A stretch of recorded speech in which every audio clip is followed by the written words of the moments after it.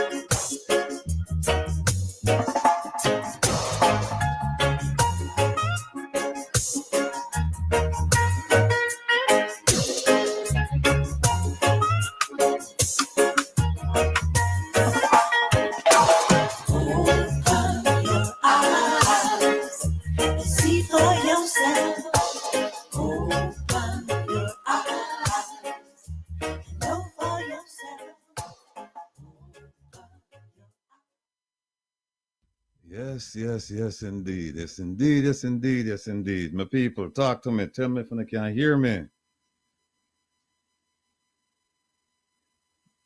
Oh, sorry, Kevin.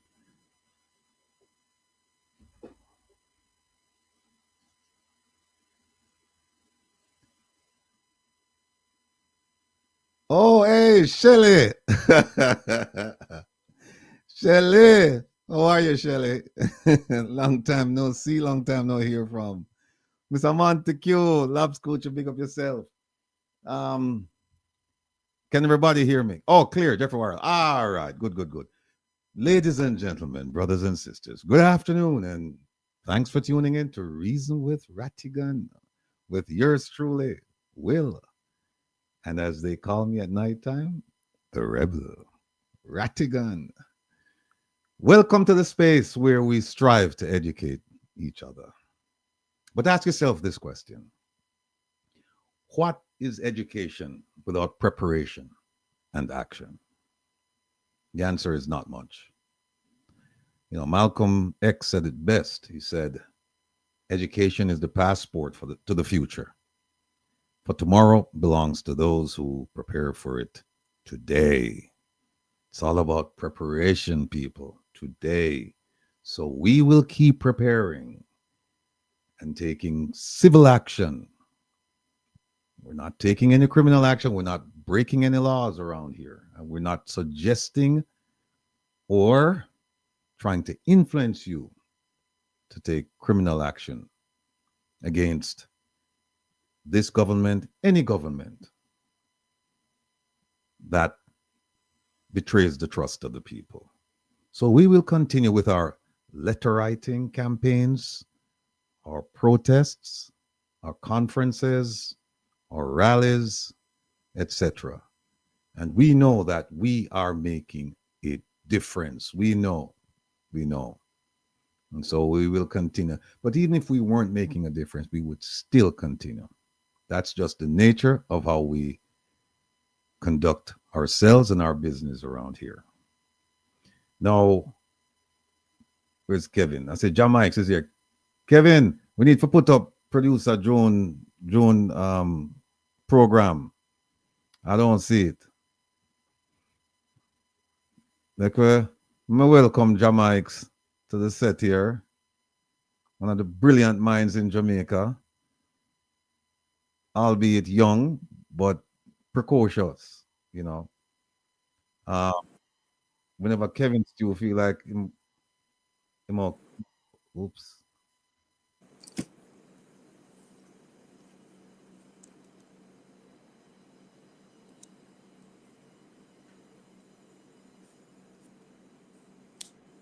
Mike, can you hear me? Yes, man, I'm hearing you loud and clear. You hearing me properly? All right. Yeah, something went south a while ago. Um, yes, folks. Today is gonna be, I think Joe Blogg said it. Today is gonna be a roller coaster of a ride. And he's absolutely correct. Or more of a roller coaster ride. Because every Saturday is a roller coaster around here. But this Saturday, for several reasons. One is we have more time because DJ Kevin Stew has decided to forfeit his time to the Rebel.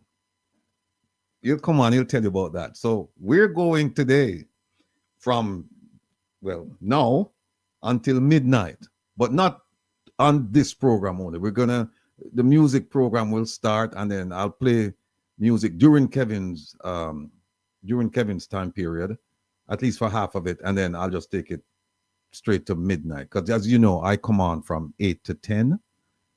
Kevin is from, sorry, 10 to midnight. Kevin is from 8 to 10. This program goes from 3 to 8. Kevin is on from 8 to 10. I'm on from 10 to midnight. Well, Kevin has given up his 8 to 10 slot, so we'll use it and we'll use it appropriately. It will give me time. It will give me time, brothers and sisters, to delve into some of the more vexing issues affecting our people. Kevin, am I kind of hard to function if you can't see? I missing something. Okay, all right, here we go. So, it's gonna be a while, but I promise you this. I promise you this. Bring your notepad. I hope you have your note. If you don't have your notepad, go get your notepad. Please go get your notepad. Get your notepad because there's gonna be so much we're gonna share with you today. I have And my own, so see, got my exam. yeah, make sure we have we, pens and we, like. yeah, and we. But remember, it's communal learning. It's not Yeah. just the people on the panel imparting knowledge. We expect to hear from you because we want to learn from you as well. Because education, knowledge, experience, those those attributes, they don't reside in one group or in one place. They're all over. I hear them say, out of the mouth of babes and sucklings. That's what we're talking about. Everybody has something to offer. Everybody has something to contribute. It's just how we go about doing it. Some people rare, and so the message gets lost. But everybody has that spark in them. I believe that everybody has that spark of brilliance. It's just a matter of how you communicate it to people. While Kevin is looking for that, oh, sorry, Kevin. You guys can't see, but Kevin is busy doing all kinds of fancy stuff here, and him take over the wheel, so I can't drive. So I have to just steer as a passenger right now. I beg your But pardon. let me just, before we get to the segments, let me just talk about Relax with the Rebel tonight. We're gonna take a different turn. DJ Kevin Stew every Saturday night, he has people doing calisthenics. By the time we get together at 10 o'clock, they're tired. Kevin is just wearing them out. I was hoping that I would take the baton from him tonight and continue with the calisthenics, but then kind of slow it down so that Dr. Love can come in at midnight and kind of like just take you gently off to sleep, right? But Kevin is not going to be with us from 8 to 10. So I'm going to be playing Kevin's slot, or at least a half of it. And we are going to play some music tonight, which is, we've been playing reggae. It was Reggae Month last month. I don't know why them call it Reggae Month, because I don't believe in categorizing, or creating a time period for a certain thing, whether it be music or a day or whatever. I don't believe in that. I just believe every day is reggae music there, and we'll get to that when I talk about International Women's Day. So I'm going to take the baton from Kevin and just run with the music. It's going to be urban music. It's urban R&B, dance music. It's music that you love, you're going to sing along. I think 99% of the music I'll play tonight, you've heard before, and you've heard a lot. And most of them, I suspect that you love the selection. So tonight is gonna be fun. It's not something we do often, R&B, urban dance music, but tonight we're gonna do it. So link up with us tonight at 10 p.m. on this station, Reggae Global Radio. Remember, we're not on YouTube with the Relax with the Rebel program. It's exclusively on Reggae Global Radio. Now tomorrow, Easy Like Sunday with the Rebel. Kevin and I were thinking about, hey, what we're going to do. We have a bunch of artists lined up, but we have so many things going on right now, individually and collectively. That's Kevin and I. So what we're going to do tomorrow is we say, you know what? Let's include all our family members. Make we just play it and make them join the party. And me play a selection, Kevin play a selection, and then you family members out there, you tell us about your selection, music you like. So we haven't decided yet on the genre. We haven't decided on the genre. It's a surprise, but believe me, it's gonna be something that you love, something that you can participate in. So that's Easy Like Sunday. Now, Come Reason with Rattigan, which is the Wednesday night program. This past Wednesday, we had a fantastic show with Dr. Ben and an enthusiastic audience. One of our most ardent supporters, Miss P. Miss You were P. the Darling, and she came up with a brilliant idea of role playing. She said, "Listen, after she done criticize the government, and for good reason. I mean, this lady is not criticizing, without a reason, or without a basis, or without a justification. She's criticizing and she's putting her facts on the table. So she said, listen, Mr. Rattigan, here's what I would like to see you do. Maybe not tonight, but what I'd like to do is have us do some role playing.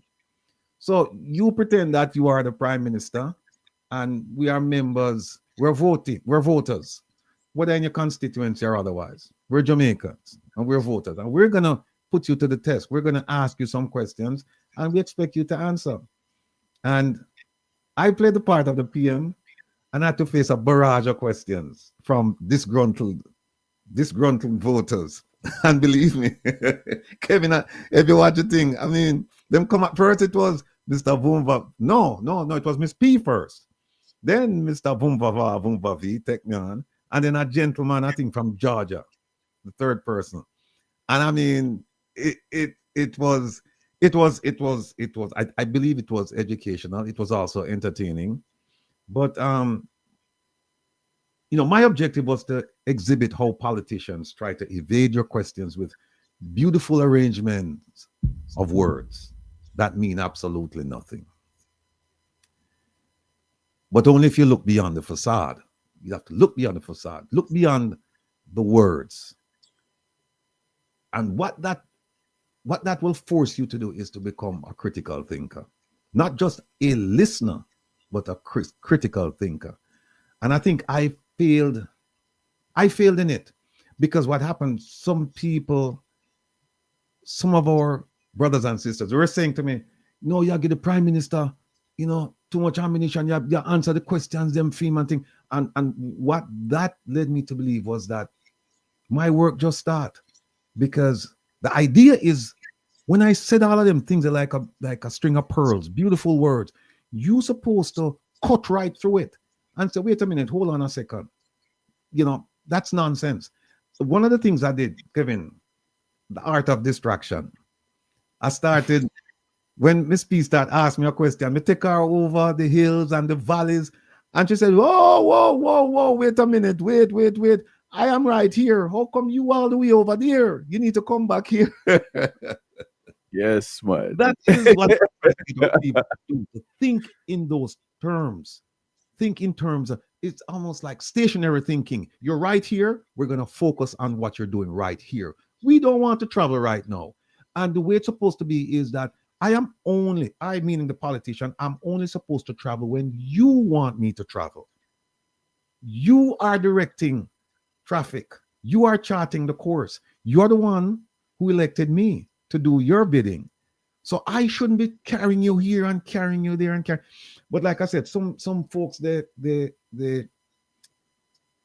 that's where I believe I failed, because I should have explained to people that, listen, I'm going to, and I did it at the end, but sometimes positioning is key. I should have said it at the beginning that, listen, I'm going to answer some questions, and watch. I am going to try and distract. I am going to try and confuse. I am going to try and conflate.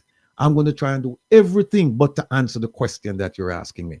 And I want you to hold me responsible, hold me tight, tether me to a rope or to a leash, but it has to be short. But I didn't do that. And so some people, they got the wrong impression, and I apologize for that. But I love the segment so much that next week we will devote. I was thinking, producer OT and I were talking, and we said, look, maybe we should just keep the program to 2 hours, have Dr. Ben talk about herbs and, and its medicinal and their medicinal values. Have him talk about that for an hour, and then we pick a politician. We let the people pick the politician. And then I sit in the seat of that politician and then try to answer the question. But here's the thing now. What that requires is that I have to do some homework. So I'm going to ask all of you today to tell me which one of the politicians I should be this Wednesday, because I don't want to show up and then I show up and them ask me, them say, okay, we want you to be this obscure politician. And then I really don't have anything to offer. Like the Jamaics, what's the name of the one who doesn't show up for work? I can't remember his name. So, He'll come to us. But that politician, if somebody said, we want you to be like that politician, it would be a waste because he doesn't show up for work. I haven't done enough homework on him. So I wouldn't be able. And then he's not that significant a player on the national level. That's why we can't Locally, he's responsible for that constituency where, from St. Catherine, he's from. And you don't remember his name? He's the CEO of a company, drive a Lamborghini, I believe. Yeah, man. I have him here. Oh, so what we're going to do, what we're going to do, OT is going to go back and go through this upon Jeffrey. Don't trouble Zion because I have the Japanese necklace. Look, no, you're giving me a secret now, right? You're going to ignore the Japanese necklace bit. But, Hugh Graham, that's the name, Hugh Graham. Hugh Graham, yeah. All right, sorry, people. Yeah, Hugh Graham, yeah. No, listen. That's why we're asking you to give us the name of the politician. No, the producer for this the Wednesday program, she's going to go through the chat and she's going to look for the politician that you would like me to be. We're the most votes. Most people say we would like it to be. Then it'll give me time to do some research on that person. And then I'll show up and then I'll answer the question. But please, people, please remember, the purpose of this is to get you to start thinking critically. Just don't listen to what the politician is saying. Try and hold me to the post, tie me up and hold me right there. And then when you come, try not to ask questions on an emotional level, because if you do, I've got you. That's where I want you. I don't want you being a critical thinker at all. I want you come and you start yelling and scream and carrying. And then once I know it's coming from someplace other than this, I've got you. Because then that's when I'll just kill you with a whole string of words and blah, blah, blah. And I'll say things that you don't even understand. But because you'll feel embarrassed because you don't cuss me out, so you'll feel embarrassed to ask me, what does that mean? So you have to sit down there and listen to me, just run with the $10 words, them. And then if me have a little group of people that say, yeah, I've done, So please don't come with the emotion. So enough about that. Hey, we have some people we have to continue to pray for and send out some greetings, Papa Trevor from South Africa. Ma P, my second mother, Long Island, New York. Big up yourself. Get well soon. Ma Jean, who regard me as our son-in-law. Ma Jean, big up yourself, Ma Jean. Desmond, Paul, Bonnie Jump, long-time brethren from Firehouse and from Brooklyn. Jonah Marie, the short boss. Is that you call her, Kevin? See him so. Fittest the hardest dread, my brethren from out of New York. Fireball, Mrs. Nelson, Bobby D'Souza, Barry from Queens, Mr. Baxter from Florida, Sassy Diva from Jamaica, Danny Goops from Tower Hill, and Roland, the valiant one from the UK. Wants a big up to all of our ambassadors. We had a nice meeting this past Monday and working on some things. And of course, we have a big up producer Joan. Oh, Kevin, you put the producer Joan thing. All right, let me just go through this quickly. Let me see. We have TT in studio now. Wait patiently, but we have time, TT. There's no rush. We have time because Kevin give up him time. So here we go, folks. Yeah, that's me. All right. Today, here's the agenda. International Women's Day. And I have to spend a little bit of time on this. And it says the day of reckoning for a few failing Jamaican women. Ministers Kamina Johnson-Smith, Dana Morris-Dixon, Juliet Cuthbert-Flynn, Ambassador Audrey Marks, etc. Now, that's what you call a contrast. Because you expect that if it's International Women's Day, you're going to be celebrating women. Well, make me tell Uno something now. I have no problems if you want to celebrate women one day a year on International Women's Day. The last count is 5 days. 5 days out of the year where we can really do things for women. Valentine's Day, their birthday, International Women's Day, Anniversary. Christmas, and there's another Anniversary. Mother's Day. Them 5 An- days, right? Don't leave with the anniversary. No. Jamaica said anniversary. What and everybody married, Jamaica? Oh, anniversary, yeah. Well, let me tell you something. My mother, and not mother, my mother, may her soul rest in eternal peace. Mama, they love you like life. My mother instilled that in me from a youth, saying that every day is Mother's Day. Every day is Mother's Day. Every day you celebrate women. Every day. So it's almost like a satirical look on International Women's Day to say, well, them say International Women's Day. And some people will argue about International Women's Day. They don't know what it signifies. If you ask them, what does it mean, International Women's Day? They can't tell you. They can't tell you. We are going to tell you today, and we're going to show you, right? But we don't believe in International Women's Day as a day to celebrate, as a day to say, well, we'll celebrate women.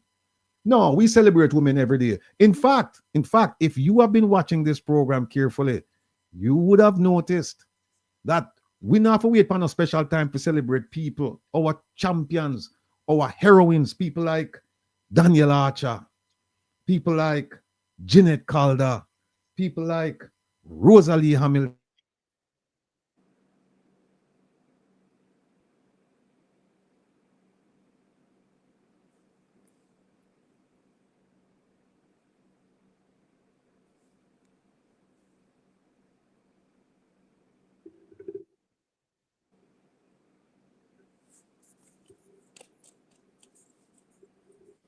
Okay, people. It looks like we lost the rebels' mic for a second. Let me just work some magic here and bring him back.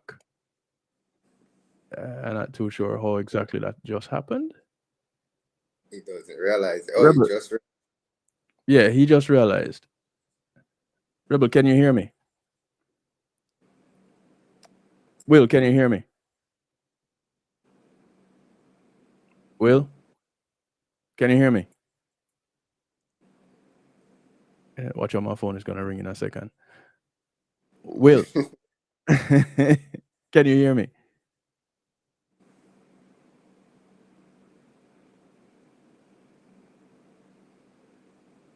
Yeah, people. I know there's no sound on your side. I know you're hearing me. I know you're hearing Jamaics. It's Yeah. just Will that you're not hearing. And I am Will. You hearing me?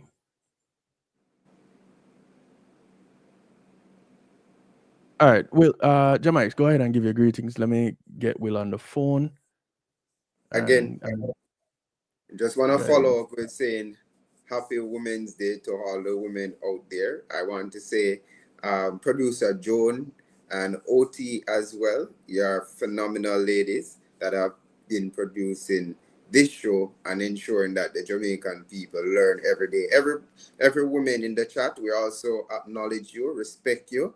And as Mr. Rattigan was saying, every day is a woman's day, and every day a woman should be celebrated. When you hear about Mama Earth, you know, hear about Father Earth. Yes, the men compliment the women, but most definitely, who would we be today without our women? So we celebrate all our women, and some people, as you say, if they don't do good, I'm gonna ask the labor rights members, "Wanna no fear George Wright?"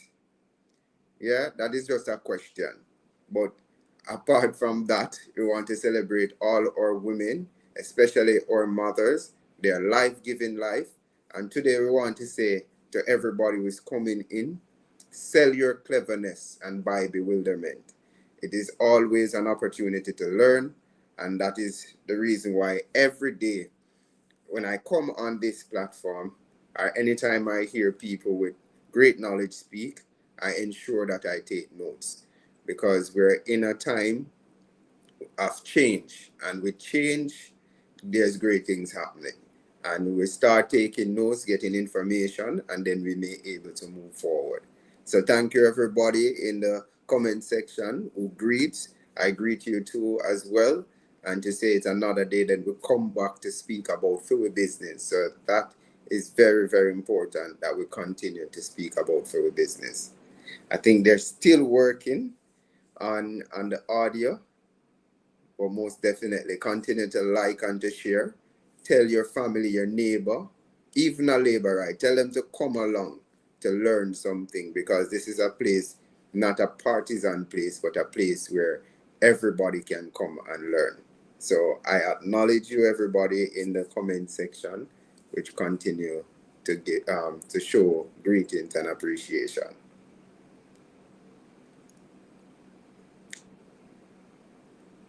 Still having technical. Yeah, we're still having a little bit of issue here, Jamaica. It Okay, just jump out, and I don't know where it gone.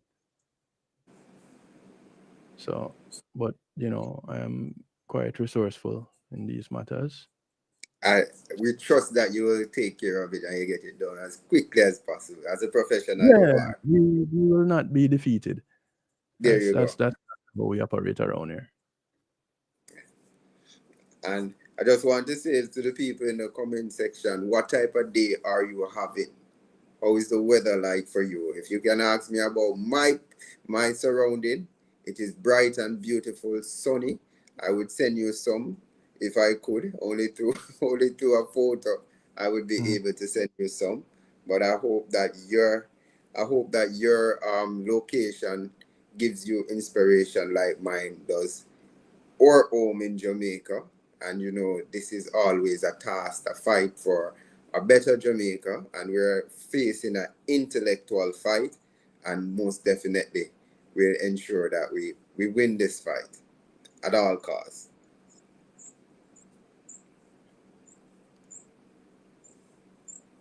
Jamaica, one of the things that Will was talking about, and I agree with him wholeheartedly, is the whole idea of celebrating a particular day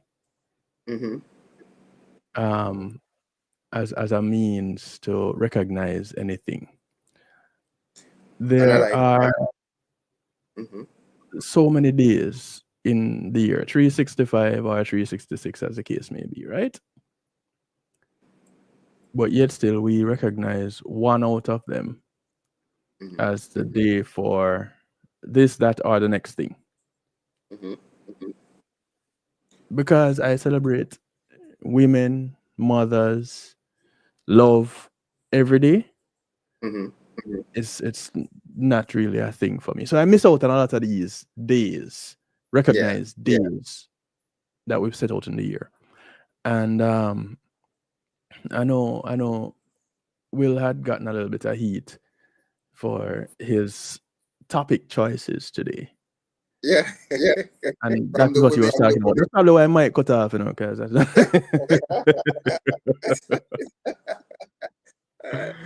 every woman wants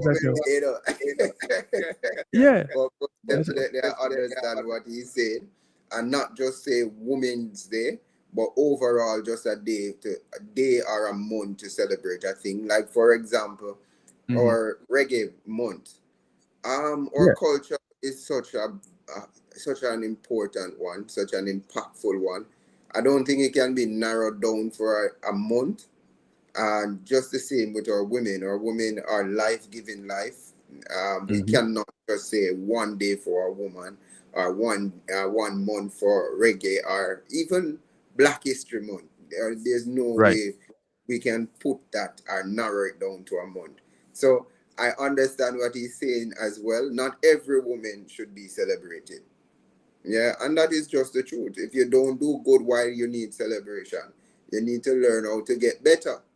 But most definitely we have many great women in Jamaica, as he called some of their names, from Daniel Archer, Miss Rosalie Hamilton, also Miss Jeanette Calder. And what I see in Jamaica as well, Kevin, a lot of our women are more vocal and they're standing up more. And this is calling out to a lot of men in Jamaica, to say the women are coming forward. We are asking that you come forward as well. Support our women and always show them love as they're supposed to. And don't narrow Women's Day down to one day. Yeah? Right. Right. I hope the Very much rebel so. is back and ready to go. Yeah, me there, man. Yeah, man. Can you There hear me? He's you back. go. He's back. He's back. Yeah, like I was saying, where did I What lose? you were saying caused you to be cut off. Yeah, yeah. No, I was saying that women should be celebrated every day. Every day. Yes, you can have like a one day, but here's the thing. Just because you have that one day doesn't mean that you can't criticize. If I can criticize somebody on a Monday, you're telling me now that because it's Friday and somebody says International Women's Day, I can criticize. No, because I celebrate every day, so I can criticize every day too.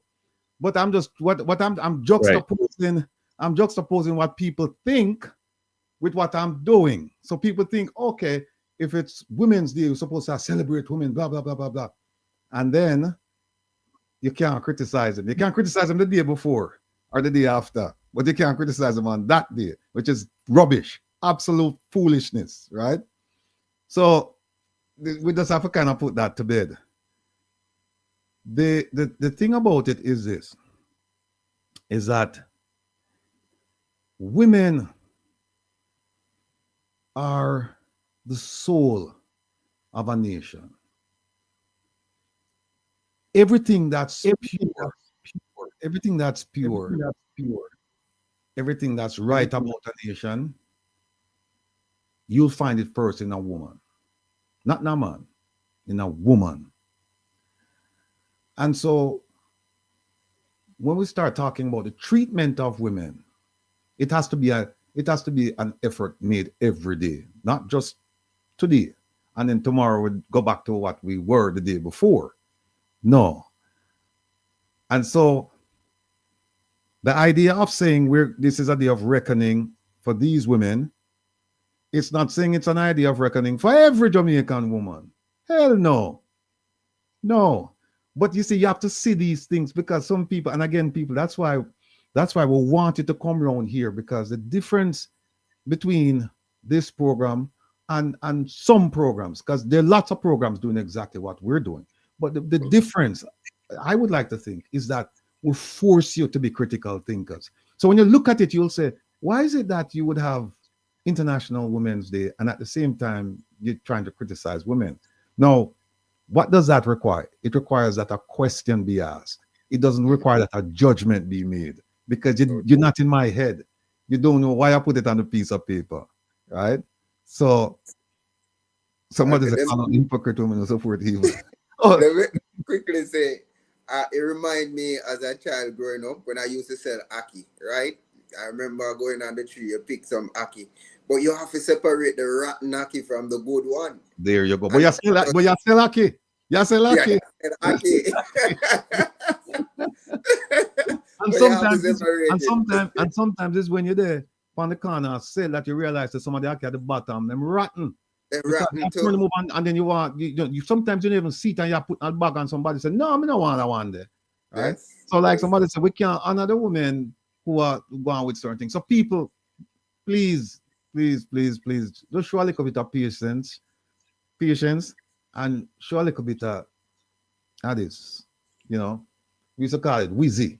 When I grew up at Firehouse, we used to say, use your wheezy. So here's what happened now. We have, Kevin still at work. Kevin, take the steering wheel from me again, you know. So, I'm getting back to me. All right, hold on a second. Right, go on, use it. Oh, but you know what, Kevin? Everything missing is the right as well? Don't worry, I got you. Yeah, I want to pull up back. Producer Joan production. Yeah, let's so do that first. We want to big up all of the women them. I want them to know so we are big up every single day. Every day when I get big up. No, and when I'm eating a special and just this day. You know, like my mother, you know, people who know me and know my mother and know the close relationship that we have, or we had. Well, we still say we have it because we still chat to her, you know, she come across my mind and man our reason same way. It's like she used to tell me, anything you have to give me, you give me no. She said, you don't give me when me dead. You give me no. So you celebrate me every day because me bring you come here. And whatever you are is as a result, direct result of what I have instilled in you. I'm going to say, Mama, you're right. You're right. And everywhere that I've been, well, not everywhere, but a lot of places that I've been across the globe, who and Rattigan there together? Him and his mother. Him and his mother. My mother come to Saudi Arabia twice and come jam with me. My mother come to South Africa and come live with me in South Africa. Everywhere me I go, me take my mother.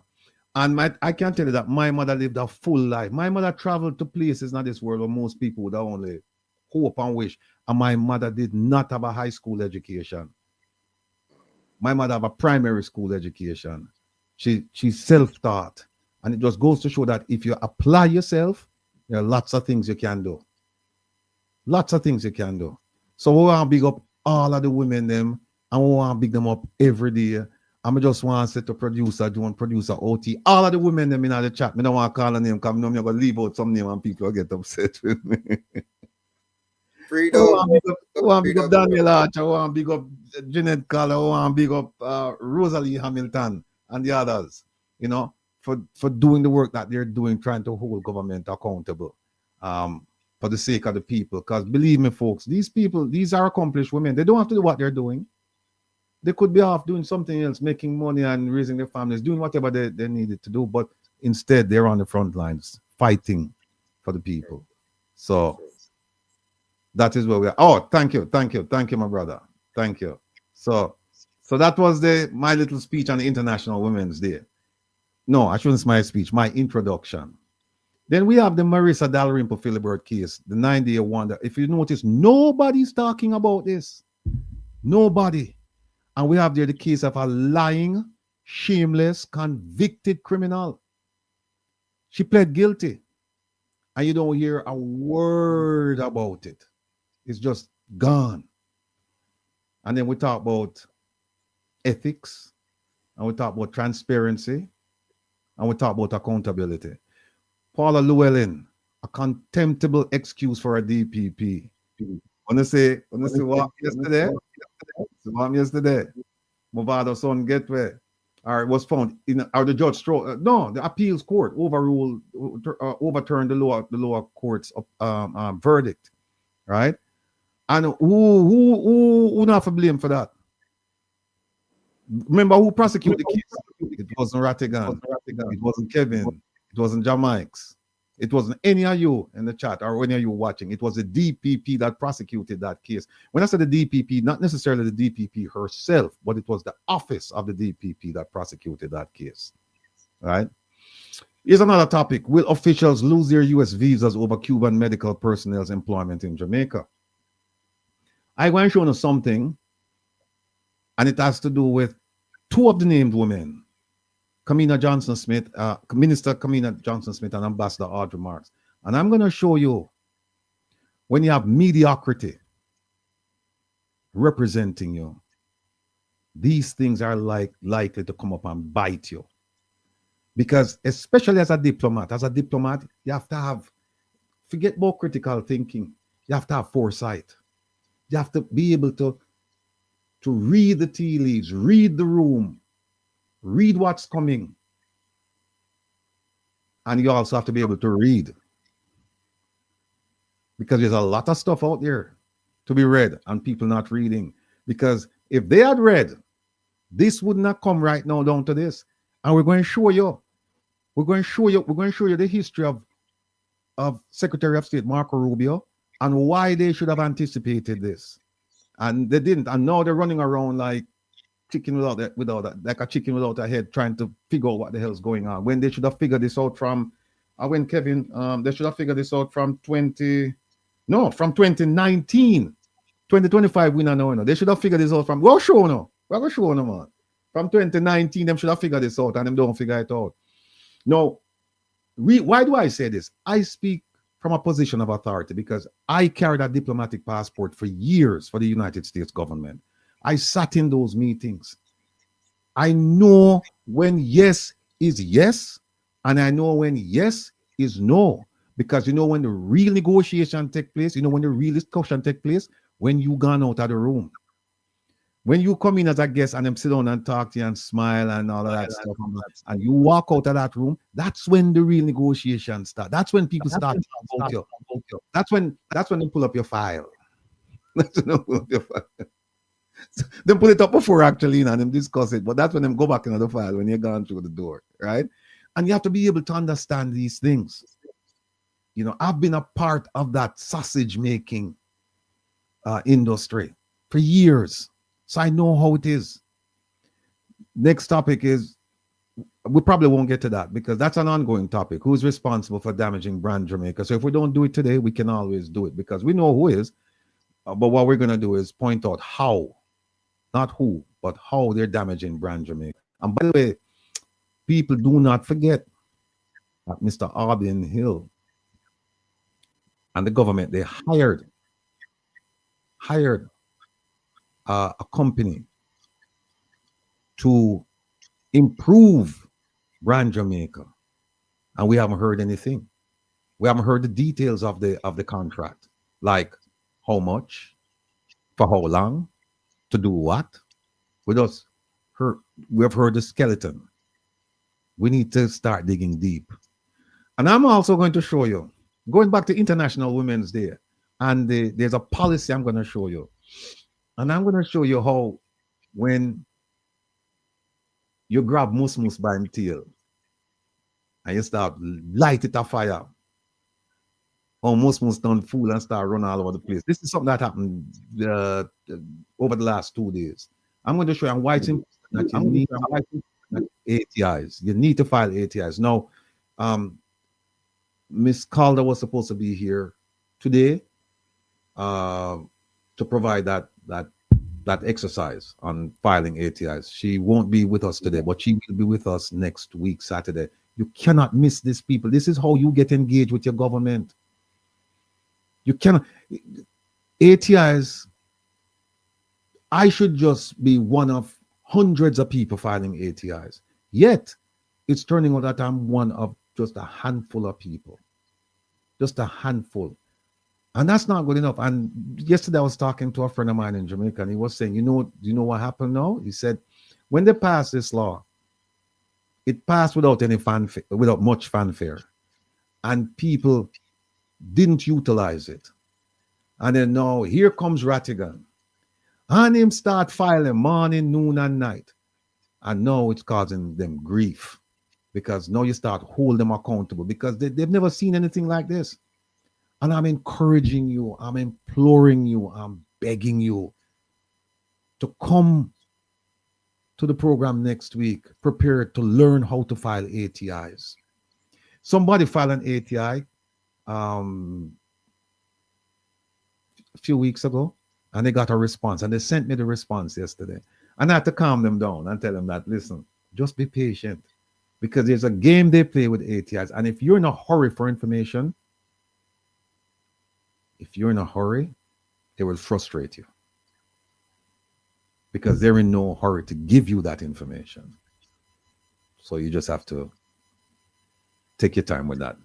Let me see what else is here, Kevin, before TT start get upset at me. Share that lovely smile there. Yeah, man. Shall cover her face. Yeah. Don't let her lose the smile now.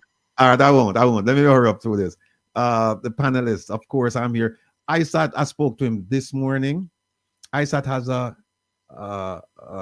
very significant event going on in Portland. I think it's tomorrow.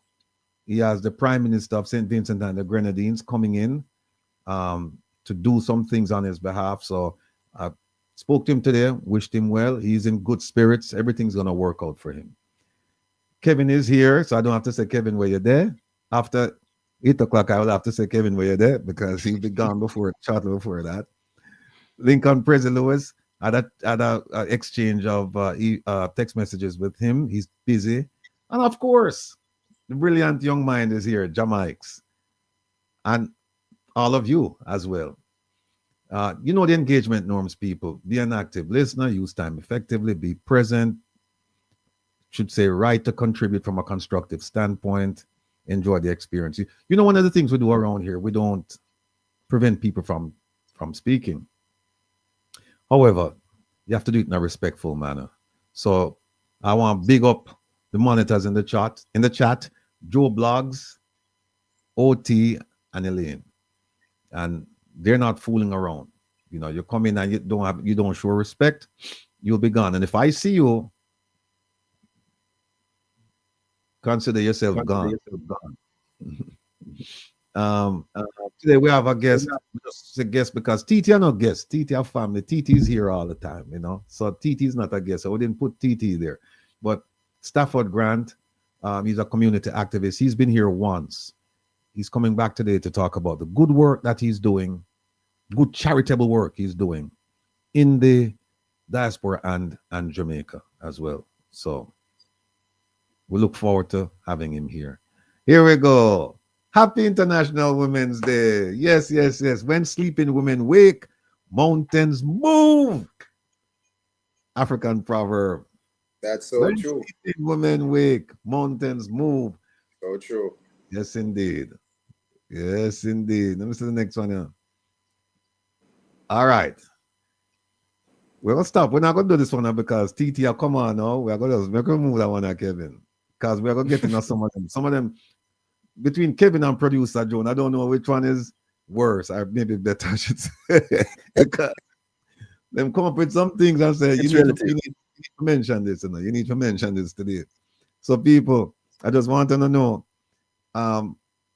nobody knows who producer Joan is, but everybody knows who DJ Kevin Stew is, especially government officials. So I think Kevin's picture is in the airport alongside mine. That's because misery love company. You know, there is a senior politician in Jamaica, right? And we had a conversation, and him said, "You must come." And I said to him, "Nah, you know, people have said that it would be unwise at this point in time." And he said, "Don't listen to people." So I said to him, "Well, listen, should I come? I am going to stay at your house." And him said, "You're most welcome, not a problem." Him said, "I will let everybody know that you're there. Nobody's going to trouble you. Nobody can touch you." So, you know, say a real big man, you know, put out them kind of talk. Then I know like a squab. Yeah. Them talk. But he's a politician. If you're listening, you watch yourself here, sir. Me and Kevin are come. Kevin before me. Kevin like months before me. I'm gonna make sure that me can come back before you. Kevin are come months before me. And then, the guinea pig, you know. Me are the guinea pig. Test the waters. So, all right, folks, listen. Without further ado, we have the lovely TT waiting in the wings patiently. You know, we have to big her up again. International Women's Day. Every day, not just today. And she have a message for us coming from Rison. And without further ado, here she is. TT, welcome. Hello to all the viewers and listeners, of course. For those of you who do not know me, I'm Tominika Thomas from Risen Primary Care. Today, I'm here to speak to you about testosterone replacement therapy. Before I get into that topic, I have to address International Women's Day. All right, so happy International Women's Day to all the women listening. And I would like to say the purpose of International Women's Day is to emphasize the urgent need for gender equality worldwide. We have come a long way, but there's still a lot of inequalities when we talk about wage inequalities that are happening, that are out there. And yeah, we've come far, but it is to really just bring and to highlight where we're coming from, where we're heading, and the changes that needs to be made. I would choose nothing else but to be a Black woman in society today. So happy International Women's Day to the women watching again. All right, so let's talk about which is for men, but listen, the women watching, they can, they're listening and they have their spouses, their lovers, and all of that stuff that, they're paying attention for. So the women take care of everybody. That's why we should be celebrated. We take care of our family. All right, so testosterone replacement therapy. What is testosterone? Testosterone is the primary male sex hormone. It is essential for developing and maintaining male characteristics. So when we talk about sperm production, overall health, muscle and bone strength, red blood cell production, libido, all of those things that are essential for men. Can everybody hear me? All Loud and right. clear. Loud and clear. Awesome. All right. For being a man in itself, what embodies that in itself, it is very essential that you have your testosterone where it needs to be. And what TRT is, it is a treatment that can help with the symptoms of low testosterone. I mean, as far as what causes it, low testosterone in itself can be a number of factors: environment, where you live, diet, genetic stuff. And there's a lot of things that can contribute to it. But what this treatment that we provide is created to do is to get your testosterone where it needs to be, to get you in that optimal place, to get you feeling like you can lean into your daily activities as a man the way you need to. Okay? All right, so TRT is a treatment that can help with symptoms of low testosterone, of course, and it can also be used to treat sexual dysfunction in men. It have been used to treat sexual dysfunction in women, but a lot of the times it's women that are postmenopausal and that are dealing with hot flashes at low doses. So women, if you are struggling with that, you can also reach out to us and see how that is different and what that entails. All right, so typical symptoms of low testosterone: decreased sex drive, erectile dysfunction, reduced muscle mass, fatigue, mood swings, depression. That is a big one. Depression, and decreased bone density, loss of facial and body hair, and potential problems with fertility due to low sperm count. Okay, so statistics and studies show on average 30% of men are dealing with low testosterone.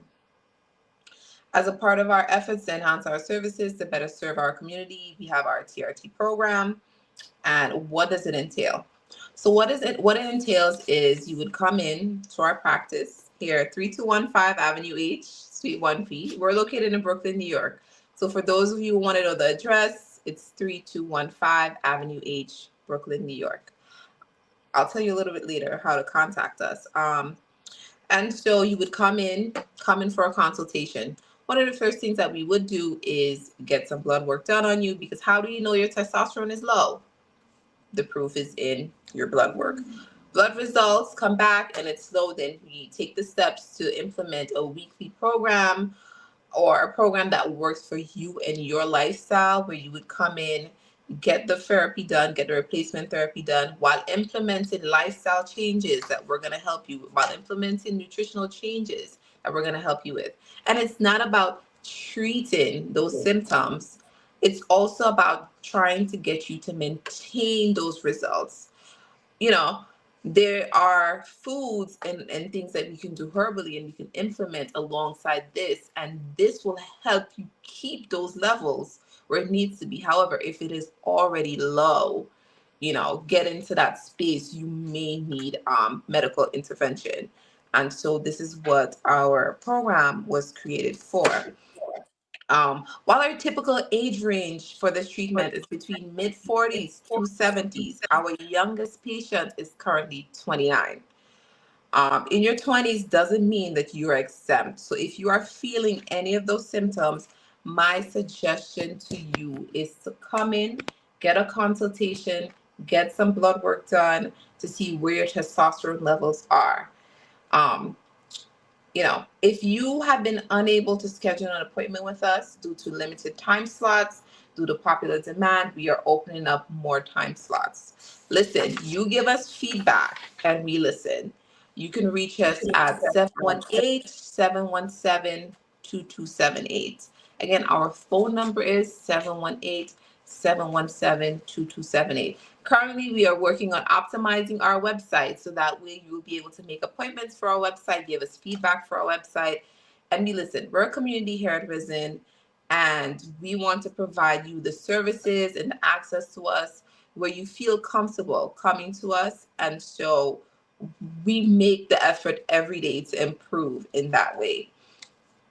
Um, any questions from the chats as far as what this, let's see.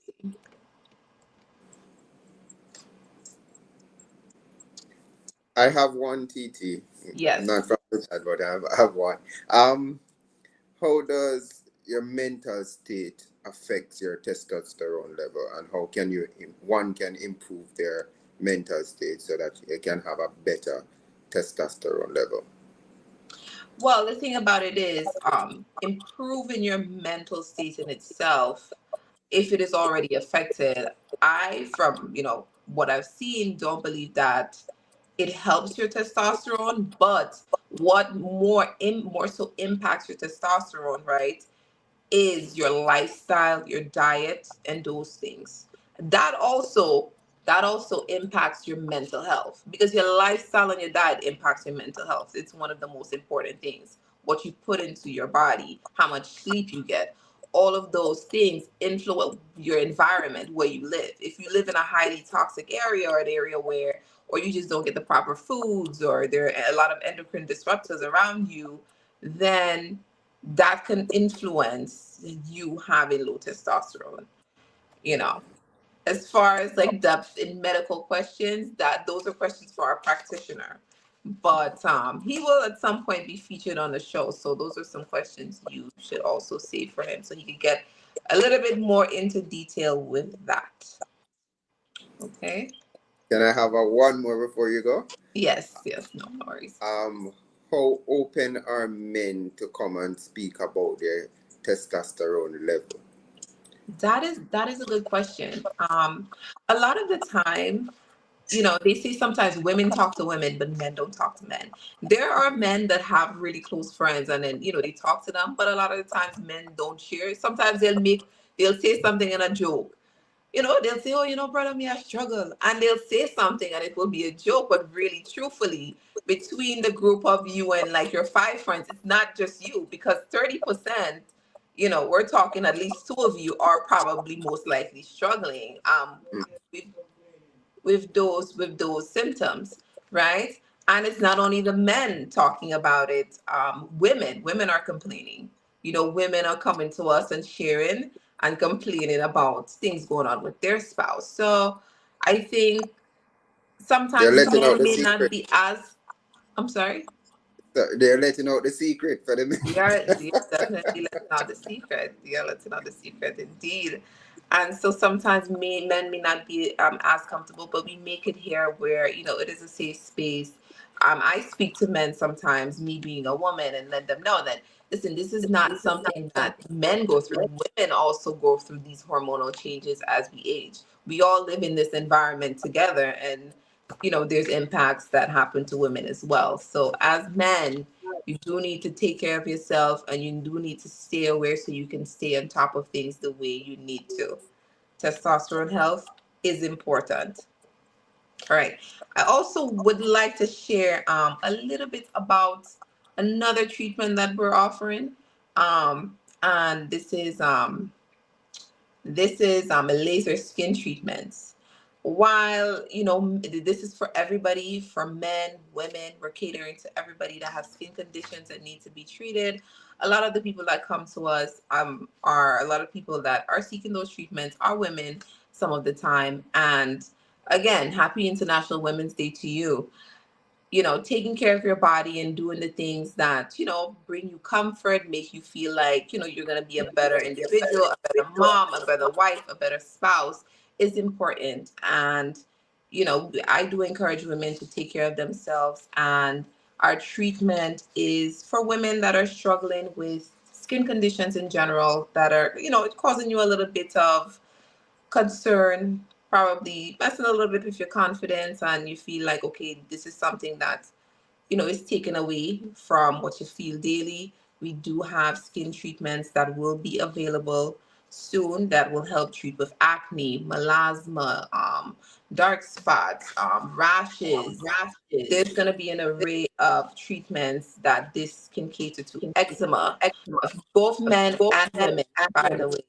So if anybody, is struggling or dealing with any of those symptoms, or just want to feel good, want to treat that, we take care of you internally and externally. So if there's any underlying conditions, we take care of it here under one roof, and we're able to treat you for those symptoms as well. So stay tuned. We're gonna have appointments opening for our laser skin treatments in the near future.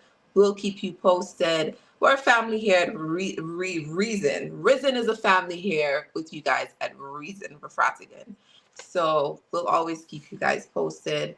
Any feedback that you have, put it in the comments. If you've, came here and encountered us, you feel free to comment and let people know about your experience here, or give us a call.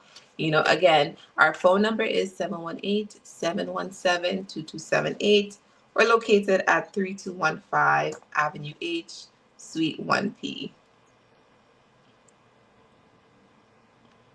Somebody had asked a question about alcohol, TT. Yes. Is there a direct effect as it relates to alcohol and testosterone and men? That I would have to find out from the practitioner. I don't want to ease into the clinical questions. That I need a little bit more research on. I don't want to say directly. Typically, as far as I know, it would. I mean, excess alcohol consumption. We know the effects of that on our liver. We know the effects of that on our body. So that I will not comment on or give an answer on without. So you know what? Next week, I'll do a little bit of my research, speak with the practitioner, and then I can give you an answer. But I want to give you truthful and accurate information. Hey. So as far as what I've seen, I can say that the most impactful, again, would be lifestyle, diet, and just environmental factors, honestly. That is why, sometimes you may be trying to consume certain foods and trying to live a healthy lifestyle. But, here, being your environment depends on where you live. That has an impact as well. And so it almost seems like it's sort of inevitable. So you need to stay ahead of it, check your testosterone levels, so that way you can become more aware and make sure that you're receiving, the therapy in itself. You can get that, but then maintaining those levels through proper nutrition and whatever else is needed or recommended by our clinician.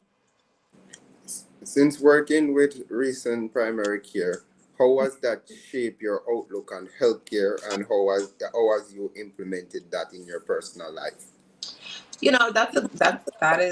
That is an interesting question.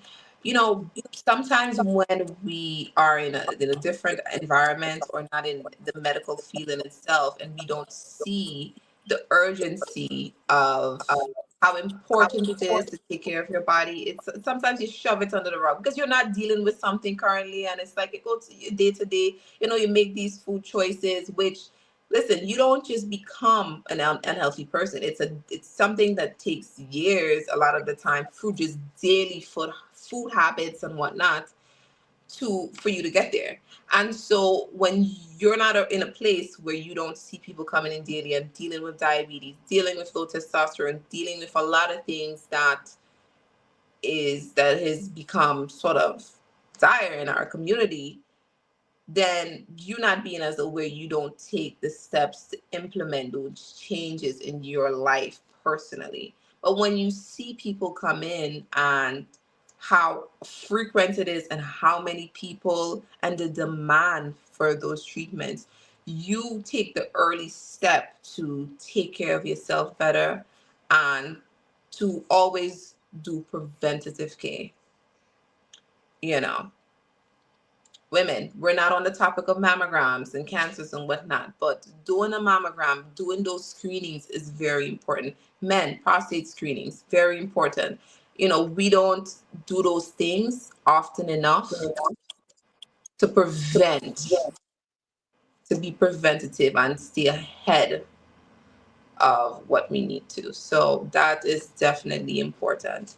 If there is a recommendation to you, have a relationship with your primary care provider. Make sure that they are well versed in treating people of color so you can trust the care that you receive. And again, this is what we try to cater to here, that people of color and everyone else have that space, have that practice that they can go to. They can form a relationship with our providers and build that trust to get the service that they require, what they're paying for, and what they seek to take care of their bodies. Okay.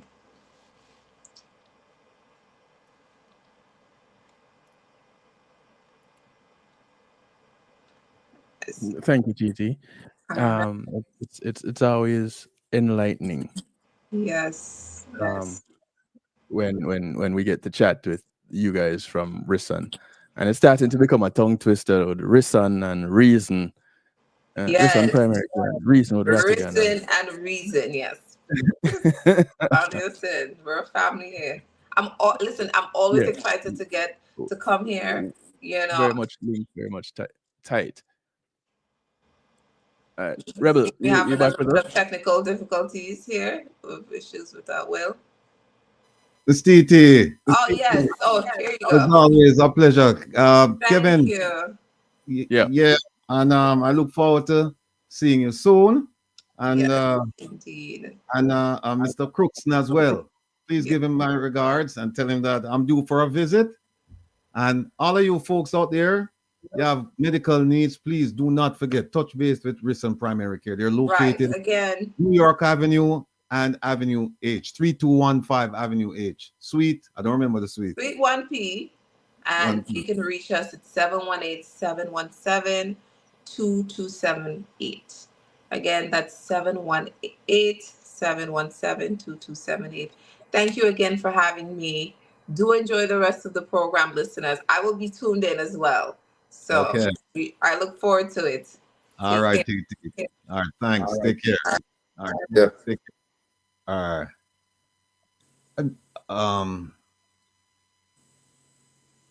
Okay. Now let me just say, I was told that there's a gentleman by the name of Mr. Marlon Morgan in the chat, or was in the chat. I don't know if he's still there. Well, just so people know who Mr.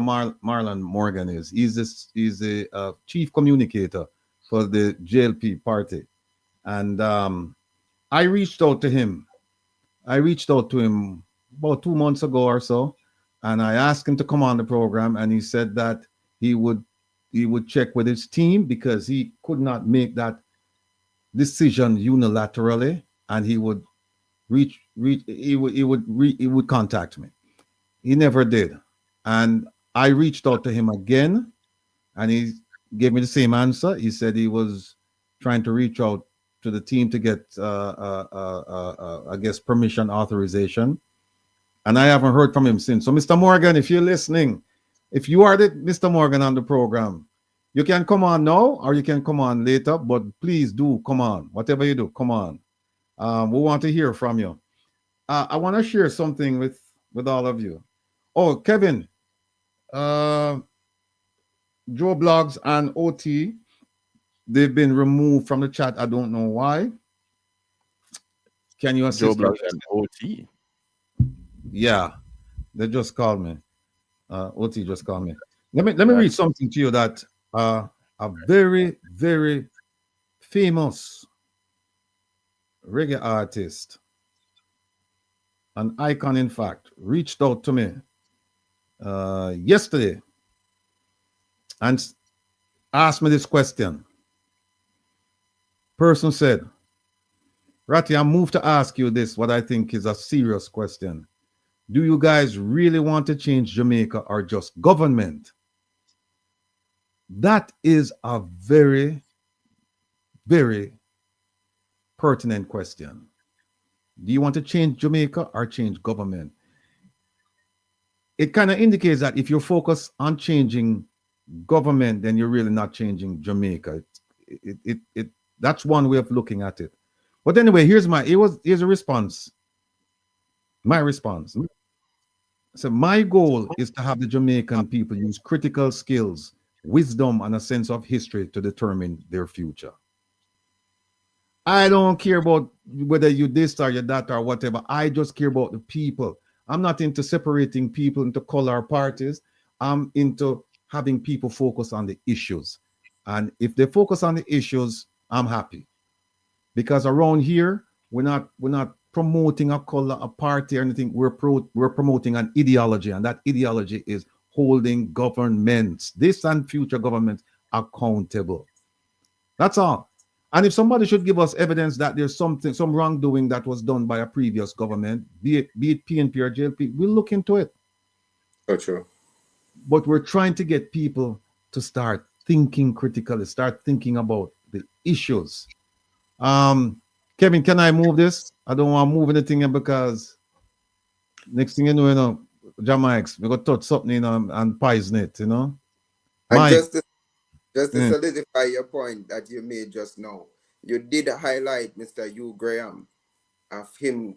Oh yeah, Mr. Hugh Graham, yeah, Yes, right, man. yeah, 50% of the time he was present in the House of Parliament. That is unacceptable, and you are highlight that to show right. you that about the poor ethics of what is going on in governance in the country, and not about somebody or a party rather.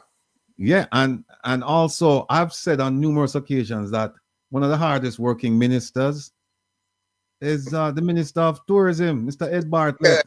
I've been saying it for a long time because I remember during COVID, this man was all over Europe, all over the Middle East, trying to fly the flag for Jamaica for tourism, for tourists from their destinations to come to Jamaica. In fact, what I thought was, at least then, I still have to reconsider it. No, let me just put that caveat in after reconsider. But back then, I thought what it was a brilliant stroke by having the people in the Emirates see Jamaica as a tourist destination, because as you know, Dubai and Abu Dhabi, particularly Dubai, it's a tourist destination.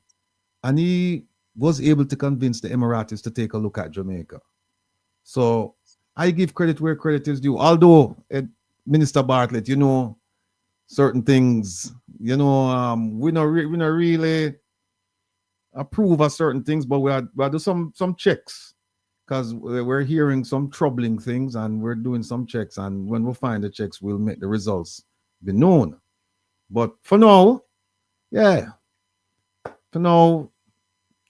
people say I'm going with things. So that's it. Kevin, may I move them things because I'm distracting. I don't know what Kevin there. Yeah, I am here because let me tell you what is going on right now, Rebel, because you are not seeing it. Let me come here. So what we are seeing as the chat, we are good. What is happening on the YouTube live chat is that just gone. Yeah. The YouTube chat is gone.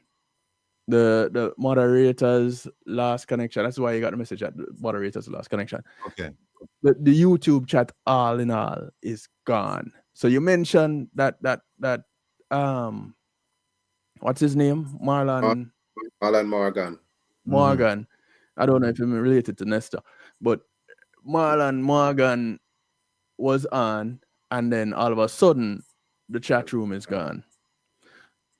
I don't know. Somebody probably reported that the feed is for children. I haven't seen the report.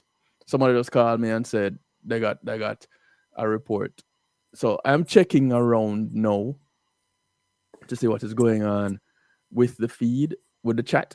I don't know if anybody at all. So the last message in Elegance Vlogs.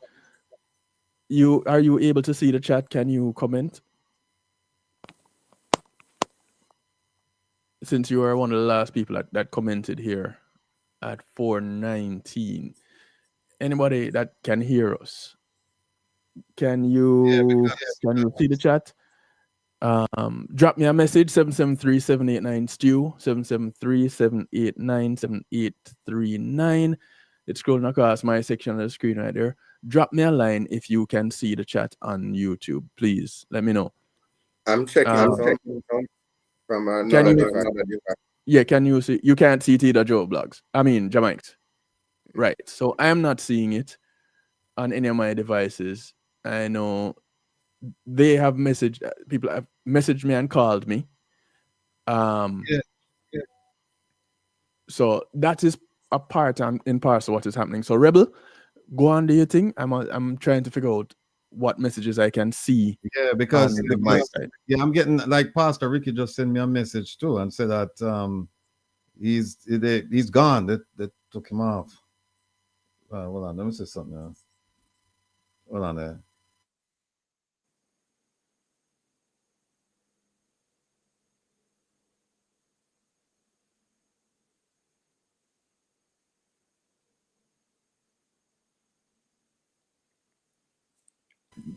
Somebody said that from ever since Mr. Morgan got on the chat, and I guess comments were made.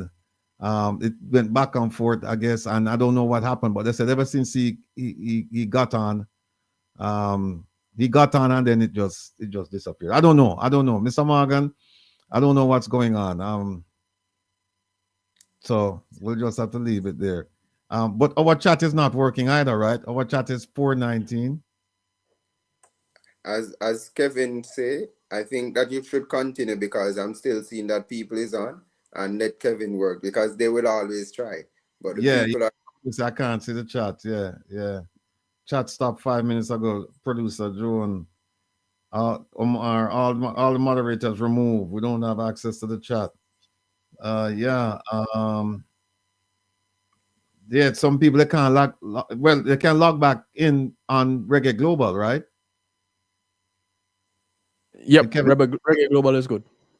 Okay. All right, folks, we have some things here we want to show you. Let me see. What Kevin? Oh, Kevin, everything's gone. From all right, I'll have to do it one time. Hold on.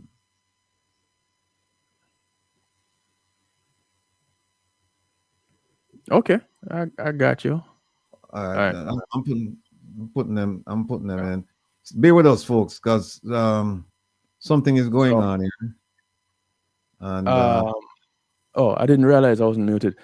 Yeah, people, Rebel. So I've been getting confirmations, a few calls and everything. Definitely, the chat is gone. Some people are saying sabotage.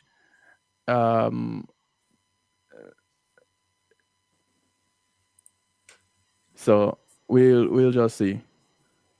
Yeah, and say Conrad is here. Hold on a second, Conrad. We're gonna bring you on soon. All right. I'm putting back some of the videos that they just disappeared. I don't know why. Why this happened to me, man? Why this happened to me? Why me?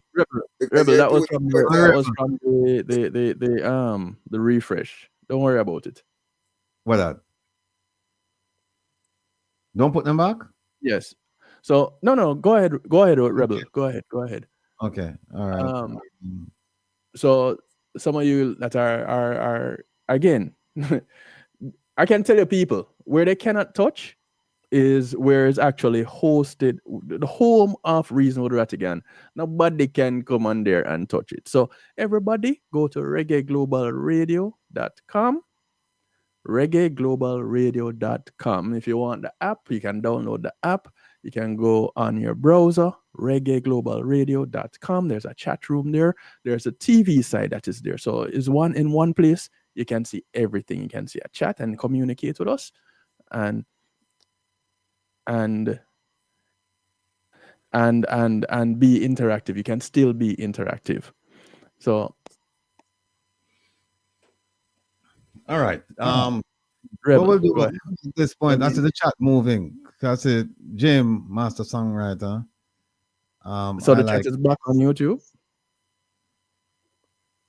That's what she's saying. No, no, I'm saying the chat here at Reggae on StreamYard. Yeah. See that? There's someone effort.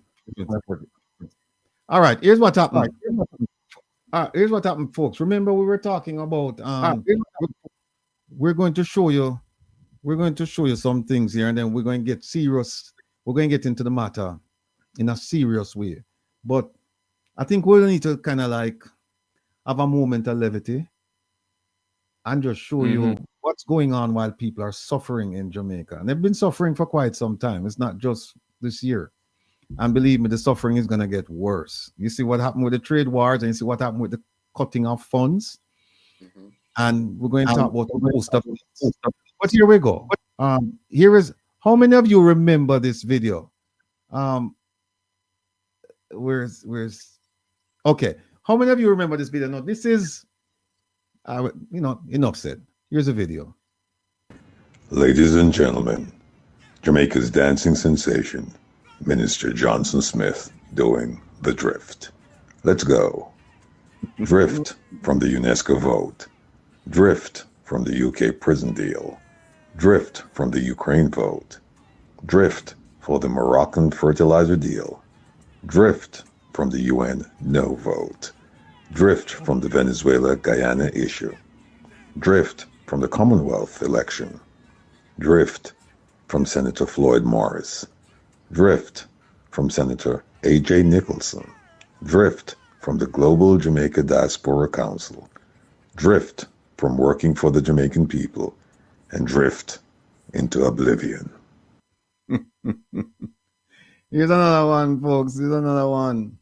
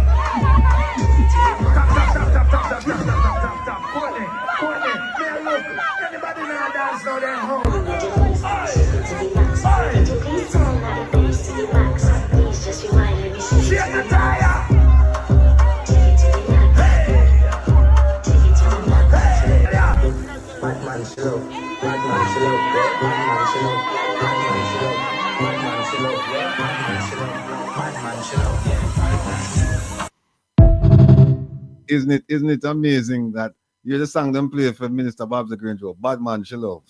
So I don't know what that means, but I think there's something to it. And here's the third dancer. Again to life with Jennifer J.M. and I am your girl Auntie Jen. And my dear than she's asking for love. My God, man. I never want to die talk and I make another, but may I tell you, man, the DPP, she happy. Man, I would tell her, say, woman can move her foot there. You know what? Instead of me there, talk. Maybe I'm going to get fissy while going, you know.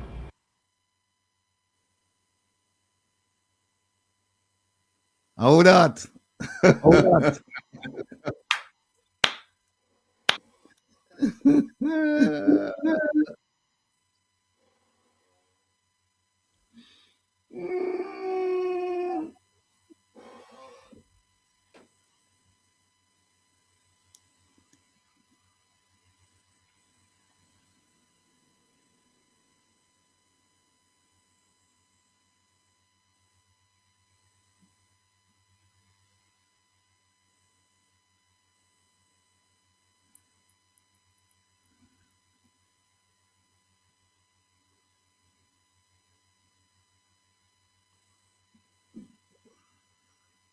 Let me get to where the latest about her.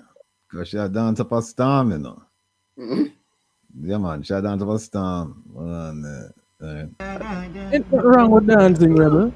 Paula happy. I'm glad to see Paula happy anyhow. Yes, man. Glad to see Paula happy. But on the other hand, we're not happy. we're not happy with some of the things that we are going right now. Because I remember telling you about the $80 million, the $80 million that the Right. government actually pay. Yeah, she went on and she started talking about a whole heap of things where kind of have a connection to the DPP, and essentially saying the DPP shouldn't be dancing and having a, you know, a rocking good time. She should be behind our desk and try help out the Jamaican people. So we show you three of them are dance, three of the women them are dance.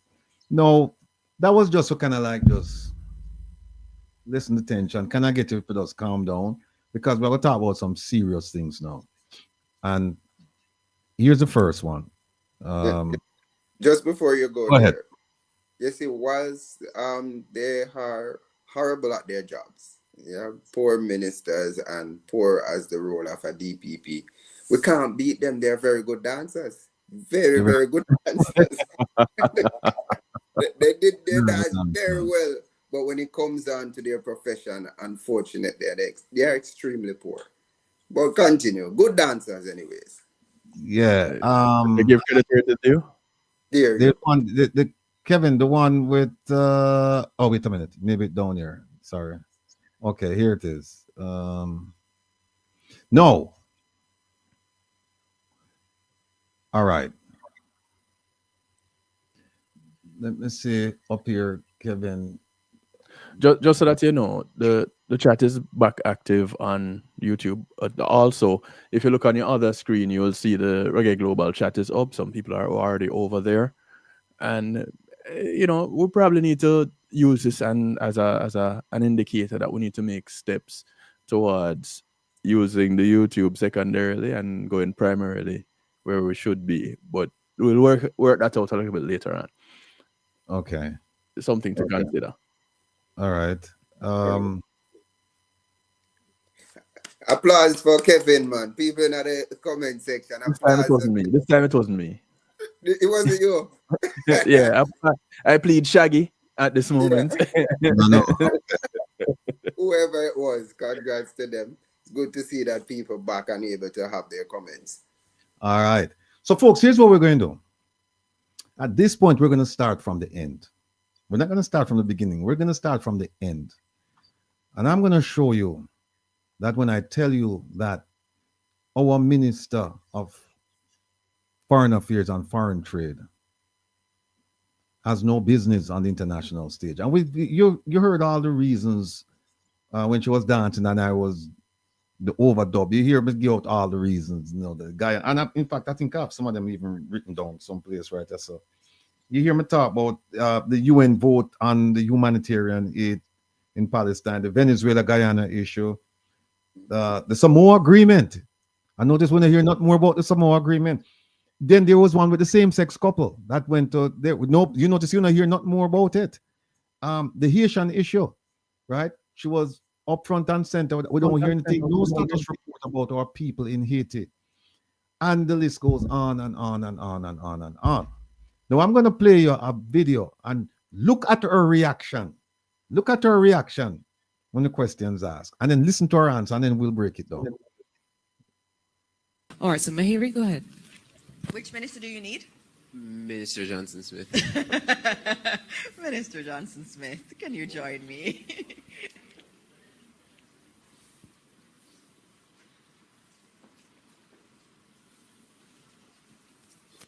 By the way, we want to big up Make Talk provide us the video. Yeah, video is courtesy of Make Talk. Remember, people, tune in on Monday nights when Jeffrey Tavares he has an interesting program, outstanding guests, and the topics are relevant and topical.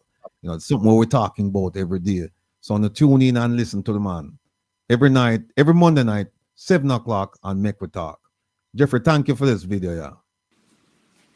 Good morning, Minister. Good morning, everyone. Happy Women's Day when it comes. Morning.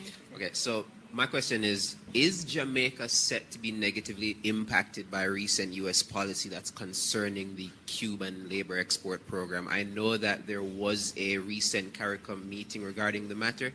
Is there any update in terms of how it's going to... affect the region and how it's going to affect Jamaica? Okay. The statement that was by the State Department is, I believe that's the point of reference for your question. So Jamaica's People, wanna see what I want here? Wanna see what I want here? Let me play back that piece so I wanna see what I want. Let me play back that piece. Quite a long. The statement Matter. Is there any update in terms of how it's going to affect the region and how it's going to affect Jamaica? Okay.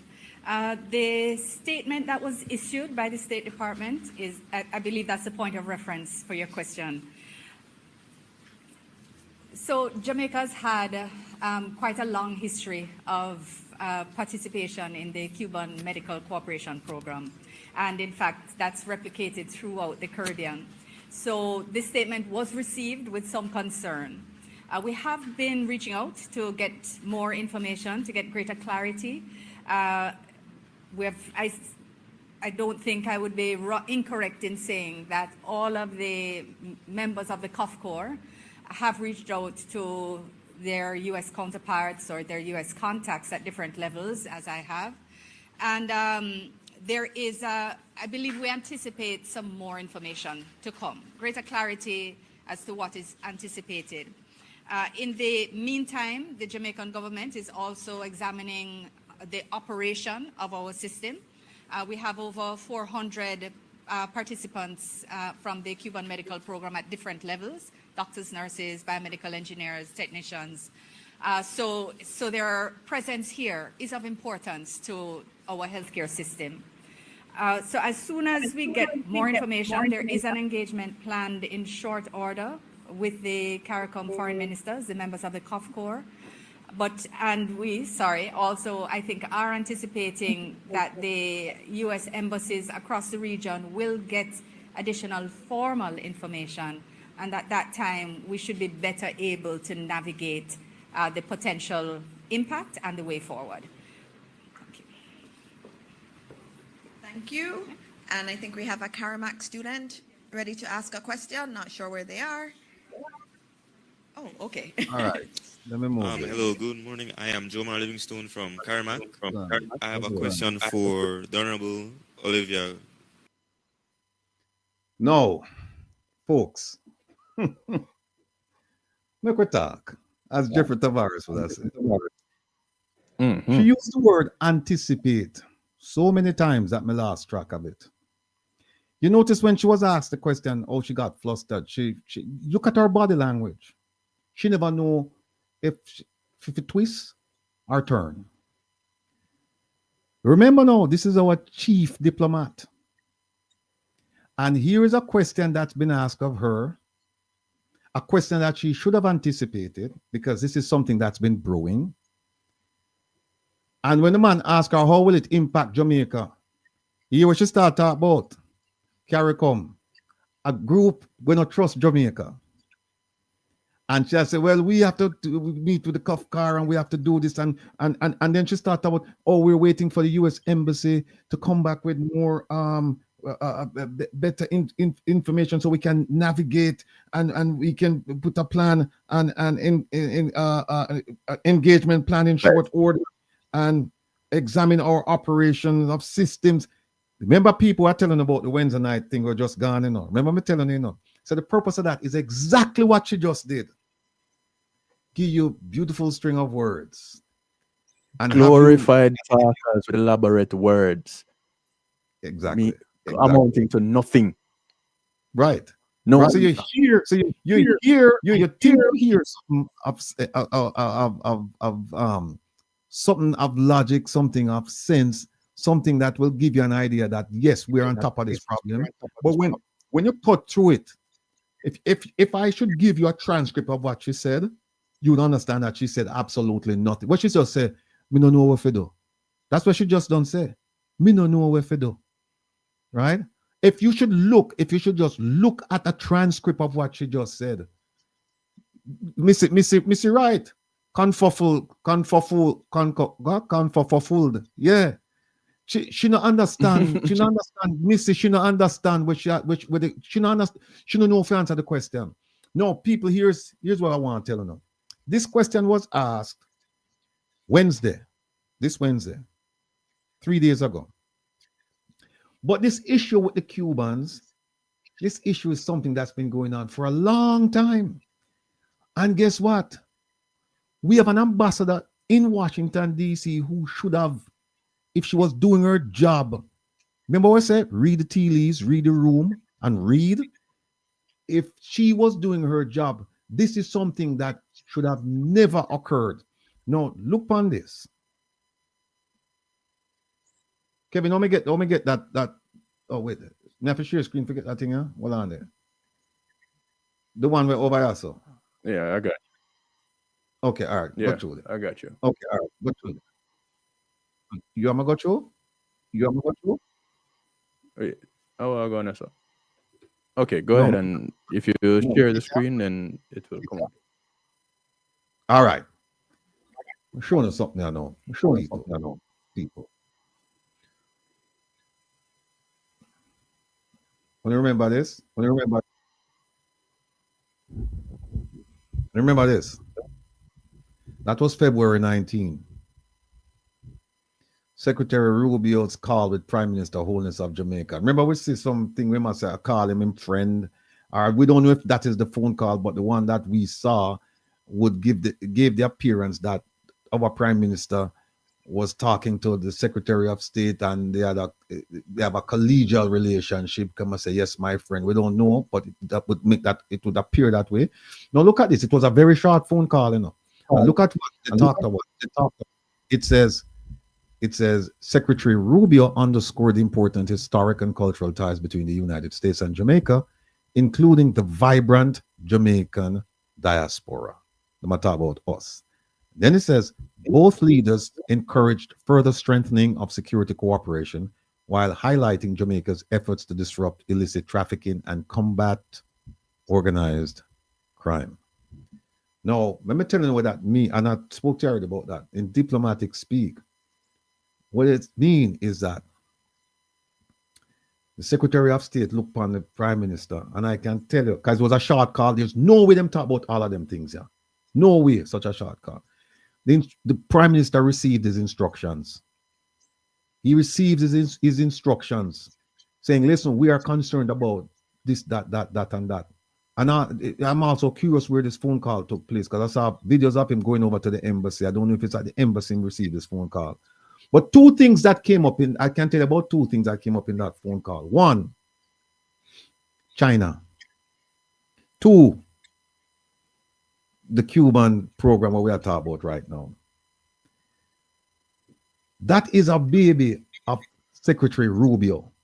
And I'm going to show you that Secretary Rubio never just come to this issue. He might talk about this issue for years. This issue has been going back and forth. Well, not going back and forth. It's been front and center in Washington, D.C. for a few years. Our ambassador should have seen this, should have known. But let me ask you a question. Let me ask you a question. And what I don't want to do, this is a question. I don't want you to think through it. I just want you to tell me what you think. Don't think through it. Just tell me what you think. Just tell me, just give me your gut reaction. Right? Don't think it through. Who paid for the Cuban doctor then? And the Cuban nurse?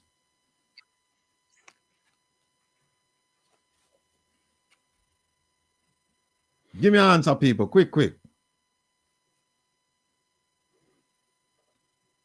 Who paid for the Cuban doctor and the Cuban nurse them? The medical professionals. Beautiful Butterfly say USA.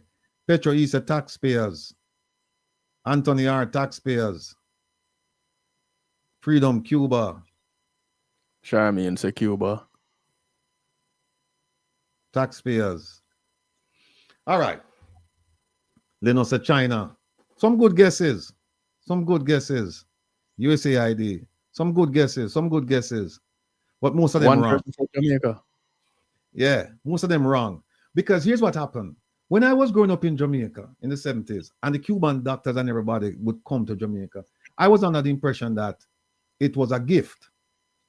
Cuba full of doctors, and them say, we're going to save the world, we're going to help the world, and them just send people come. And we were happy. for the extension of beneficence. We were happy for that. You know, them come and them give of themselves and their talent. Here when me find out at Jamaica pay for the Cuban doctor. And this is why the issue, Jamaica. and this is why the issue is a problem for people like Marco Rubio, who has taken a stance against Cuba. Right or wrong, I'm not. That's not my issue. That's not my issue. Mm-hmm. But that's the reason why they're taking a stance, because they look at it as servitude, they look at it as forced labor, they look at it as trafficking, human trafficking, because here's why. It has been reported that when the Cubans, they go all over them in a whole heap of countries. That's when they travel to these countries, host country governments pay the Cuban government for these doctors and medical professionals. And the Cuban government, they take a percentage, a huge percentage of the salary. Huge percentage. Let me hold on. So hold on. Wait, Rebel. Yeah. You're saying, let me phrase this the way Mr. Vumvabi would say. Are you telling me, Mr. Rattigan? Yes.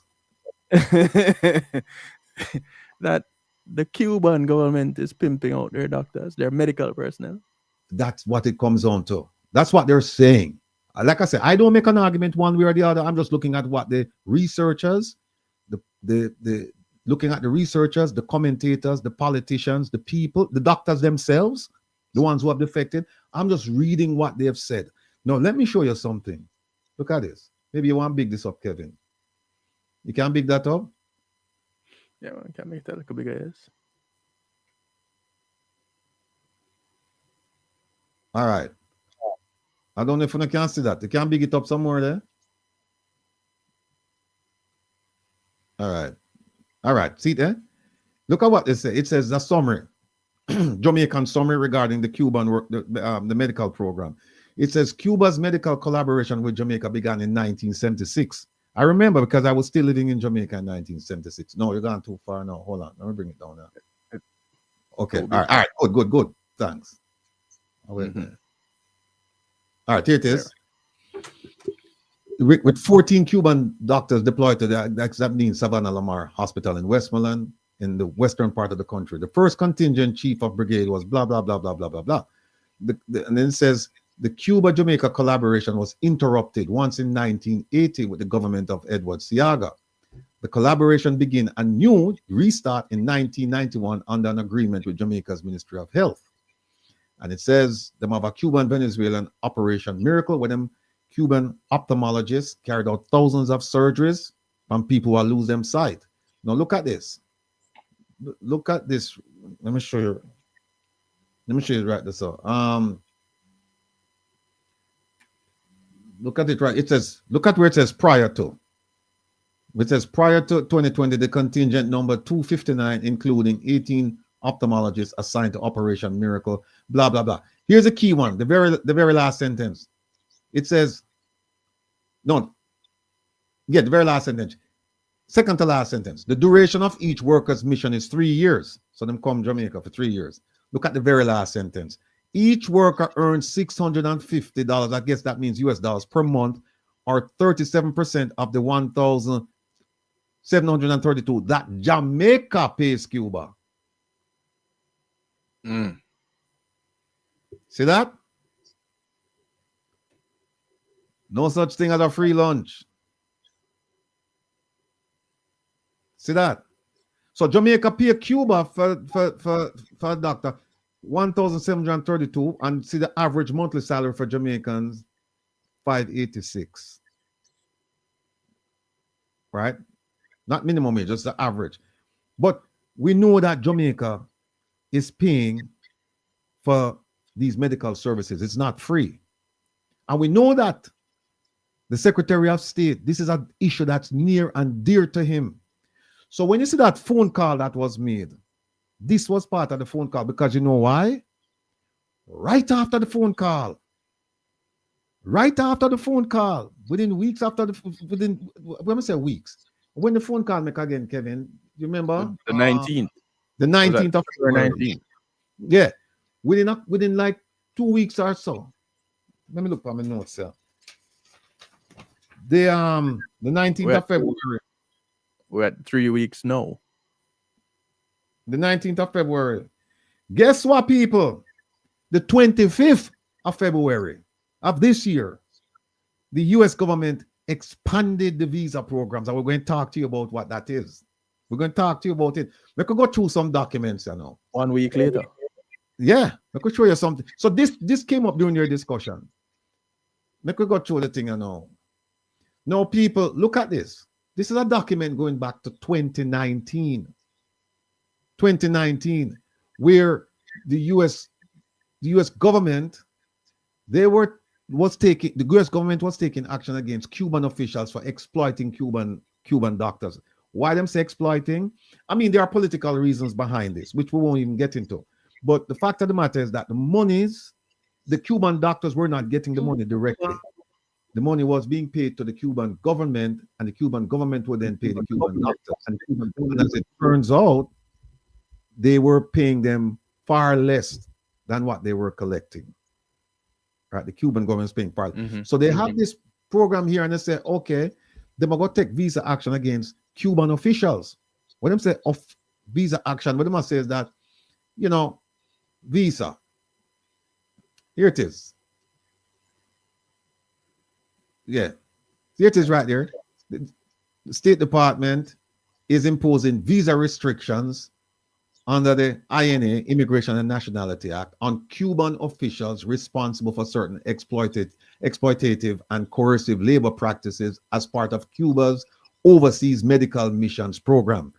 People, look on the date, September 2019. Now, we have an ambassador there, and if she read the tea leaves and things, this is what I would do based on my experience. All of these things, I would have a folder.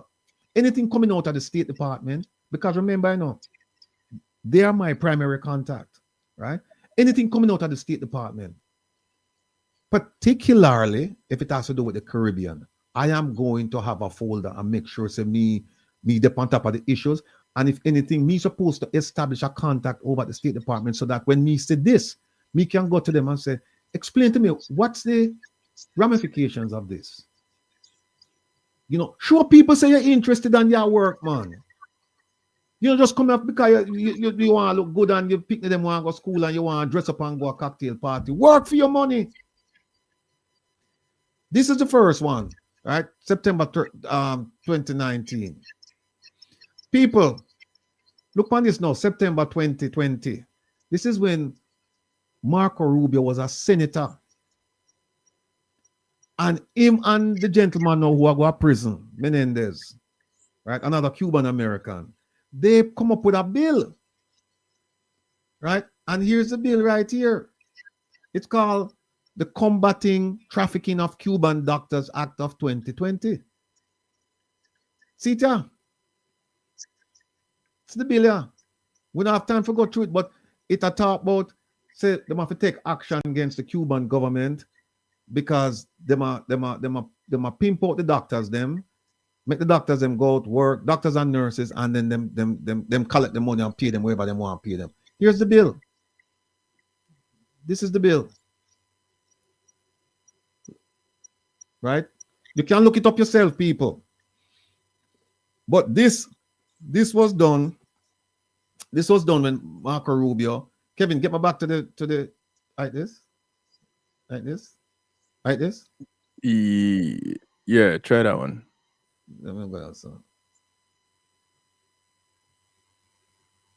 No, more come back out of this and go back to the this is the bill.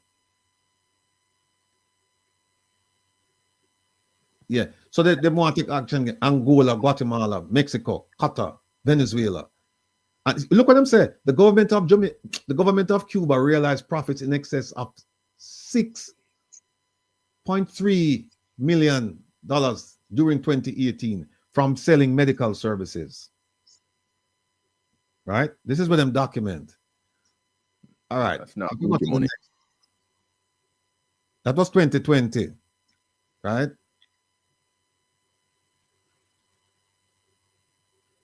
Look at this now. This is 2023.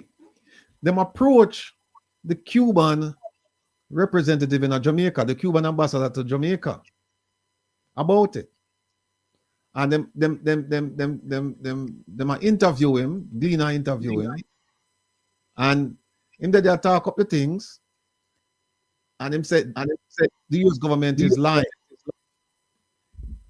Him said they might try to do it because of the economic and financial blockade. Like I said, there's some politics involved in this as well. But regardless of the politics, Jamaica should have kept an eye on this and say, wait a minute, we see what's going on right now. So, So what happens is that the Minister of Foreign Affairs should be in touch with the ambassador and say, keep your eye on this. And let us, we could touch base. We could touch base maybe once a month on this issue. Talk to your contacts in Washington, see where this is going. But them not do that because they're lazy and them don't know two things. One, laziness, and two, them don't know what them are doing. So this gentleman here, it might talk about how Cuba help out help out countries all over the place, and it's true. It's true. Cuba go all over the world and help people. It's true, but the issue is not the help. The issue is that them say that the doctors they're not paid, right?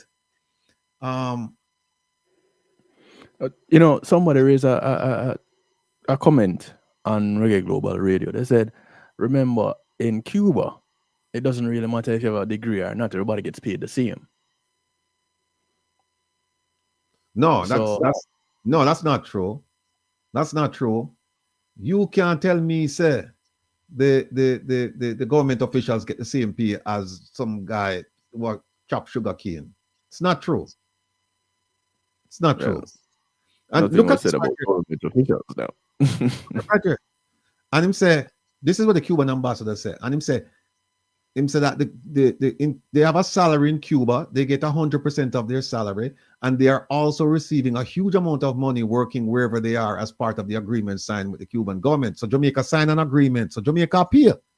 So the first thing to note, people, this is not free. First thing to note. Let me see what else him say right there. So, and then some doctors actually sue the Cuban government, and he's saying that it's politically motivated. That might very well be the case. But what I'm saying is that the issue is here. What Jamaica not have to take any sides, You just have to just pay attention to the issue and say, how can this affect? You're the guy, you're the reporter asked her, how will this affect us? And she can't answer. She talk about, well, we're gonna have a meeting in Carriacom, and we're gonna wait for more clarification from the from State Department. Well, I'm going to show you what the State Department put out, and you tell me if you need more clarification. You tell me. Hold on a second. Let me go to the next one. All right. Here is something done by Harvard. In 2024, March of 2024, and it's called Medical Servitude, the other side of Cuban medical diplomacy. Excellent article. Read this, and it explains the whole thing about how them get assigned overseas, how money is paid, all of this stuff. Let me move on to the next one, because we'll get to some. Here's another one. Forced labor designation for Cuban doctors highlights rift over sanctions, right? Because what some people are saying, and look at this. Look at this. Kevin, you have to big up this for me, You have to big up this. This is June of last year, They're showing all our diplomats, them asleep at the wheel. Here what them they in a car, a vehicle at speed, full speed ahead. Ahead is a T-junction. Some people might say you can only go left or right. No, you can't go straight. And adapt them though. The road go left or right. Straight is an option. Straight is an option. Them go straight. Look, you big it up, Kevin. All right, look on this. This is, you can see, June 26, 2024. Look at this, people. Look at the first paragraph. It says, the Biden administration, not the Trump administration, The Biden administration formally accused Cuba of profiting from forced labor on Monday, 2 months after President Biden signed a spending bill that requires the State Department to impose sanctions on third country officials who hire Cuban work brigades. No, you tell me say you're sitting in Washington and you don't know this? You not say this? And you not prepare for this from June of last year. You don't know about the 2020 law, the bill where Menendez and Rubio. You don't know about that. You don't know about the 2019 effort by the government to hold the Cuban officials responsible for, as what them say, forced labor. I don't care what I'm not. My argument is not about the forced labor. My argument is, how has Jamaica failed in its duties to prepare for this, right? So this is 2024, right? Now, we have more things, you know. No, we loaded around here. Look right at so. This is January now, 2025. Trafficking in persons and Cuba's labor export program. Coming from where? U.S. Department of State. Up to now, when I hear our ambassador, nobody talk about this, you know. Our world-class Minister of Foreign Affairs and Foreign Trade. Not them don't see this. Them don't see this. That's what I said. Them don't see emerging trends because them don't have that mind when they talk about intelligence gathering. Them don't have that mind.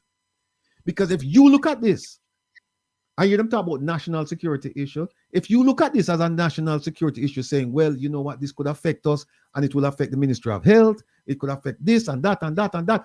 You start deploying your analyst and say, take a look at this.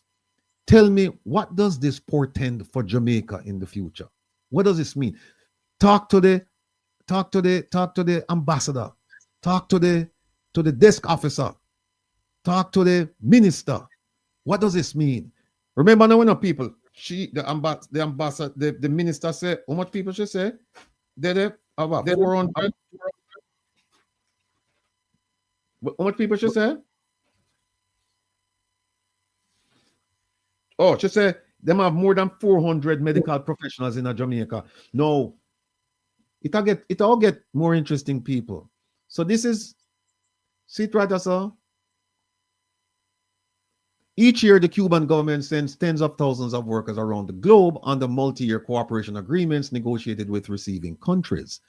According to reporting from the Cuban government, there were roughly 28,000 workers in over 60 countries by the end of 2021. And then it goes on to talk about COVID. Let's move on. We have enough things to talk about. This one here is the February 19, 2025. When you see all the sequence of events, the phone call. Now, people, look on this. This is what, 1 week after the phone call. This is 1 week after the phone call, after the so-called body phone call. Right? It's coming from State Department. Right. No, right. Remember now, Marco Rubio was the gentleman in the Senate who co-sponsored that bill to deal with this issue in 2020, 5 years ago. Now look at what this said, them just put out. Today, we announced the expansion of an existing Cuba-related visa restriction policy that targets forced labor linked to the Cuban labor export program. This expanded policy applies to current or former Cuban government officials and other individuals, including foreign government officials who are believed to be responsible for or involved in the Cuban labor export program, particularly Cuba's overseas medical missions. Want to know what this means now, people? Want to know what this means now?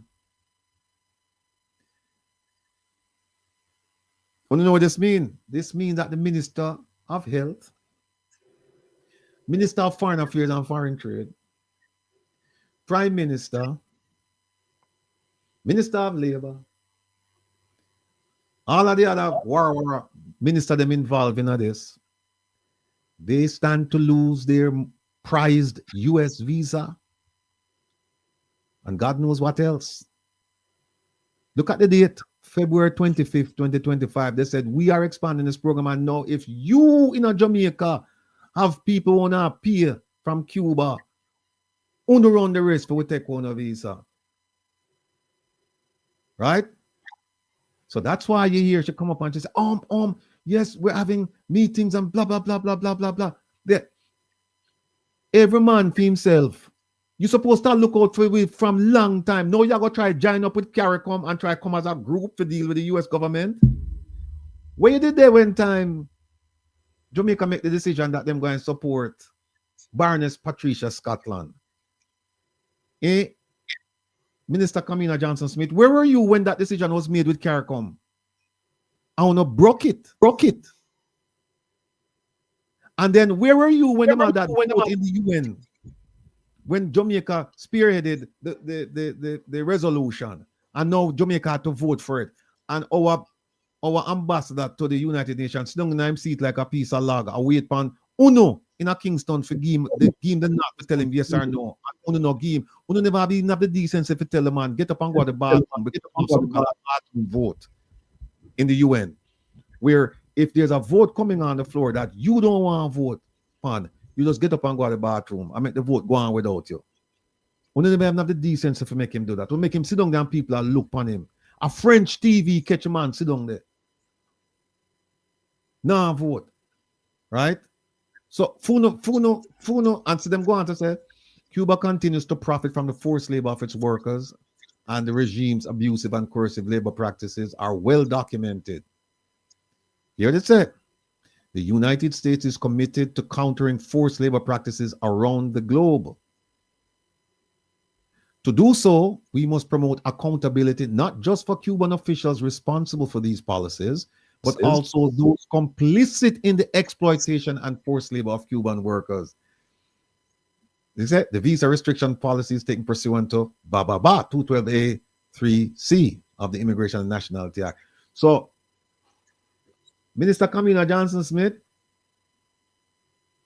Mr. Tufton, and all the other people involved in this, we don't know what not for do now. We not for get rid of the 400 Cubans. And now what gonna happen now? Because our doctor fly the coop long time. All of few doctor them there, England, Canada, the US, Dubai, all over the place. What we going to do now? This, my people, is what you call short-sightedness. The signals were there in 2019, 2020, 2021, 2022, 2023, 2024. And guess what now? Red light, no? The amber light, they did it all along from 2019. A red light, no? A red light, no? Mm-hmm. Where else we have that, Kevin? Talk to me. This is one where them said destroying Cuba's international medical missions, and them said Marco Rubio's new goal. I don't even want to go into this, but it talks about the whole program. And all of you government officials watching, I hope you're taking notes because you've been sleeping at the wheel. Rattigan are doing the work for you. Rattigan is doing the work of the ambassador and the minister at the same time. Right? So you can look on them articles, yeah. Don't forget, read the Harvard one too. Where else we have that, Kevin? Oh, watch our Jamaics. CARICOM foreign ministers meet to discuss U.S. position on Cuban medical brigade. Now, let me tell them something now. As a region, given the position of this administration, this U.S. administration, you think CARICOM have any force? No, not a youth. You think CARICOM can come to this administration and say, hey, we're not doing foolishness, but we'll keep them people and we can't do nothing? You think that's how it work? Not this administration. No, the Biden administration passed it, but the Biden administration did not enforce it. This administration come now and say, because where you have a lead, you have a Cuban American lead it, Mm-hmm. and him vehemently opposed the Cuban administration. So him going to make sure that this thing will work. So here is now them a talk about them meet already and blah blah blah, and them a go call embassy and them a go find out for clarification and all kind of nonsense. Hold on, them man. See this? Human medical missions under threat. But I want to get to.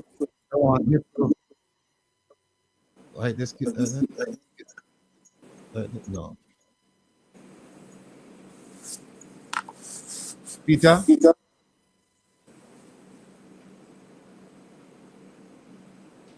Peter.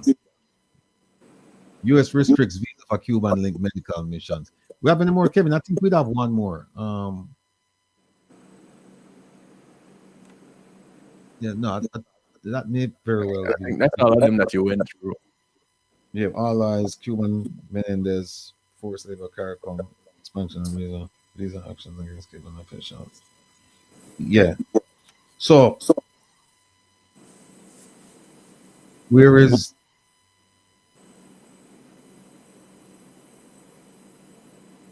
Melania? Sita, Melania. I just want to play something. Hold on. This is just a question. Listen to the answer. Their U.S. counterparts or their U.S. contacts.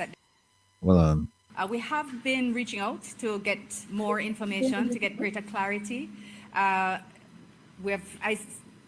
don't think I would be incorrect in saying that all of the members of the COF Corps have reached out to their U.S. counterparts or their U.S. contacts at different levels, as I have. And there is, I believe we anticipate some more information to come, greater clarity as to what is anticipated. Hold on a second. This lady is a very bright lady, so I've been told. Pearlie says she's clueless. Yeah, Pearlie says she's clueless. Remember, she said we're waiting to get greater clarity about what the State Department said. You should have get the greater clarity from 2019. From 2019, between 2019 and last year, whatever, you should have get the clarity, right? But people, let me show you what she says she's going to need clarity upon. I'm going to tell me if you need no clarity upon this. Kevin, big this up for me, no brother. Please. We just showed it a while ago. This is what she says she needs clarity upon, you know. There's not a whole lot of clarity that's needed there. Let me read it for all who can't see it now. This is what she said. It says, the US government says on February 25th, said, today, February 25th, we announced the expansion of an existing Cuba-related visa restriction policy, yes, that targets forced labor linked to the Cuban labor export program. This expanded policy applies to current or former Cuban government officials and other individuals, including foreign government officials who are believed to be responsible for or involved in the Cuban labor export program, particularly Cuba's overseas medical missions. Tell me now, we need clarification about that, people. The words are not simple. Terms. What them say is this. Them say, listen, we the US government, we don't like what the Cubans them are do. For whatever reason. Some people might say it's political and the embargo and whatnot. But we are talking about understanding what was said. She said she need clarification. What they say is that we expand the program, and in addition to holding Cuban government officials responsible, anybody who involved in this program, I will not pay Cuba. We are going to take on a visa. No, Minister KAMINA Johnson Smith, I humbly ask you, what is there you don't understand about that? What is there you don't understand about that? That you're going to need clarification and you're going to talk to the US embassy and let me tell you how stupid this is, people. This came from Washington, D.C. You don't speak to the embassy about this because the embassy will have to come back to Washington, D.C. Here's what you do. You call up your damn ambassador and say, listen, get in touch with your contacts in Washington. You in Washington, them in Washington. This is where you do the influence. This is where you do the influence peddling. This is where you do the lobbying. Not in Jamaica. Jamaica is going to have to come to Washington and talk to the same people where she she meaning the ambassador will have to talk to. So why don't you short circuit the whole thing and just say, Ambassador Marks, where you do? Who are your contacts over State Department? By the way, speaking about contacts, Ambassador Marks, Kevin, I wish we have a area, right? Kevin, remember, it's his favorite minister. Kevin, you have something for Ambassador Marks. No, she's the second favorite. She's the second favorite. Where Ambassador Marks? Why you holding back, Kevin? Why you holding me back? No, you see, she wasn't a part of the whole. Kevin, we have, well on the man. I'm going to let me know. No, Kevin, don't try and spare her because we have documents from August 7, 2020. We have 2 documents for February 6, 2024 and 2 for February 8, 2024. Kevin, no hold me back. We have several documents for her. Yeah, so don't hold me back because here's what happened. She should have, the foreign minister should have never made a statement like that. I mean, but here's something that we often overlook. We're operating, or we're talking about a group of individuals that operate in a bubble. So we have our ministers operating in a bubble within their respective parties. We have them operating in a bubble as it relates to the. Well, on you think you're smart? You think you're smart, Mr. Kevin? Where you there? We'll find it. You think you're smart? Yeah, hide it. Me see it right there. So. I didn't hide anything. Everything is right there. No, you hide it. It label, rebel. It label. People, let me tell you, Kevin, I hide things from around here. I don't know where I'm going with Kevin. Kevin must say, I don't know if Kevin go at the Independence Ball. They must invite Kevin. I don't know. But Kevin and me sit down and we'll go through a whole bunch of documents and Kevin hide it between 2 towns right there. So see chop. I hit your teacher right there. I Kevin I play the music when you dance to. Yeah. But what is that, Jamaica? After I set up the thing them earlier, this man come and move and rearrange, and then me get the blame. Jamaica, you don't move nothing, Jamaica. Kevin, hide the thing. I'm out of this. We don't locate the document. I'm here. Anyway, all right. Somebody say we must read. Somebody say we must read the thing. It says today we announce this is the U.S. government speaking to the world. Today and today is February 25th. Right? It says we announce the expansion of an existing Cuba-related visa restriction policy. Remember the policy under Joe Biden and the bill and the law? Remember that? It says that targets forced labor linked. And forced labor, they're saying that the Cuban doctors and medical professionals are working in foreign countries, but they're not being paid appropriately. That the money is coming back to, how about that? It says that the money is coming back to the Cuban government, and then they are paying the medical professionals whatever them feel like. So it's like slave labor. And them hold on them passport when them travel, them have people watch them, all of this stuff. So them said this expanded policy, yes, them are expanded, applies to current or former Cuban government officials and other individuals, including foreign government officials like Jamaica Minister of Foreign Affairs and Foreign Trade, and others, who are believed to be responsible for, and you see when them say believed to be responsible for, it's easy because them just look and say, oh, no, have an agreement because the Cubans never just send them over. There's an agreement. And them say, oh, so, and no matter who signed the agreement, the fact of the matter is that the agreement is enforced. And they must say, no, we don't need to send back them people, send them back to Cuba. And we have 400 of them that provide invaluable medical services to our people, despite the dilapidated conditions of the hospitals, and the outdated equipment we have, and the malfunctioning equipment we have. Them still do their work, and now the U.S. government has said, "We're not to send them." They have skill sets because they have skill sets that they can function in that. They have skill sets that they can function in that. They can effectively make a difference. They can heal. They can help to heal people, so they can work in those conditions. Again, remember what I was saying. The people that work in a bubble in Jamaica. So the ambassador in a bubble over there and our Minister of Foreign Affairs here is just wearing that title and then wear it and use the position to take trips to various countries so she can go dance with the people. Look, Kevin, I'll show you how sophomoric, how juvenile, how unprofessional our ambassador. Did he just say sophomoric? Sophomoric. Yeah. She not understand the nuances of diplomacy. She have a title, but she not work for the title. Because here's what happened. If I'm me there, you have to have your links. No, people wanna remember, when they travel advisory, when that travel advisory, them start make a whole heap of thing when the US government say because of crime and because of medical, the lack of proper medical facilities, they never said they're gonna move it to 3 now. It was already at 3. It was already at 3.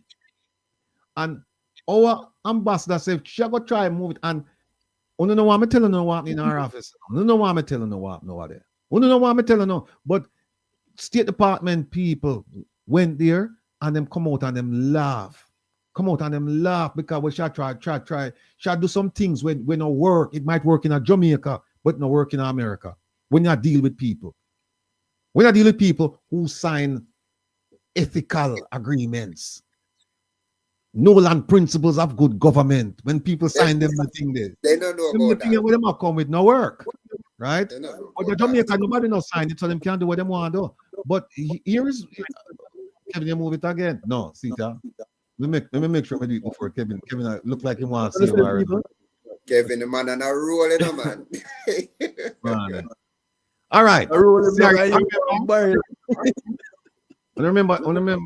Remember this lady here, right? The one who pay too much money to come to Washington, come represent us, and then it looked like she only represent herself because she don't know where she do. This is lost in space, Go ahead. Uncle, make sure you're on your best behavior. Continue, please. Oh yeah, okay. All right, all right. I'll make sure I'm on my best behavior. No, look at this here now. She hear what you do now. Look how this is so foolish. You come out in the media and say, I want the US State Department to rescind the level 3 travel. You don't do this. Is something you do behind closed door. Ambassador Marks, call me if you need a little bit of tutoring on how to do diplomacy with the US government. You don't come out and do this because this is a surefire way of them not doing what you want them to do. There's a certain way you do this, Ambassador Marks, and I'm disappointed and embarrassed at your behavior because you've been here long enough that you should know this. You don't come out and put this headline out here because them and a Jamaican alone read Jamaican newspaper, You forget them have an embassy in Jamaica where them collect information, them read everything. But look what she said. She said the department has put Jamaica at level 3. She not tell them say they are level 3 long time. From COVID, I think it was that they are 4 of COVID and it come down to 3. She not tell them that. But look at what she said. Look at this. Kevin, big this up for me. Let me make the people in the diaspora say this. Look on that sentence at the top. It says, Marx has also called for all stakeholders, especially those in the diaspora. Oh, wait there. Yeah, especially those in the diaspora, to persuade the State Department to revise the advisory. No, here is why this is dangerous. Here's why this is dangerous. First of all, this shows laziness. Your job. It's your job to persuade the State Department to revise it. Now, here is something else. You see all of the people who are on the Global Jamaica Diaspora Council, if them reach out to try persuade State Department, that is a violation of the Foreign Agents Registration Act. That is a violation, especially when them no register. Not especially. If you don't register, it's a violation. And we know some none of them no register. We know that. This is a problem. Shall tell people for commit crimes in America. Ambassador Marks, do you understand what you're doing? You don't. And here is something else. Let me show you something. Which part is there? She says something else. she says something else here that, oh, Lester do that piece there. All right, Lester. You big up yourself, Lester. This is another one. Jamaica's ambassador working for reversal of latest U.S. travel advisory. Somebody should ask her, what is the travel advisory now, Madam Ambassador? They see him.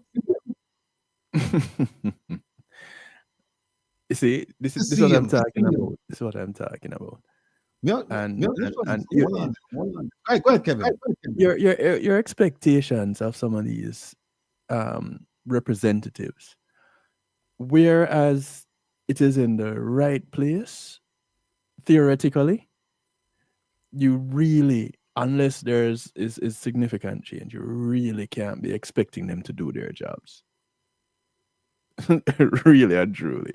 We have seen time and time again where they have sidestepped and collected, make them pocket fat, go retire and feel good. Right. You expect that to change when? Well, here's what happened. You're right. At this point, we expect it to change because what we have a bunch of. I don't want to use any derogatory descriptive terms for them because my nephew reminded me that I must be on my best behavior, so I'm going to keep it clean. All I'm going to say is that their efforts have been inadequate. It hasn't moved the needle, and I would like for you, Mr. Kevin, where you're there, to please big up the screen for me because I want to show people something. All right. Look at what. No, listen. No, let me hide it first. No, our ambassador, I know, she no say, well, the medical facility is no good. Or yeah, we have crime. In fact, she said tourists are safe in Jamaica. She not talk about our people in Jamaica, we are dead like blackbirds. She said tourists are safe. Americans, don't worry about it. And she not touch the medical piece. Meanwhile, at the medical piece, the second one, the second one, it come about, the crime was before that. So you think she would have blamed, if she would blame anything, she would have blamed that. Would have blamed the crime, blamed the medical facilities. Because we all see the videos. No. Our esteemed ambassador, I look for a scapegoat for blame. Look who she blame people. Look right this out.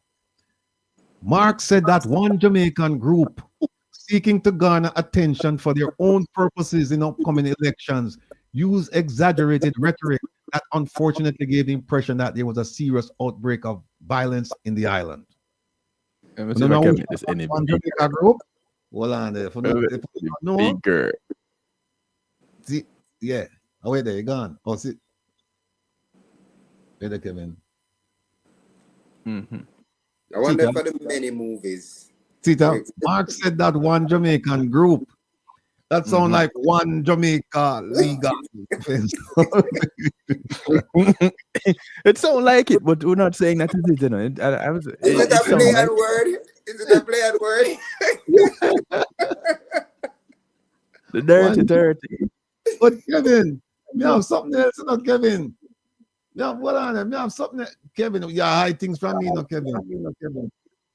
Oh, this one is 2020 with the first one where she never made no argument about. What on there? The 2024. Okay. All right, Kevin. One Jamaican group. I need you to big up this thing here so people can get an idea of who that one Jamaican group is that she's talking about. Wait a minute. What just happened here, sir? Hold on. All the most dangerous part of the code. All right. Sita. You can big that up for me, brother. Yes. Hold on a second. All right. Tap. No further yet. Hold on, brother. Hold on. All right.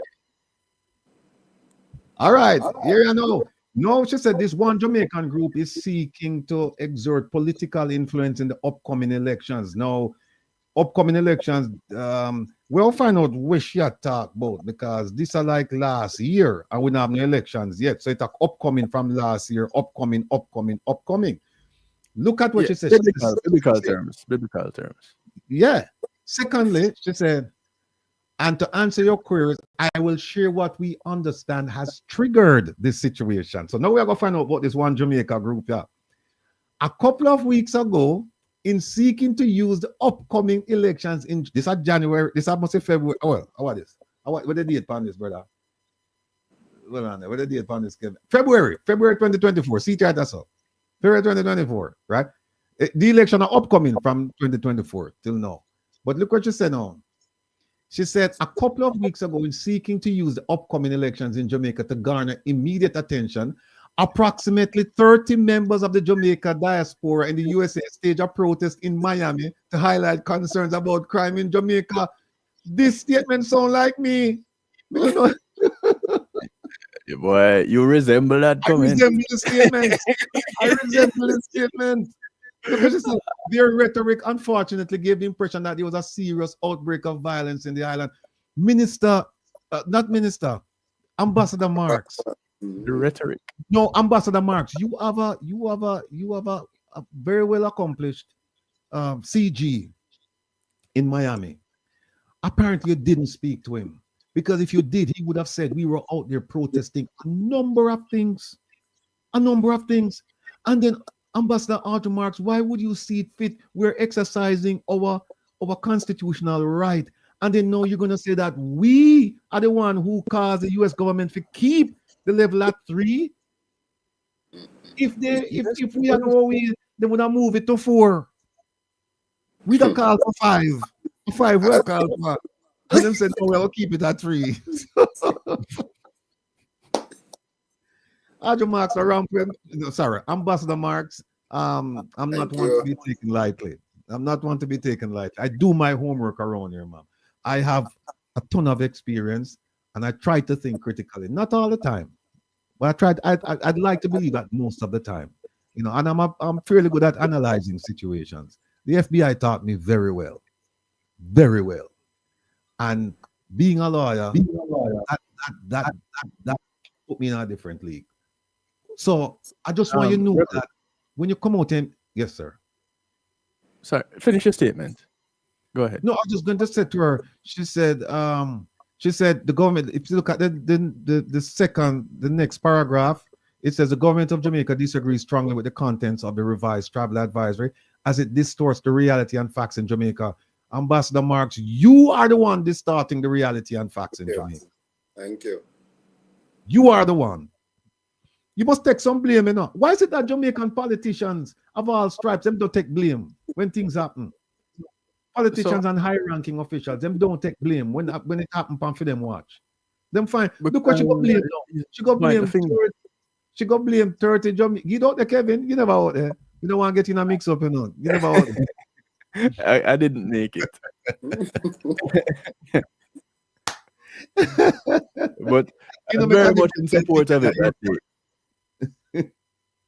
It don't make a difference. Carry your picture at the airport. I wait for you. Yes, it is. Thanks.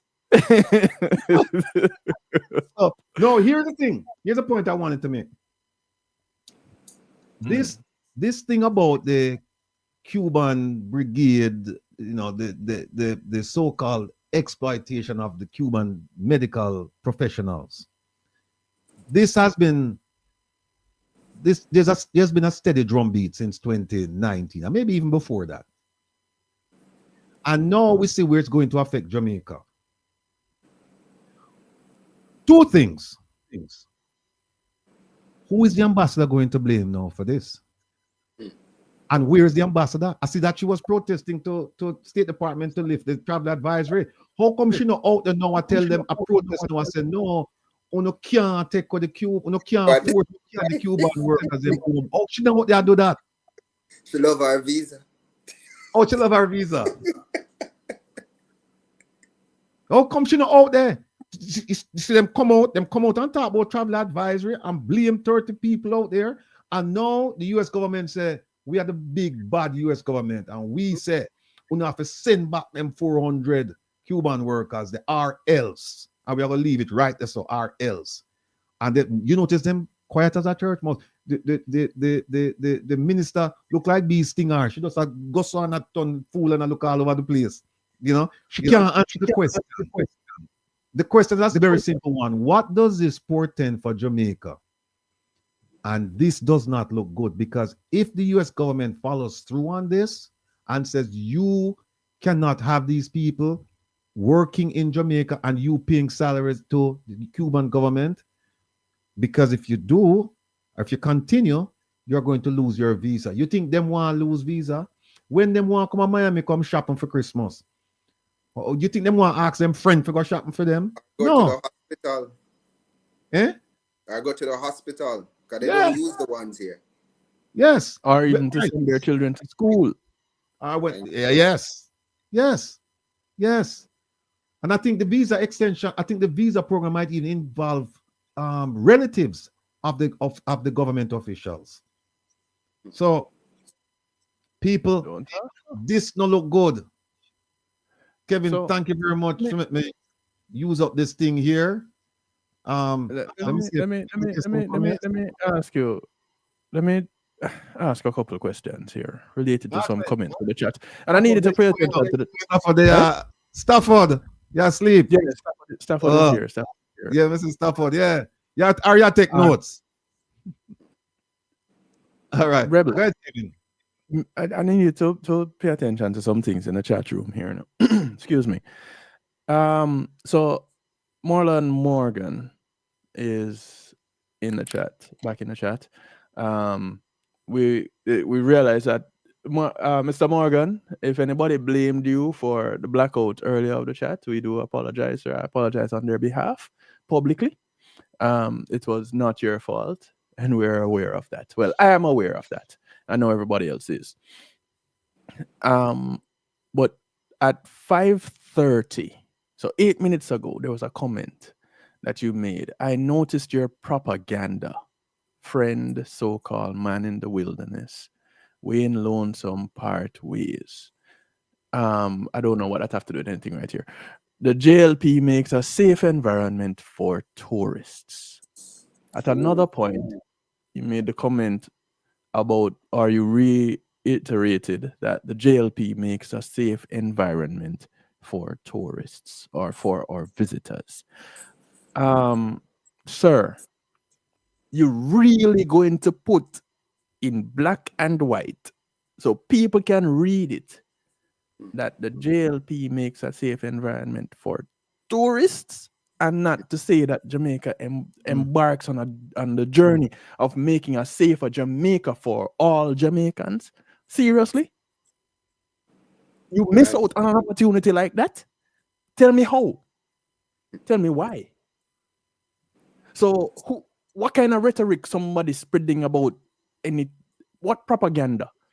So you're clearing up the propaganda that JLP is not doing anything to make the country safer. Is that the propaganda you're clearing up, or the propaganda that JLP is not protecting tourists? I don't understand. I don't get it. Maybe because I'm reading your comment in a bubble, and context matters, according to Isat. So I don't know. You might need to open the phone line for Mr. Morgan alone, Rebel. I don't know. I might need to give him my number so he calls my phone, and I add him to this program so that he can justify his statement.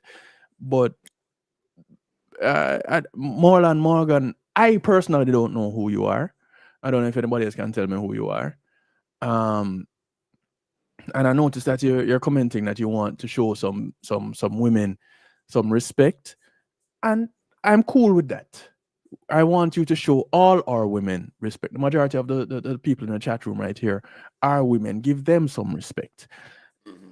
And we give respect every day. We're not talking about the individual. We're not talking about anything. We don't know these individuals. We know what they do.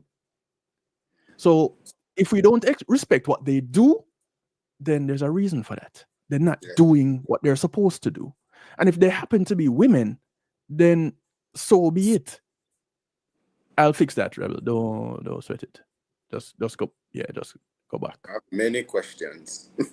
So, Mr. Morgan, understand.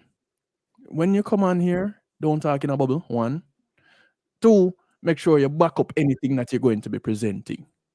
So the JLP has been making sure that our tourists are safe. That means if you are not a tourist you're a visiting Jamaican, or if you're not doing the tourist thing where you're booking your stay in a resort, in an all-inclusive resort, that you don't have to leave the resort for any reason, then you're safe.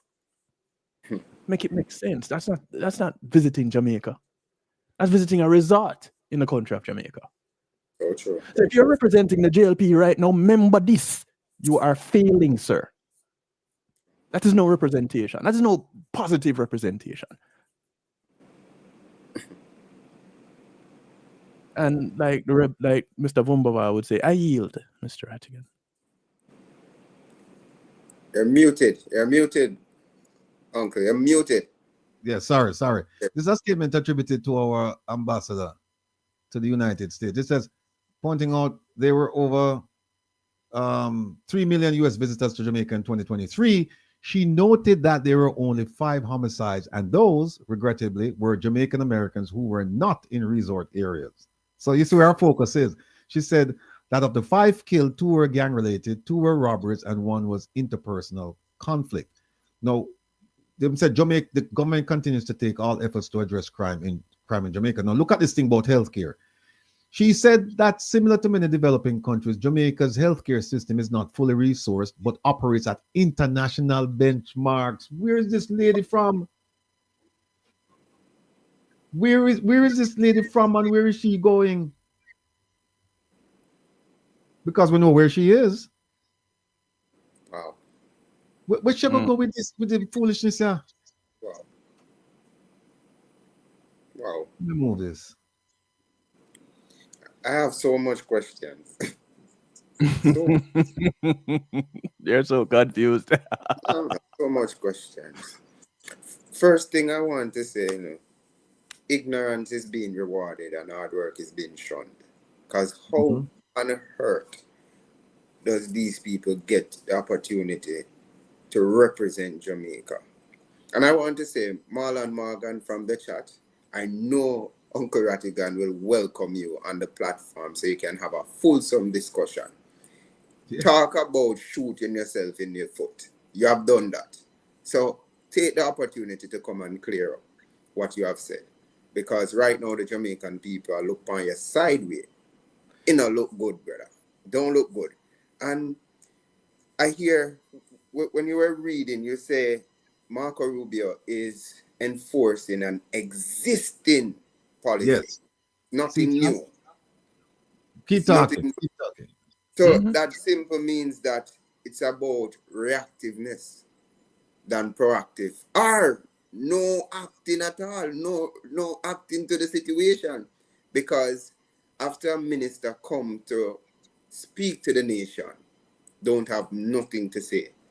Remember, on Nationwide, on February 28th, this news broke nationally, right? As you said, from February 19, you said this something from 2019, okay, right? Well, from here it is. Here it is right here. Hold on. Context matters. Yeah, there it is right there. September 30, 2019. And that's for the Cuban doctors. That's the doctors. Thank you. So it starts from, wait, we can go back to 2019, yeah. Thank you. But on in February 28th of this year, the news broke in Jamaica and nationwide, a news network where a lot of people are of the impression that it's batting for the government. And we have a foreign affairs minister coming on March 5th, right, to speak about this situation. And we can put it into context again. It is like, let's use an analogy. A plumber knows of the situation that your pipe is leaking in your bathroom. When the plumber comes, he's wondering, what happened? And you have any wrench, you don't have any wrench, you don't have nothing to work with. That is our foreign affairs minister coming to speak to the press without a wrench, without any tangent, nothing. And I want to ask people, did she get the 200% increase as well? Yeah. I really No, want to ask this because if the Auditor General, Pamela Monroe Ellis, on January 15th, 2025, came out and said that over $830 billion is unaccounted for. We still cannot give account for that, right? Over 500 nurses from 2018 annually is leaving Jamaica, right? And a news like this broke. About 400 Cuban nurses are here in Jamaica. There's no action to replace these nurses or potentially them leaving. What type of system do we have? When we spoke about cockistocracy being led by the least among us, it's been highlighted every day.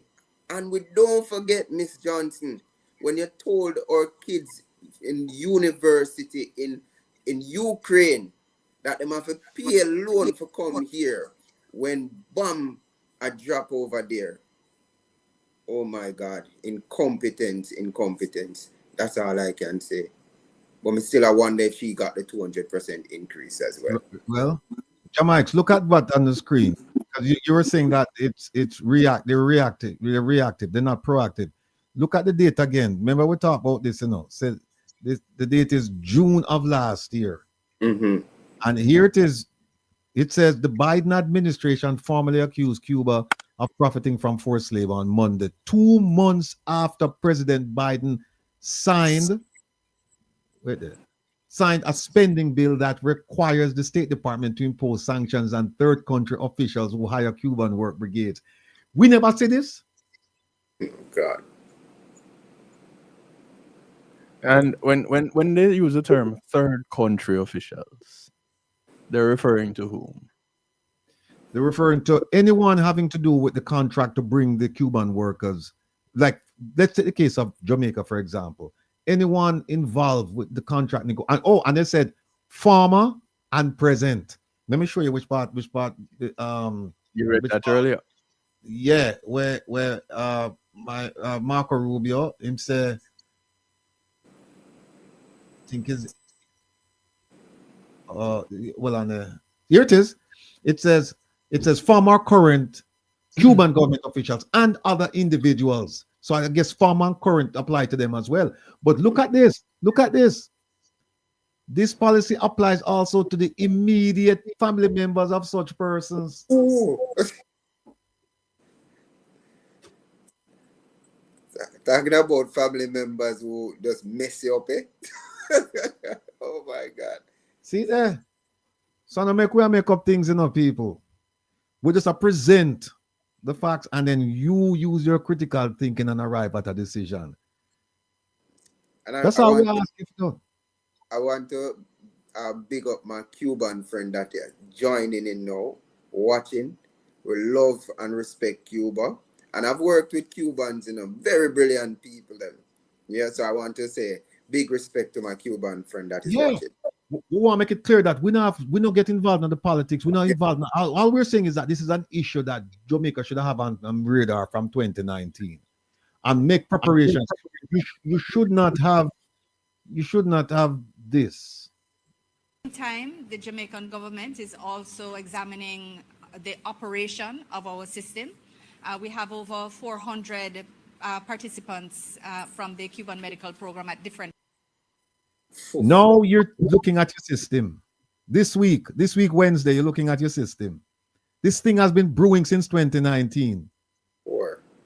And now we're going to take a good look at it now and see if we can do something to fix it. And guess what? Now all of a sudden we on CARICOM are friends. All of a sudden now we're having meeting with CARICOM and we want to approach them. And when it no suit we not with CARICOM. You're not with CARICOM. You think CARICOM don't realize this? By the way, Madam the Minister, warm to the man them they are here today. When I hear you come back and say nothing about that. Who dead? Who are eat fish head? We don't know. We don't hear nothing more. But you know, let me close off that. Kevin, I just want to thank you for helping me put this thing together. And if you notice, we didn't put anything in green. You know. Kevin, the man enjoy himself with the man. Hey, listen, wait, we're still early in the broadcast. No. Let me show them something. Let me show them something before. Let me show them something. Right, this Kevin? No, another one there. There's a comment as you look for that. Someone had sent me a comment here. Let me see if I can pull it up back because it is quite. Here we go. They said it is. Remember, none of the medical staff from Cuba paid for their education. It is free on the government. Thus, Cubans are not allowed to benefit independently from the education of the government. They get a stipend. Many of the workers are doing extra jobs in Jamaica to earn other money. That's why Jamaicans pay the Cuban government and not the workers.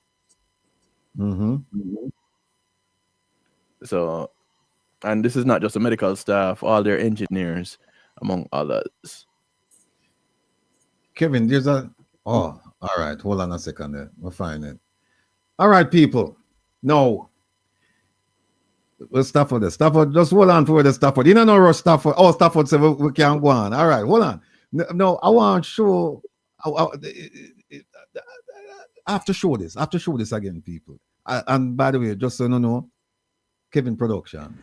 Ladies and gentlemen, Jamaica's dancing sensation, Minister Johnson Smith, doing the drift. Let's go. Drift from the UNESCO vote. Drift from the UK prison deal. Drift from the Ukraine vote. Drift for the Moroccan fertilizer deal. Drift from the UN no vote. Drift from the Venezuela-Guyana issue. Drift from the Commonwealth election. Drift from Senator Floyd Morris. Drift from Senator A.J. Nicholson. Drift from the Global Jamaica Diaspora Council. Drift from working for the Jamaican people. And drift into oblivion. See him, sir? Switch your point, Aaron. I said this a minute ago, right? No, we do that, people. We do that for a reason, because here's what we have shown to know. Is Kevin? No, this. Was the narrator Morgan Freeman?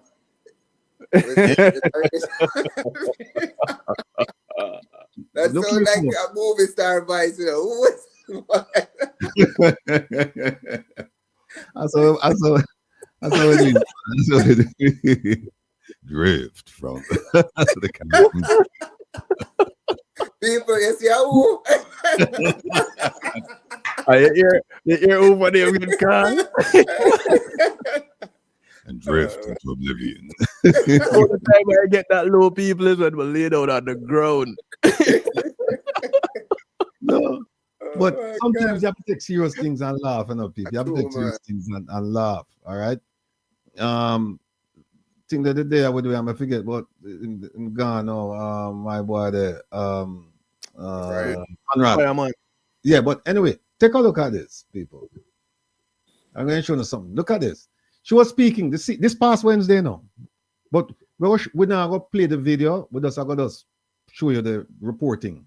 This past Wednesday, she said women dominate senior management at Ministry of Foreign Affairs and Foreign Trade. Right? I hope honestly where me I go with this. All of my people who have critical thinking and I exercise it. Honestly where me I go with this. All right. It says, here it is. Minister of Foreign Affairs and Foreign Trade, Kamina Johnson-Smith, addresses Tuesday's International Women's Day edition of the post-cabinet press briefing held at Jamaica House. And here she said, 82% of the senior management of the Ministry of Foreign Affairs and Foreign Trade are women. No. Make with that. Well, go on, Kevin. Okay. Hold on. Just put your finger real quick. Oh, hold on. It's all right. I'll go fix that. There we go. All right. So today is International Women's Day, and they're observing it under the theme Accelerate Action, meaning speed up action. I don't know what I'm talking about because I have 23 out of, you should say 23 out of 28 senior managers at the ministry are female. Out of our 19 missions and consular postings overseas, 10 are headed by women, and the same number are deputies, she said. All right. So she talk about this. She said all of the previous foreign ministers were males, and I was able to introduce them to the leadership, blah, blah, blah, blah, blah. And she talked about how, how she's proud of the women and what a wonderful time to be a woman in Jamaica and blah, blah, blah, blah, blah. Now, let me move this and give my soapbox thing on this. No, people. I wait there. I know me I draw for something, I know me I draw for something because Kevin now make me come out as a naked. And when I say naked, not literally. I mean, yeah. Kevin now make me come here so and have something for sure now. All right, see it here. I mean, no. Now, here's what happened. International Women's Day. And they come to celebrate in advance, celebrate the achievement of women. But you hear what she said? 25 out of 28 management positions in a PR office occupied by women. Mm-hmm. Question you have to ask yourself is, has the pendulum swung too far? Are more than one question? Do we have men who have applied for these jobs and never get it because there's a policy of appointing women? Right? How many men do we have? How many men do we have in the Ministry of Foreign Affairs? Have they applied and all that stuff? Here's why I ask you. I ask you because in light of International Women's Day, that yes, we are highlight achievement by women, but don't go too far with it. Because guess what? I receive complaints from men this week from Jamaica talking about this issue, saying how dare she go and publicize this and talk about women. Because you know why, people? You know why? I'm going to show you why. No founder never see this. No founder never see this. Me guarantee this. Well, take a look at this.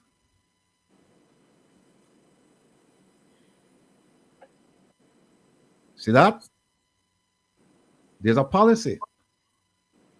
There's a policy. This policy came out in 2011 under a JLP government. And if you don't believe me, take a look at this. See that? March 2011. Look who do the forward. Look, message from the minister. See that top line? Message from the minister. Who's the minister? See the minister, yeah? A young Babsy Grange. See it? And look at, now, we use the green now. Kevin tell me something can get wild with the green. Jamaica, I told the broadcaster still earlier, right? I don't realize. Okay. Right? No, look at what she said. I'm just going to read you some of the things that she wrote. She said, the second highlighted one, she said, well, the first one, I'm pleased to say that the government of Jamaica remains committed to the principle of gender equality. People, I open to understand what gender equality means, It's not only for women, it's also for men. And here what she said, over the years, in keeping with this resolve, several measures have been undertaken to promote gender balance between women and men. Balance. 25 and 3 is not balance, that's unbalance. No. Look at another one right here. In order to ensure that women and men have equal access to opportunities, resources, and rewards towards promoting sustainable human and national development. All this I say is that we're gonna come up with something so that men and women are gonna be equally represented as much as we can. 25 and 3 is nowhere near equal representation. Look at the next one. As well as addresses several of the concerns of women and men garnered through the various consultations. Here's another one. This policy where we are reading now addresses the various facets of gender inequality and further builds on the work that is already in progress in order to take into account the varied and different circumstances, experiences, socioeconomic realities, and concerns of women and men. That is gender equality. Look at the next one. Look for the one in the circle. So equal and equitable. Such a should do for your thing, right? Now, make we go down and we are going to show you something now. Make we go down and show you something. Here it is again. The Vision 2030, they talk about the Vision 2030 development plan. And they said it is identifying and overcoming the limitations to the empowerment of women and men. People don't notice me I use both genders all the time. You know, say women. And them not say it either. Because them realize that in order for you to have a society that is reflective of everything that's going on, the people, the customs, all these stuff, you have to have representation, equal representation. That's what them call for. This policy calls for it. Look what it says. Look, there are significant inequalities experienced by women and men in Jamaica. Both. Then we get carried away, so I put an asterisk on that one. It says gender equality. Listen carefully, people, if you can't read it. Gender, hold on, let me make sure. Someone of my things I make it up. Hold on there. Yes, thank you. There it is right there. Gender equality requires equal enjoyment by women and men of all the socially valued goods, opportunities, resources, and rewards afforded by one's citizenship. Gender equity strives for the equalization of the life chances of women and men. Need I say more? Yes, we are going to say more. We are going to go down somewhere. Yeah. Look at this one here. The policy framework suggests that women and men, people don't notice every time they talk about a gender, them talk about both genders. Good, well done. Both. Right? Women and men. Look at the very last, look at the second to last line. It says, therefore, eliminating barriers to equal participation at all levels of society for women and men will translate into meaningful and sustainable human and national development. Right? And it goes on, same thing, women and men, women and men, women and men. But I want to show you something here now. Let me skip trials because all of this are talk about women and men. All right, page 24, we are going to go to 19. Which one is? Letter 27. Okay. All right. See, we are now. Minister Johnson, I hope you're watching. All of the ministers that you're going to watch. Targets and indicators, the same policy. He said it is the responsibility of each ministry and its respective departments and agencies to utilize the strategies and tools above all the things we're going to talk about to develop gender responsive strategic plans, gender responsive components to the existing strategic plans with the support of this. Look at right. So now let's start. We're in agreement. By way of targets, at the very minimum, each ministry is expected to do what? There's a list. Make mandatory the collection of sex disaggregated data related to the operations of each MDA, meaning ministries, departments, and agencies. Allocate budget resources towards gender mainstreaming and associated plans, projects, and programs, and appoint a point of contact, a GFP, to provide leadership to the development and implementation of responsive plans, projects, and agencies and programs. So, guess what? No. Funo brother, funo boy, funo uncle, who can't sleep at night time. Decide, say, here what? Kevin and Shake. Decide, say, this is a nice ATI. To ask them if them do them things, yeah. Because it's at a minimum, all of them must do this. All ministries, agencies, departments. So the man who can't sleep, right, get up. Well, actually, this was done in the daytime. Sit up, man who can't sleep. ATI people. People done in the daytime, people. It's because ATI. ATI. Is ATI. the reason. ATI. And we are going to show you how some of them people in Jamaica, you know, they might take step with the no boy, you know. But you see now, we know we don't have to shout and carry on and cuss and call people name and threaten. Not like that. We don't have to do that. We know how to do things distant. We know how to do things distant. See? So here's what now. Phone boy right now and look at phone boy right now. He write all of the ministries them now and the two offices, office of the Prime Minister, office of the Cabinet, and say, listen, here what happened? Here to now. I trust that you and your families are doing well. See, but nice. You know? Now listen to what my nephew say. Why y'all? So no, and then we're gonna say, as you are acutely aware, as you know, International Women's Day will be celebrated this Saturday, March 28, 2025. In light of this celebration and its inextricable connection to the 2011 Jamaica National Policy for Gender Equality, that is the policy on just say, the following ATI requests are submitted. 1. Do all ministries and offices have a gender focal point? Because remember the thing said, we have to have a gender focal point. So we ask, when I gone to departments and agencies, you know, we are dealing with ministries now. All I want to have this person, yeah? And if you don't have this person, why? Third question. If yes, who is this person and when was the designation made? 4. Did all ministries and offices collect sex disaggregated data related to their operations, which is the same thing when I'm putting out that's number 2. Number 3, did all ministries and offices allocate budget resources? That's number 3.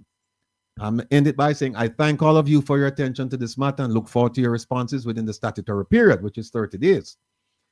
Quite a few of them wrote me back and said, Mr. Rattigan, as they're required to do, Mr. Rattigan, we received your request and we will provide an appropriate response within the statutory period, right? But there's one person who feel like this not apply to them, so they're going to show me up now. See her here, Miss Carrie Ann O'Connor. I put her up on blast. How much I don't know who Miss Carrie Ann O'Connor is? Most of them don't know who she is. She work for the Prime Minister. So the office of the Prime Minister. You see, if you're looking at it, if you look on the address, you see the address, Carrie Ann O'Connor at OPM. OPM means Office of the Prime Minister. And look who all upon it now. She sent it to Mr. Rocky Mead, Ambassador Plenipotentiary. So I don't know if I drape them want to drape me up now. But she sent it to people who me never send it to. So I don't know if she was told to do this or she on her own. So I'm going to show Mr. Rattigan something. So she said, dear Mr. Rattigan, we have received your request and we are kindly requesting, listen to the language and read it. We're kindly requesting that you refine your ATI so that necessary steps can be taken to get you the access you're seeking. And then she gonna make a mistake. She gonna put on it now, say she gonna quote the ATI, and them shall know so them can't quote the ATI to me. Them can't quote the ATI to me. If anything, I mean I quote it to them. And here she said, in keeping with the ATI, Part 1, Section 2 talks about this is the objects, the purpose of the act, and it says to reinforce and give further effect to fundamental principles underlining the system of constitutional. All that mean, people, is that, listen, there's a certain amount of fairness and accountability and transparency involved. And it got to see right there, so government accountability, transparency, and public participation. They're saying that this is a purpose for the ATI, so that you can hold government accountable, so that government is transparent, and so that you can participate in national decision making. So then she goes on and say, by granting to the public a general right of, I don't know why she highlight this, a general right of access to official documents held by public authorities, subject to exemption, blah, blah, blah, blah. It's nonsense. All of this what she put at the last paragraph, pure nonsense. And then look what she said, with the above being said, we await clarification from you. So they might look for 2 things from me. They might look for refinement. See that? We are kindly requesting that you refine, and don't as such, she say, we await clarification. So they want refinement, clarification. Mama no raise no fool, you know. My mother never cleaned people's house. My mother was not maid, a domestic servant. I'm not afraid to say so. Can I take pride in that because my mother took pride in it because she said me I work hard to clean white people house and a clean mess so that you can get an education so that you don't have to come and do what me I do. Sure. You can elevate yourself above the level of your family right now. Mama, your money no waste. Your boy now send it back to everybody who should send it to. And look how your boy treat her again. All I know who should send it to. I trust that you and your families are doing well too. And then we could have nasty her up, you know. But me not do that. Look at me right. As you're acutely aware. No, another one there. Sorry, another one there. Let me go back. Go down further. But you send it to everybody. Oh, see me, I know. Come remember now she now take me on now, you know. So my address her, Miss O'Connor, I hope you are well. Meaning that wait, stop. I was not wrong with the headpiece. I was not wrong with the headpiece because you know why you take me on. Look at wait. Watch the date, people. Look at the date. Yesterday. Ooh, fresh. Fresh video. It's not dry. Yesterday. The ink not dry. You're right. Hold on, no, cause me not waste time with them people, no, cause she write me FR1 with FR1 there. See FR1, I know. See, look on the date for FR1, March 7th at 9:42. I say my one, be busy. I take care of clients' work. And me I go find sometimes this dealer and 121. Right, me write her back. And me say, Miss O'Connor, I hope you are well. And like me said before, but that well they mean that I hope nothing wrong with you. You know, I hope nothing wrong with you. We said, please accept this communication as my response to your request for refinement and clarification so that necessary steps can be taken to identify the documents to which access is being sought. Second thing, additionally, this communication is a submission of amended ATI request to the Office of the Prime Minister. So, you know, me tell her, if you think when me did send you before, did cause you trouble, wait till you see what you will know. So me say, reference is made to the National Policy for Gender Equality dated March 2011, page 24. So they can go look for themselves. And me say, wherein it is stated, quote, by way of target, at the very minimum, emphasis mine, each ministry is expected to do what? I'm saying, name the three things in there. I'm say, in the spirit of part 1, section 2, which she quote to me, my request seeks to obtain information evidencing that the ministries and offices complied with the instructions as set forth in the policy, page 24. I trust that the aforementioned will satisfy your request for refinement and clarification. So I said to her, I hope them things I'm going to put up here, so with the three things and or me name out the policy, I hope that will sharpen your thought about or make you more aware of why me I do this. So here are, Mr. The following is the amended list of my ATI requests. You know what bother them? When we go say to them, say, if you never do it, you must tell me why. Because we can't hear them attack and say, who him think him is? Who him be? Him the American come tell we, you must tell me what to do with this policy. And if you never do it, you must tell me, report to me, tell me why. Well, take a look at this, Ms. O'Connor. Do all ministries and office have a gender focal point? Same question. Number 2, if no, why not? Number 3, if yes, who is the person and when did the designation take place? Number 4, did they collect sex disaggregated data? 5, if yes, when was this done? On a report to me, when was this done? 6, if it wasn't done, tell me why. Why wasn't it done? Then 7 question, did they allocate budgets? If yes, tell me when on allocate it in the budget.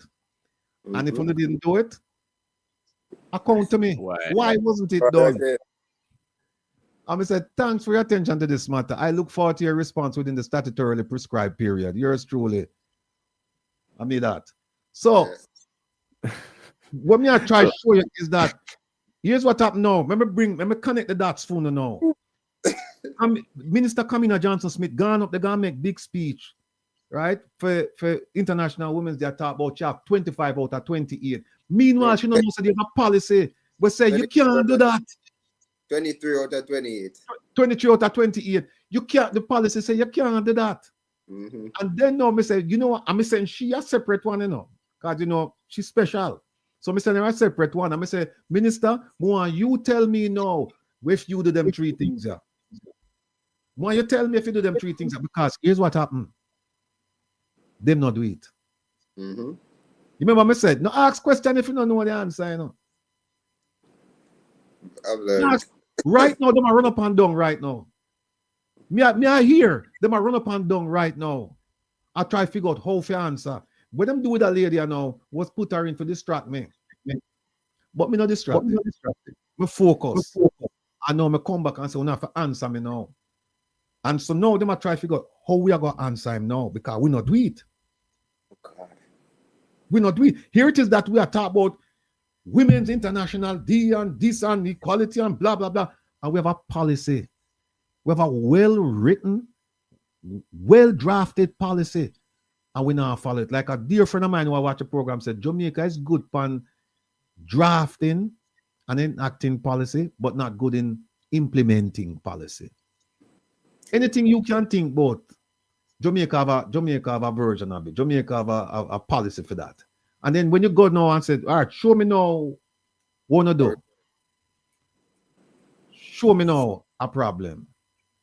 So people, that's why I'm telling you how important it is that you learn to file ATIs, you know. You learn to, I am telling you this, mark my words, Rattigan is gonna be the reason why they're gonna try and change ATIs. Because people, some days, you know, when my head take me, my headpiece right, you know, my headpiece right, I know, like the lady right, that's why I question her headpiece. Some days when my headpiece a function and a click, you know, all 3 and 4 me send, you know. And guess what? Me I get answers. And when me not get answers, me know who forgot to raise it another level. Me know who forgot to. Just, me not call no name, but just this week, Kevin, or last week, we have a meeting. We have a meeting with a government official. A meeting with a government official regarding this ATI issue. And me I explained this to him past week. Is last week? Last week, yeah. This past week. Yeah. And me sit down, I said to him, say, listen, and when me start, and he might watch too. Come and tell him, say, you better watch the program, you know. And you know him said to me, the man said, please don't put a target on my back. I'm begging you. Don't put a target on my back. No, call my name. Me not gonna call on him. But what happened is that I explain things to them in Jamaica. What am I say? How you know this? Implicit in that is how you don't know this. That is the real question. Yeah. How you don't know this? I know how me know it. How you don't know it. That is the real question. Kevin and I, we did a little thing here. I wait there, Kevin. Tell you, this man will leave me out an inch, you know. No, yeah. When I hear him talk about him brain and how him brain work, let me tell you how him brain work. We realized it because he did a scan the other day. It's a requirement. We realized that the left side has nothing right, and on the right side there's nothing left.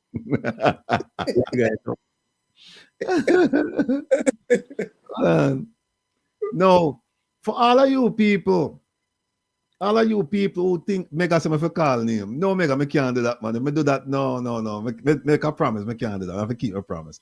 But here's what happened. All of you who think say Rattigan I go stop. Rattigan I go stop. Check this out. That won't be happening. That will not happen. That will never happen.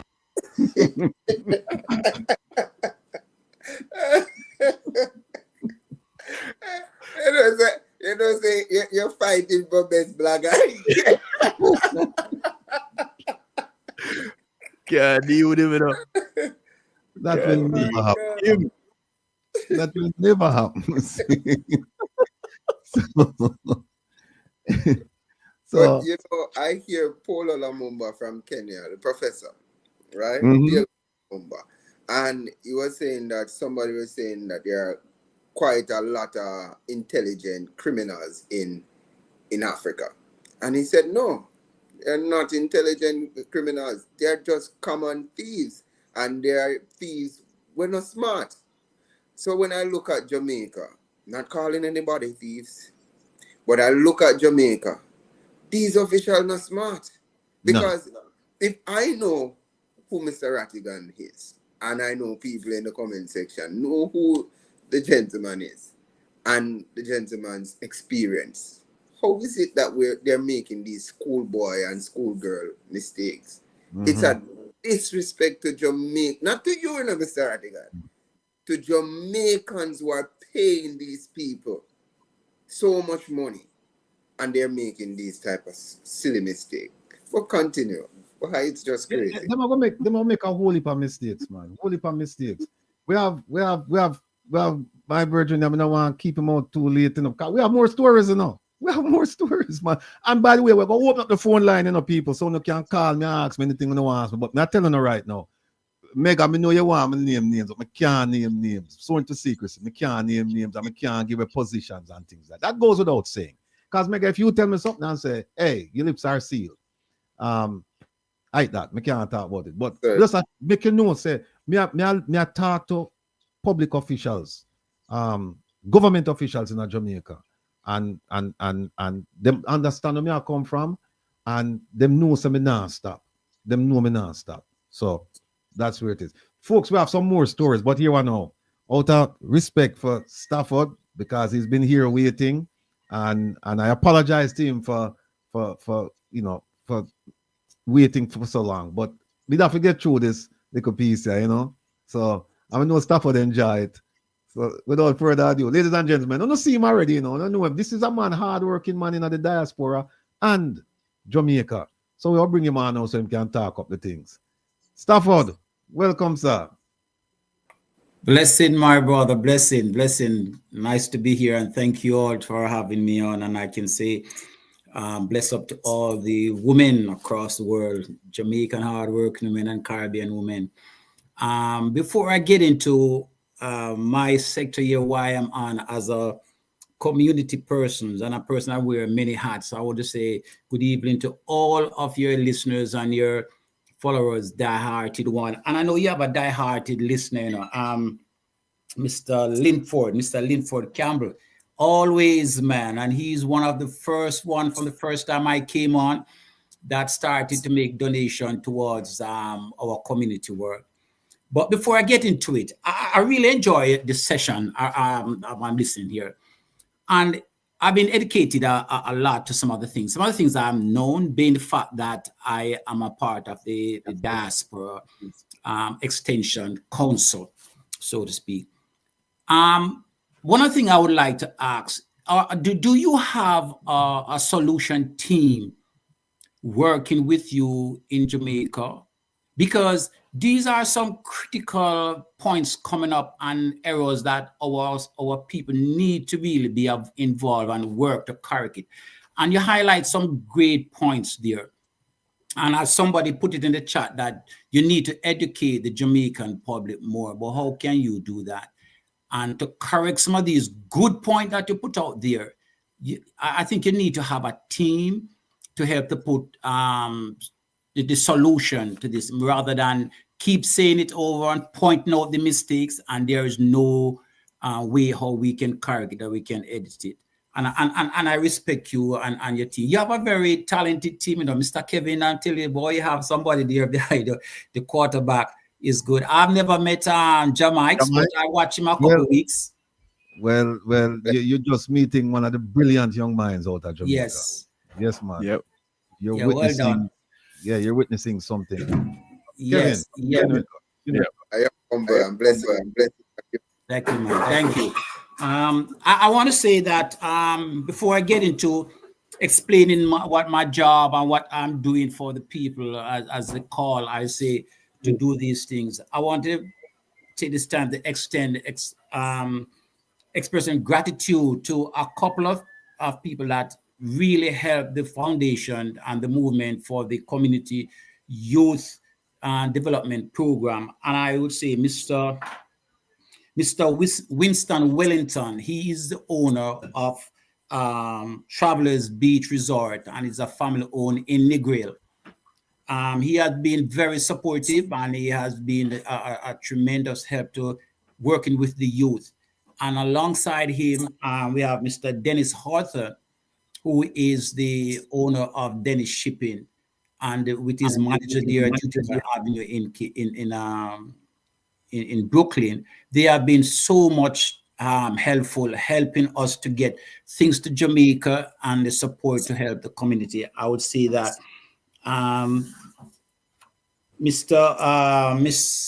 Miss Audrey Blake, she is the owner or co-owner of Olympia Hotel in Kingston, that is off Mullines Road, and also the owner of Crown Dialytics Center. Very supportive, very involved in the community work, and they assisted our community greatly for it. And as I mentioned, Mr. Linford, I like your support and I appreciate that. And we are looking forward to see if we can get the support of the Rattigan community to help to really enhance what we're doing. And so say that to her. I'm just going to cap it off now and start from this end to say that, as they have said, my name is Stafford Grant, and I wear many hats within the community. At present, I am the acting chairman of the Jamaica Diaspora Northeast Citizen Security Sector. I recently resigned as the chairman because of other commitment, and I would love to do more when I'm doing something to put great extent. But now I'm acting in the capacity of the Citizen Security Sector. I am the CEO and founder of the Jamaica Ex-Servicemen and Women Foundation. I will explain more about that, why it has that title. And also the president of the Bethlehem Township Lions Club here in Pennsylvania.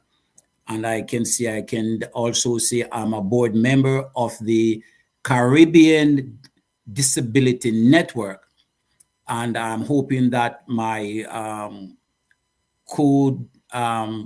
president there, Mr. Andrew Sharp, he's supposed to be on, Kevin, he didn't come on, Authentic Caribbean. No. Okay, no. He has worked. Well, in a cap, that's it for me. I work very in depth with communities across Jamaica, in the US and the Caribbean. And for Jamaica right now, we are doing a coding program, continuing our coding program. We started out in 2019, somewhere that region, during the pandemic period.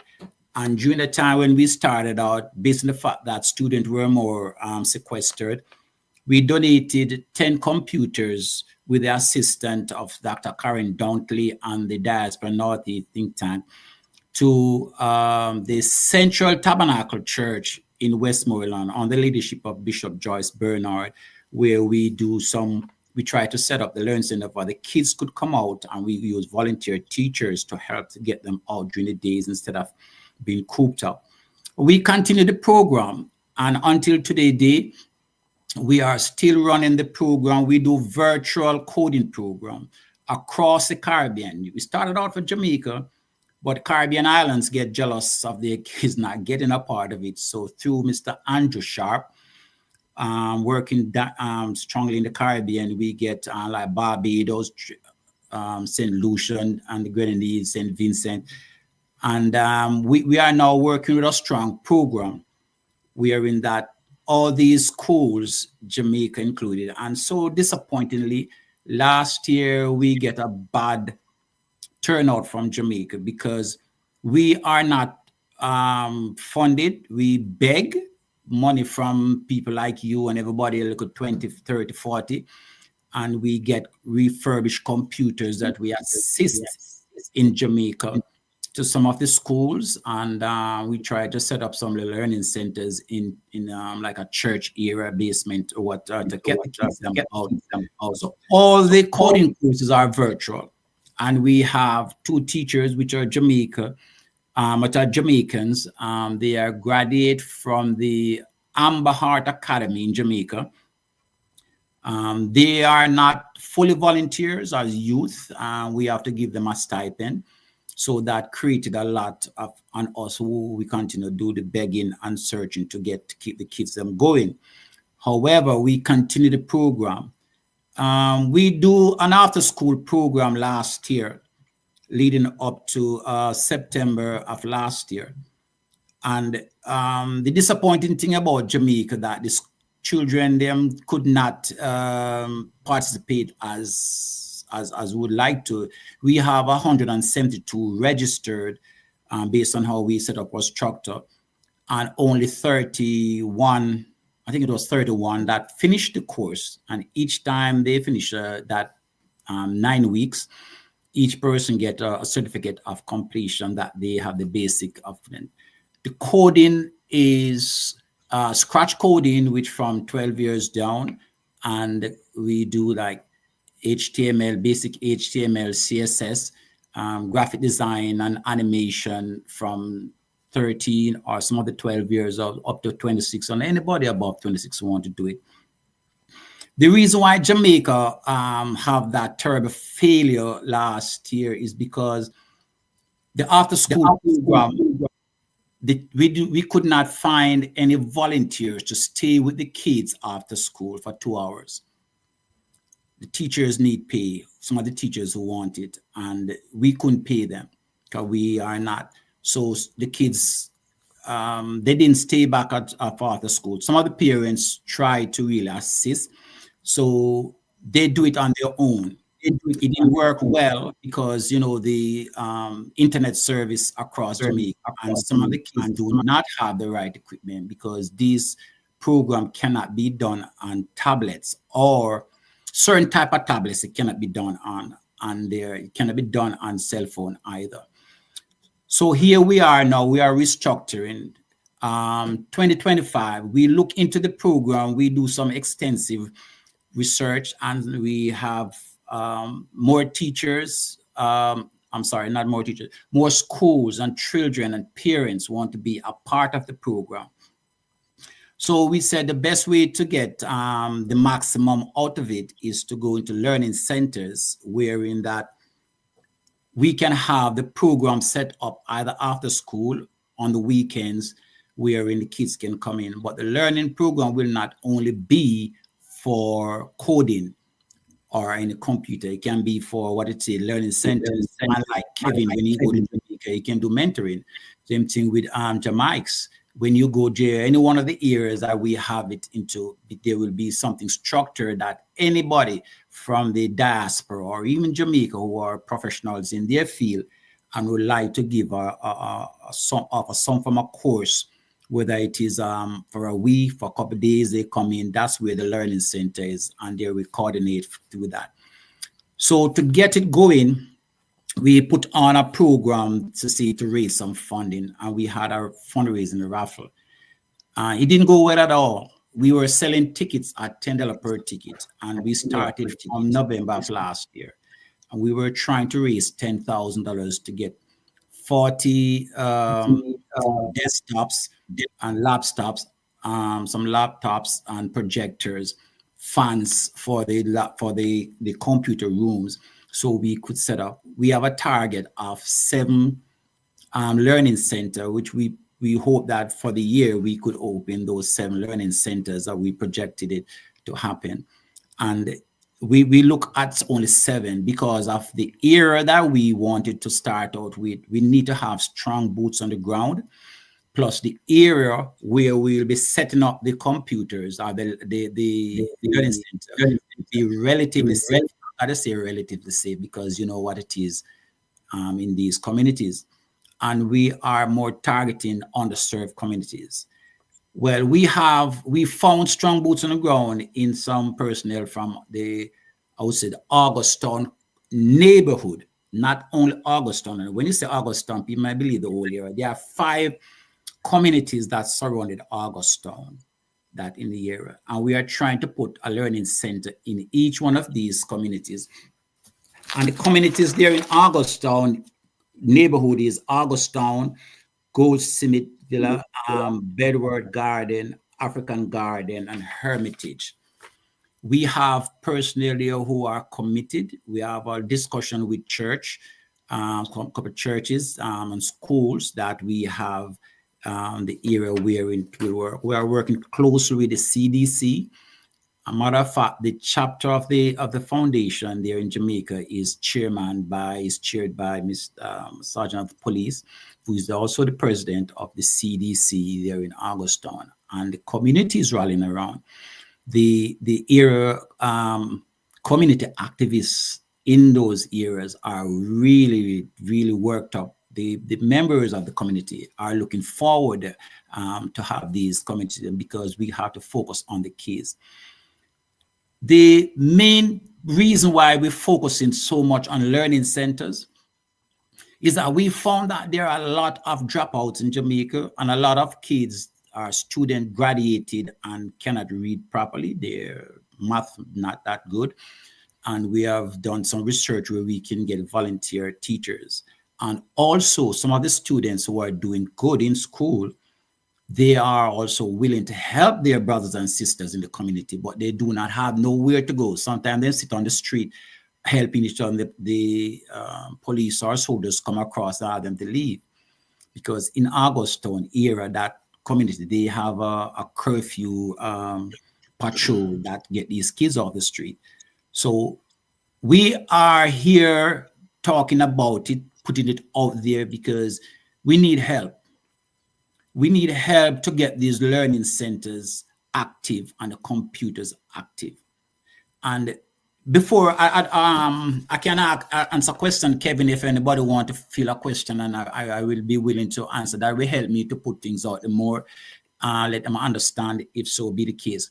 But I want to let the whole audience know that it is not an easy task doing the volunteer work and trying to help these kids. These kids need help.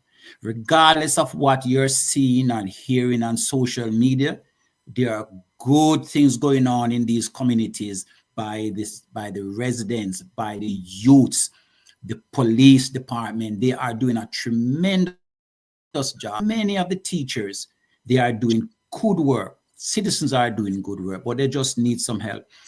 When we go to Jamaica, or when we send things to Jamaica, we need to do some follow-up, go to the schools and see what exactly, how best we can help them.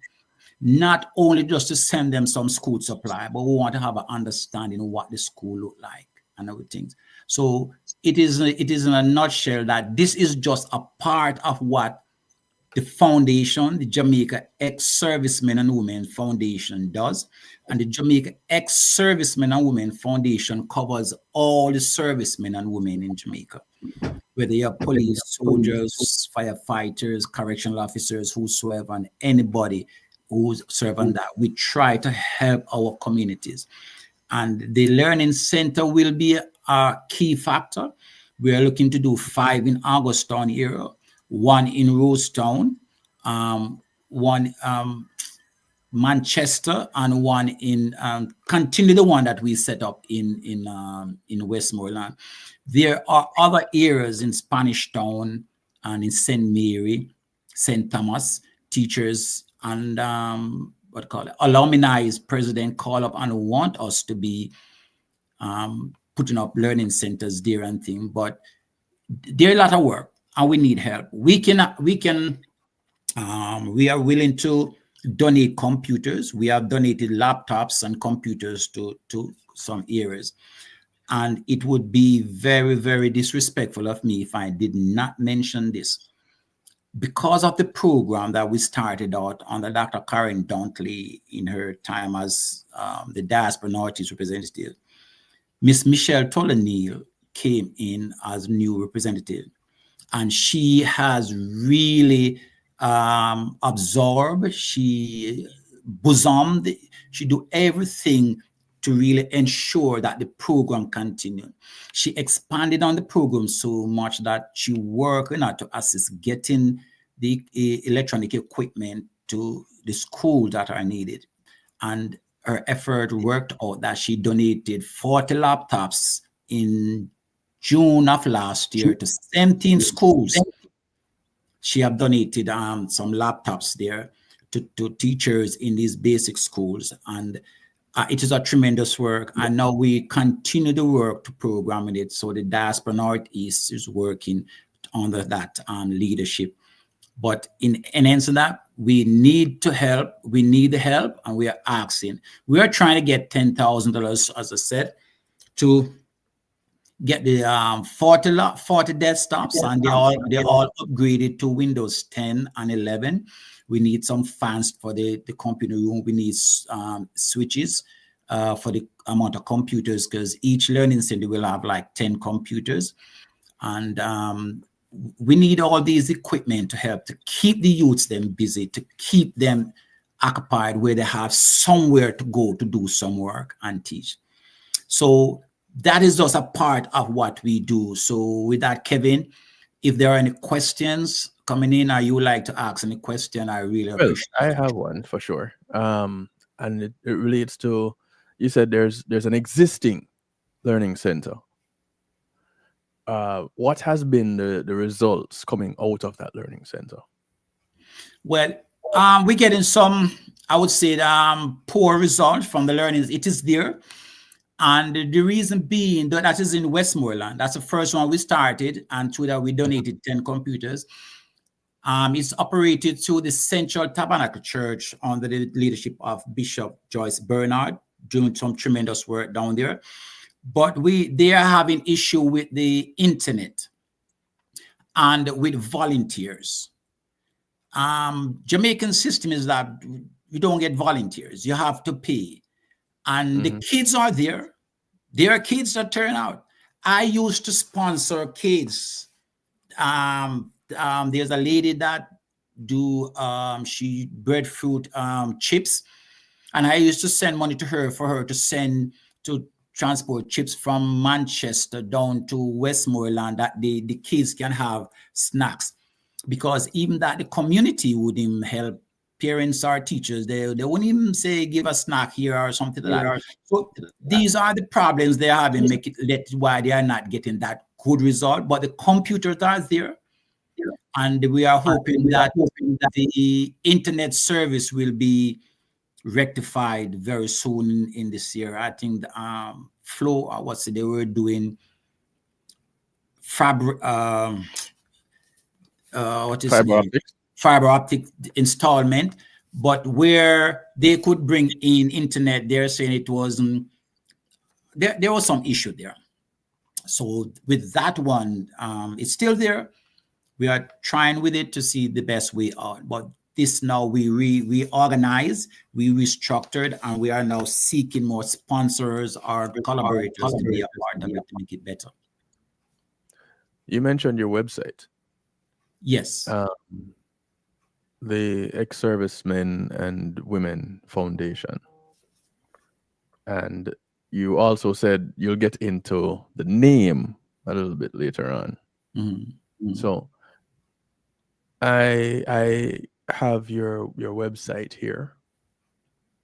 There it is on the screen. Talk to us a little bit about the foundation itself and the name behind it. Sure. As a retired soldier on the Jamaica Defense Force, there is no benefits, there is no stipend, there's nothing from the government of Jamaica. Not when I say the government of Jamaica, I want everybody to understand it clearly. Not this government. It is never from 1962 that the retired soldiers get a stipend or anything, medical, dental, or anything like that.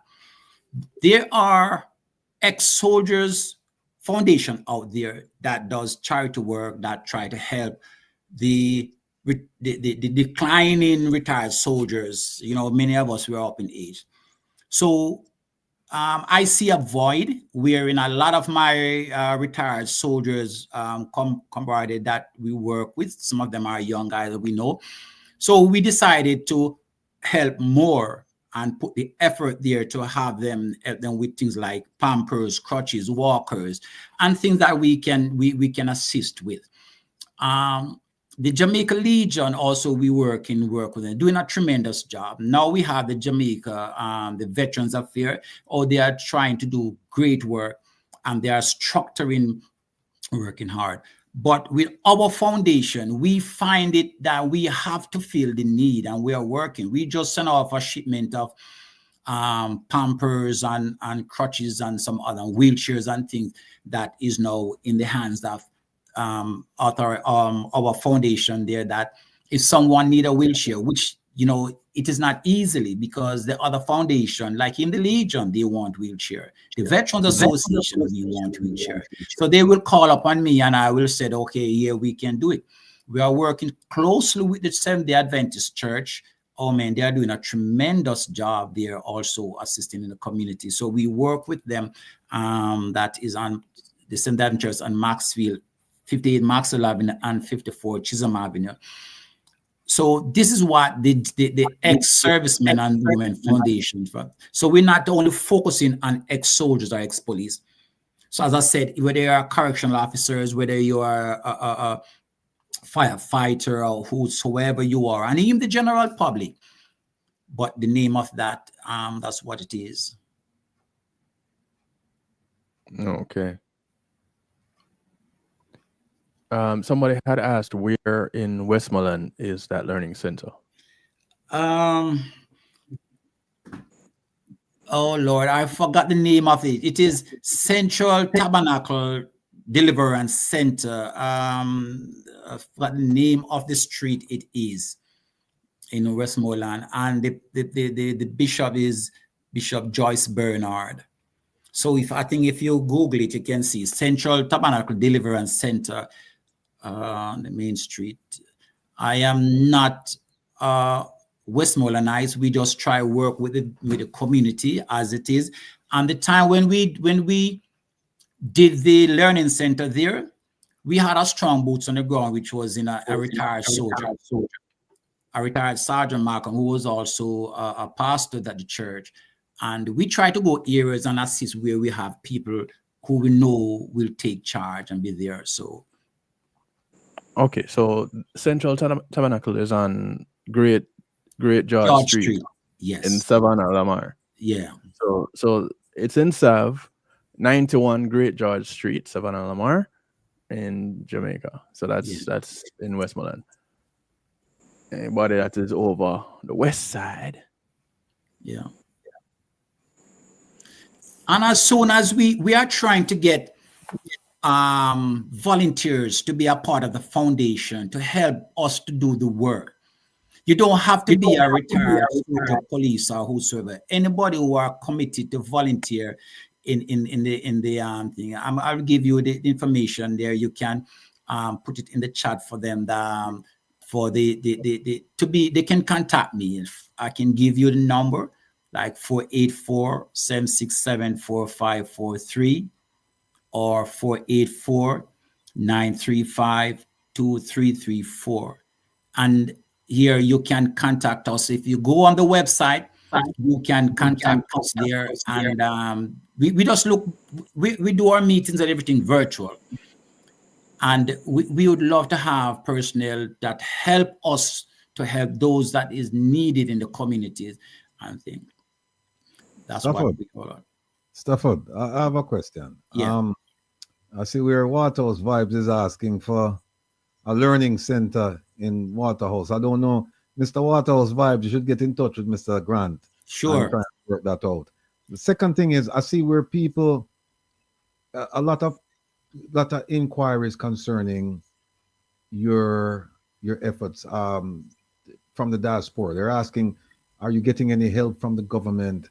And then there are some who would say to you, why is it that you're doing what you're doing when the government is not really helping? And the government should be helping. The government should be a willing partner in this.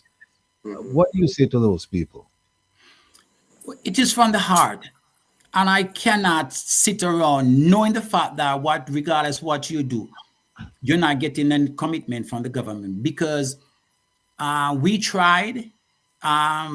many before tried, but it is just, I cannot sit around or walk around and see that my brothers and sisters who I know, and not even retired soldiers, that need it. I mean, a couple years ago, even before I formed the foundation, I went to Jamaica and I met up a ex-soldier of mine. He called me and said, and let me tell you, that man was neatly dressed, tucked in and thing. But I said to him, oh man, how's things?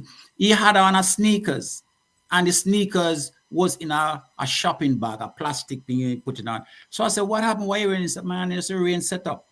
So I said, so why for instance? He said, no man, I can't allow my sneakers to wet up, boss. I want me having, I can't work, but just up in it. And I said, oh my goodness. And my wife and I had some disagreement of it, because the sneakers that she gave me for the Christmas, I left it with the man and she wasn't happy, but that was almost $300 sneakers, which I never know the price. And I said to her, it is not the price, it is the need. And these are things that my wife and I, she work with me closely. I want to tell you, every year since the past 3 years since I formed this foundation, she's the first one that make a donation starting off for the year to help with things. And we work through that. And I really appreciate the support that she really gives that. But the government, you can't rely on the government, because I'm going to say this to you. I'm going to say this to Jamaica diaspora and Jamaica diaspora and Jamaica and Jamaican and Jamaica. We get nothing from the government in medical, dental, or anything. I'm not a matter about bashing this government. It is a system. There is no policy set up. The Jamaica Legion is the legion that they do the administration of the ex-soldier community, ex-soldier Golden House in Manchester, which is known as Curfew Home. The Jamaica Legion have to do fundraising. Kevin, if you go down somewhere there on the website, they call upon me for assistance with certain things that they need. And the foundation we just donated to them a washer. One would say, why would you need a washer in Jamaica? But they need a washer. And we donated a washer to them there for their assistant. I think it is.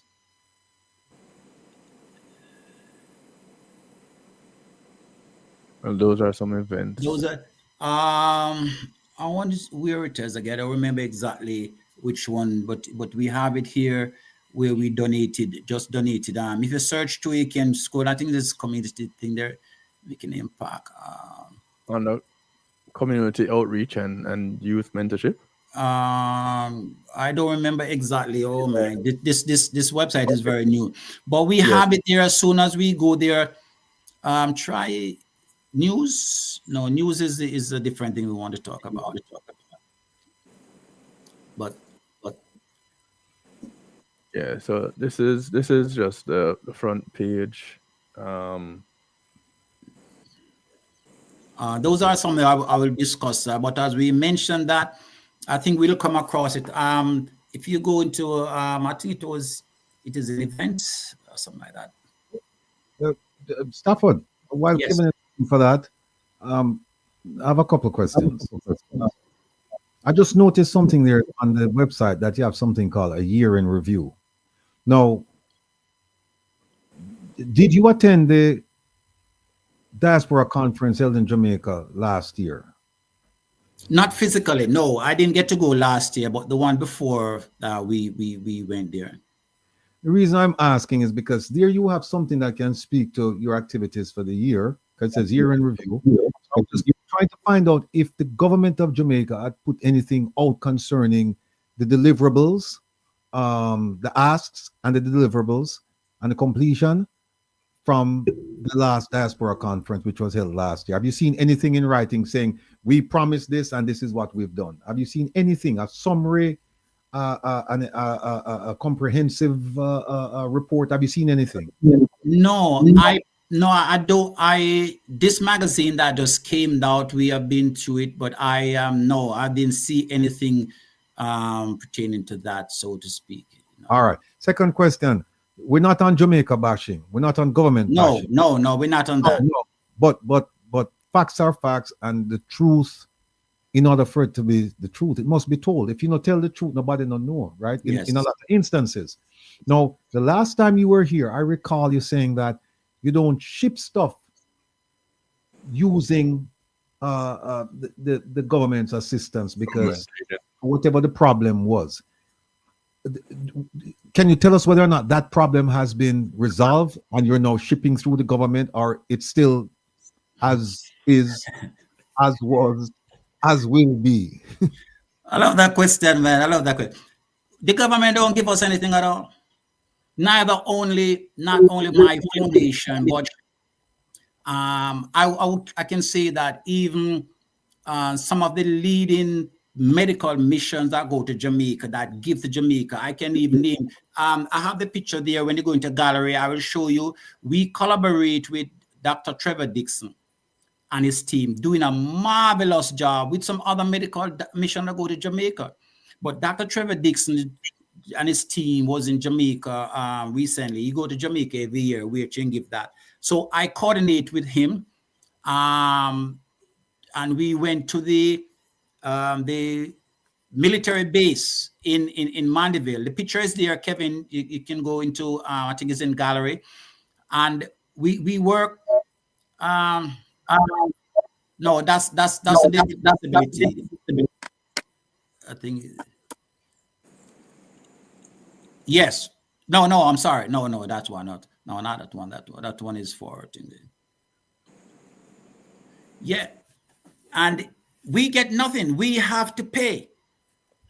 Anything we shipped into Jamaica, we have to pay our dues. The government don't give anything. Yes, that's it right there. We when you get I would say, let me say when you have your documentations. Oh, let me retrack. I'm sorry. Let me retrack. We get they call it now a waiver.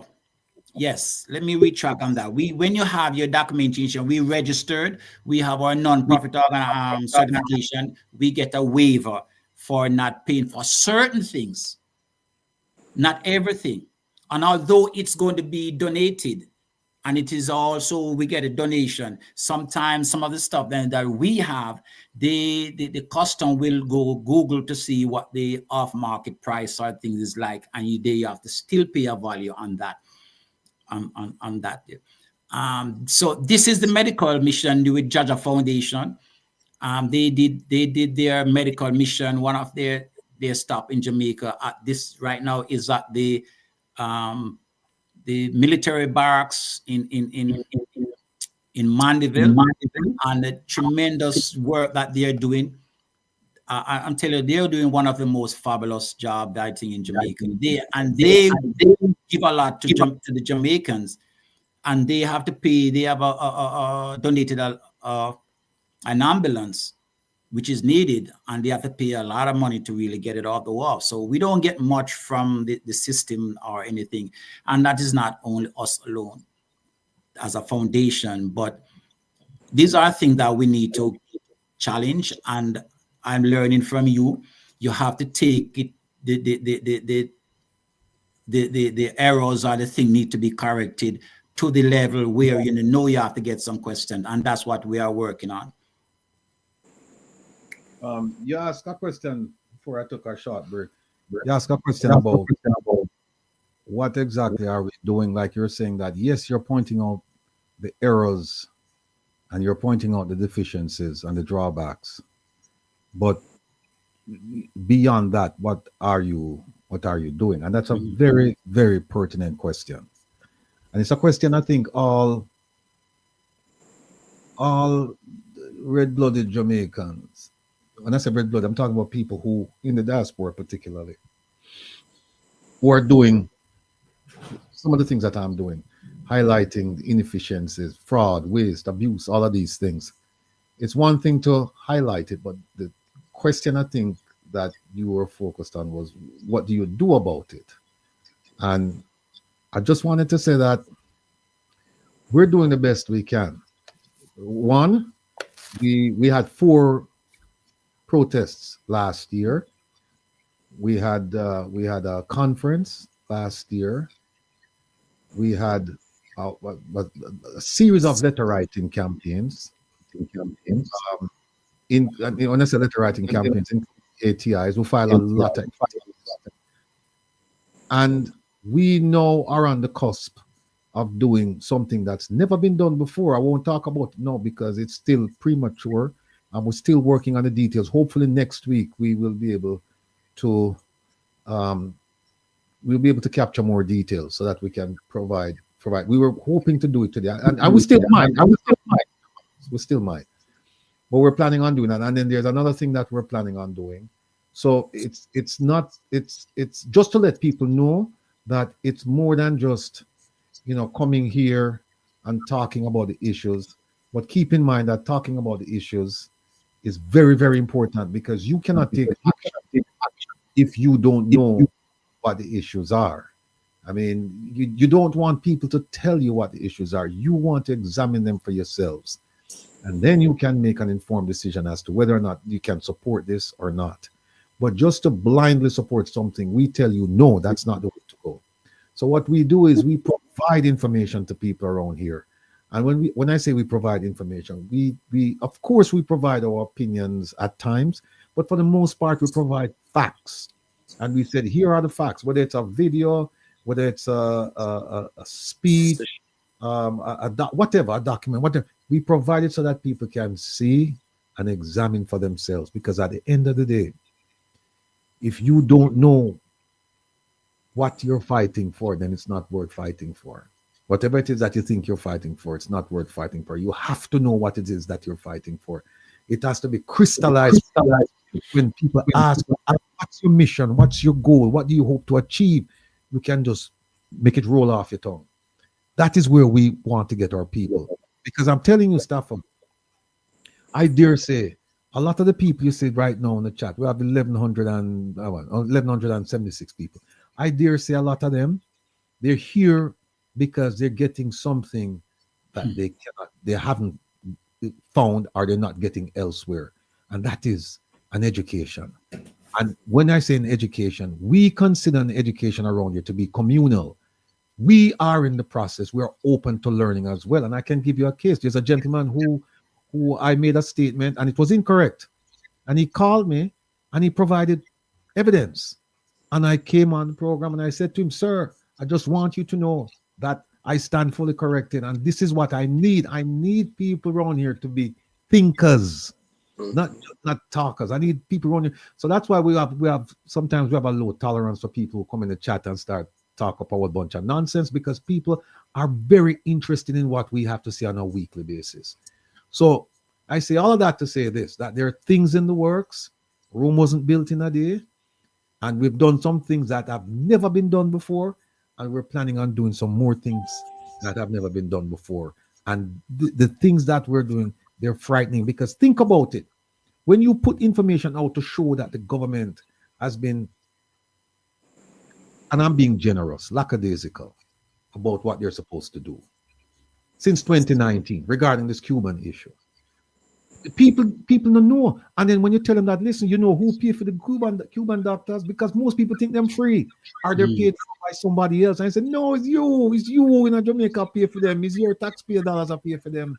They don't know this. So it's almost like you're awakening the senses of people. And once you awaken those senses and you get them to the point where now they start question things, then you say we're on the right path. No, we can't start. But you can't move forward with a group. You can't move forward with a group of people who don't understand fully what the issues are. I mean, most people have a general understanding, but the way we do things around here, we dig deep. Or as my good friend Mr. Vumva would say, well, we do deep dives around here. Yeah. And so bring it to the people so people can understand why we're here. But stay tuned, man, because listen, what you're doing is highly commendable. Not just commendable, highly commendable. And like you said, you're doing this from your heart. You're not doing this for money. You're not doing this for a position or for an award or recognition. You're doing this from your people that you love dearly. And that's why we're here doing what we do. And I hope and I pray that someday, soon, we can be a collaborative force. Yes, we are going to do. We are going to be, because as I mentioned to you before, the communities and Waterhouse is one of my area too that we are. And somebody, you said, mention and ask about Waterhouse. We only want to know there are things we look on for nothing. We are non-political. We are serving a community that have people who made decision to serve whether they want to be a PNP or JLP. So we are not working political, and we have been approached from certain personnel, asked they want this in the area, and said not from you, not from the, and we are not going community centers. We're not doing community centers. We need either a church or we get a place where in a school or somebody give us a building or something we do. We don't try to, because property. Community centers can take over by anybody who come in, been ruling or who they done. So we need to do, mostly we're working with churches. And you mentioned something there, Rattigan, that we have to really speak it as it is and come out and say that. And this I want to let your listeners know that with the service that we get from that, as young men and women that serve our country, there is no provision there after we get older and we leave the army or the force and go out there. There's no provision there, nothing there for you. And Jamaica on a whole, the private sector on a whole, not even the government, they don't respect police and soldiers. I go and see even soldiers or police to go into the bank quickly to do a little business, and the way they are treated. You shouldn't be, because they are emergency personnel. Now I see we're in the JDF now. We have a Veterans Affairs, and they're doing relatively good now. Kudos to the chief of staff and to the general Rocky Me that started it out doing the work, and they are doing a good job. They are asking all ex-soldiers they can go in a park camp and go and get their retired soldiers, their veterans ID. They pay $1,000 to get it. I got mine recently when I went down. But the thing about it is, a lot of people ask a question: what's the purpose of paying $1,000 for a veterans ID into a country that does not respect soldiers and police? That even with your logic, with your working ID, you go to certain places and show, they look at you and you soldier go join the line, police go do. No, our society do not have that respect for our serving members of the force. And when you get, we as retired soldiers, and you get that ID, there is no establishment, no restaurants, no food store, nowhere at all that recognize that ID, that said if you serve and you come and you show your ID as a retired soldier, or you get a 5% or a 10% discount. We are not recognized in Jamaica. And the thing that why we believe we are not recognized in Jamaica is because government over from we became independent, do not educate our people that you need to respect the servicemen and women and put something in place that soldiers and police are retirees will be served and be respected in a way, whether they're in uniform or not. They don't, and we do not have that in Jamaica. And those are some of the things that we hope will change in the new changes of all the administrative laws and things in Jamaica. We do not get. So my work here is to really help fill a gap where it is needed, and we try our best. We try our best to see we can help our brothers and sisters who are going through a hard time, and many of them do not have pension because they did not do the amount of years to become pensionable. So they go through a want. So we as an organization, we try to fill that gap. Yeah, there are many of us as retired soldiers will help. Some of the soldiers are there that are in a really bad situation. We help them with a little stipend here and there. Some of them need medication. We try to help them, but nothing else there and things. So my work here is to even help with the education of their grandkids, their kids and grandkids. So we try to provide, with like this learning center now, we try to have them go into school because we do not have that amount of libraries in Jamaica anymore. And I want to show you, I want to go back here, Kevin. If you go on the news, if you go news, let me just show your audience here. If you go on the news and go down past the young men and women and scroll down.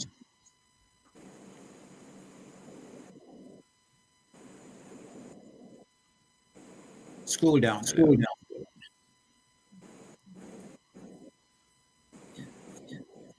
Okay, there it is right there. No, support, we are supporting veterans, all right? And we say we care. And just recently, February, somewhere in February there, although we did not get to edit it properly. As I said, the website is still working on it. This is what they need.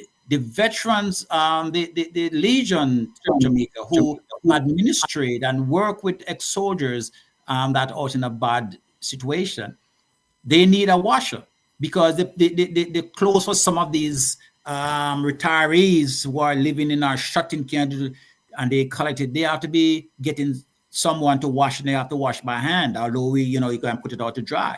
So our foundation, with the assistance of another retired soldier out there, Mr. Patrick Freeman, we collaborate and we put this together and get them a brand new washer. And they said they have to have a presentation. I said, okay, we weren't on, but they want a presentation to show members said here, yes, this is where we need to assist. And we put it through there. So we'll get it edited more. They just recently take a wheelchair, of which it comes through our foundation to us, but we have to work on that. And they beg around and ask to get a wheelchair and take over to our retired soldiers who I think is about 90, 91 or something like that over in St. Mary. A group of the veterans took it over there to him, give him a wheelchair and think, he couldn't do anything on a walker. So these are things that our people go through, our retired soldiers, and that's why we ask, you don't have to be a serviceman and men and women. You can support, and we are looking for your support. And right now we are seeking financial support. If anybody want to go on the website and they can donate to the cause, regardless of what you have, you will always see, because I'll be coming back on a Rattigan program to be very transparent. Sure. What your donated money has done, and we can go back. And if Kevin, you can see right there in news, you see the coding program. We have a coding class right there. If you can scroll up a little, scroll down. All right, just go back up a little more, Kevin. Let me start from the top here. Go back. All right, this is wherein I went out to Georgia. That first picture there, Consensus on Disability and Inclusion in the Caribbean, where we donated items that given to us. And to our assistant of Miss Marcia Essence there from the Lions Club, we went down and we collected all those donated items you see there. And below that, yes, those are books we donated to the Caribbean, to Jamaica. And those are children from the Joytown school in Trenchtown. The books that we got there, we'll go on the page to show you the persons who are responsible for those books. But it is the foundation that get those books to the schools in Jamaica. These are kids from the Joytown community, their school academy in Trenchtown. And below that, we have the one of the learning class. We have the teacher there. And I think below that, we have another, it is on the front page, I think, but go down a little. Okay, no. On the front page, you see where in that, when you can go back to home. Scroll down a little, please. all the way down. Okay, right there. This is one of the volunteer teacher, or I would say semi-volunteer, because we have to give them a stipend. And she's graduated, Miss Chanel. She is a part of the coding class. She's so advanced now. She's doing cyber crime courses, which gradually or very soon will be also a part of what we be giving to our youths and teaching a part of the coding program. So basically, that's how we organize and we go. Kevin, if you can go back to community.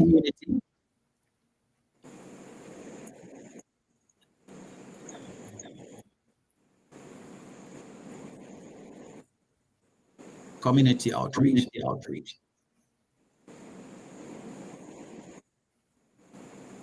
Yeah, that's not a live link yet. Okay, now, well, there is a the community outreach important. You see, the lady that the personnel that supported. Go back to, is it on the news?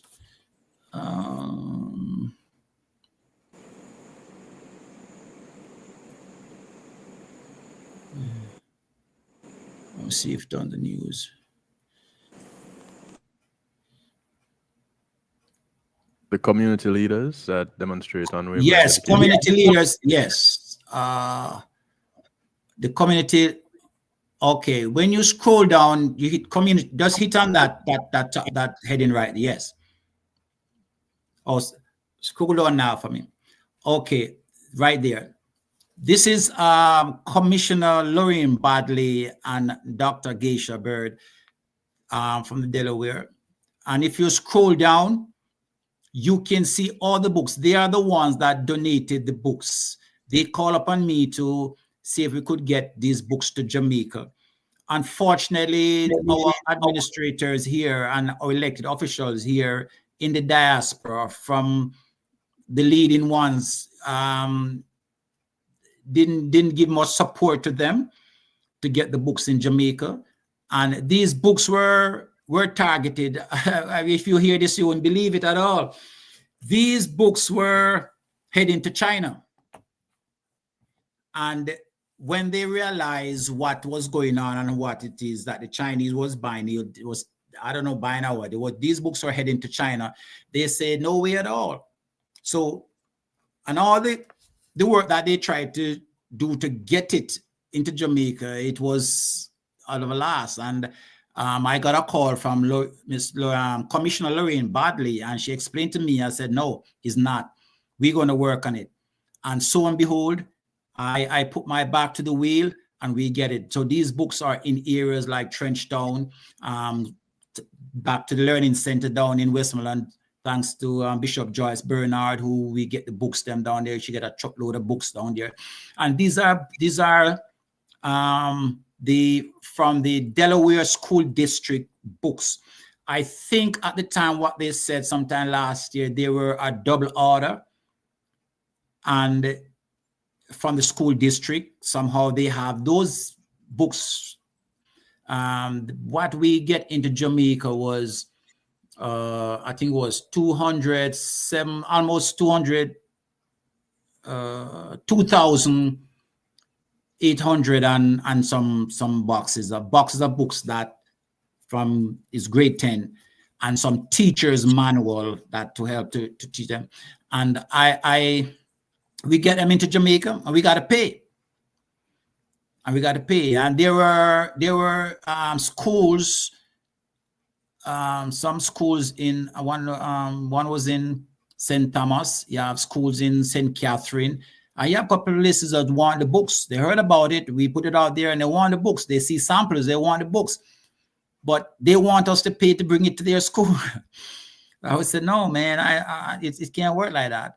And we got some assistance from a gentleman who paid to get some into Trenchtown. So we give books to places in Trenchtown to school. They were, so if you can see the kids there, they were so overjoyed with it because it's learning material and they have a mixture of what they are seeing in Jamaican school district, what it is like, and comparing. you know, the different ways, and it helps a lot of kids, and we get a lot of thanks. And they're looking, some schools are looking for more, of which we are trying to work. But we have to say thanks to Commissioner Lorraine Badley and Dr. Geisha to really help us to get these books there and the work that we get it into Jamaica. So this is how it is with our people. We can't give up, and we are not going to give up. Right. We are asking for some work and some assistance from our own Jamaicans. Don't sit on the sideline and wait until you reach certain stage. Stafford, you said you're not going to give up, right? No. Let me just do something. This is an inspiration thing here, and then after that, Jamaics have 2 questions for you. Don't give up, Stafford. That won't be happening. That will not happen. That will never happen. You're right. I will never give up. All right, Jamaics. Hey, I want to first say, Mr. Stafford Grant, thank you for serving. That's the very first thing to say. And you said something quite profound. Ambassador Kurt Ward was talking about it as well, that we don't do much for our veterans, or people who have served, and that needs to be highlighted 100%. I see that you have target education. We're in a real dilemma in education, a real crisis, because with over $902 billion being unaccounted for in the education ministry. And also we see that 18%, only 18% of our youth passed 5 subjects or more last year. And that is a real shame. So to hear you speak about targeting education to improve, I really do appreciate that. I hear you said that there was a workshop in Augustown, Rosetown, Mandeville, Westmoreland, St. Mary's, Spanish Town, and that is very, very important. So my 2 questions to you: have you ever in the 9 years, I don't know how long you've been doing this, your foundation, Ex-Soldier, Ex-Women, Ex-Men and Women Service Foundation, right? Did I get it right? The Jamaica Ex-Servicemen and Women Foundation. Going 3 years now. 3 years. 3 years. 3 years. I just asking 2 questions. So first one, have you ever engaged with the Ministry of Education to say, hey, we have this in mind that we're doing. We would like for you to highlight it, not for them to say support it, but to highlight it, because this is something very good, extremely good for the country overall that you're doing. And the next question, you highlight out again, we're not doing enough for our servicemen and women or the veterans. Do you ever think about advocacy for that? Because Jamaicans need to be aware. You talk about getting the cars, but no benefit, no type of perks to it. So those 2 questions, advocacy, and have you ever consult the Ministry of Education to highlight what you're doing, because what you're doing is very good. Thank you. Sure. Very, very relevant questions, and I appreciate it. I love that. Well, let me deal with the ministry first.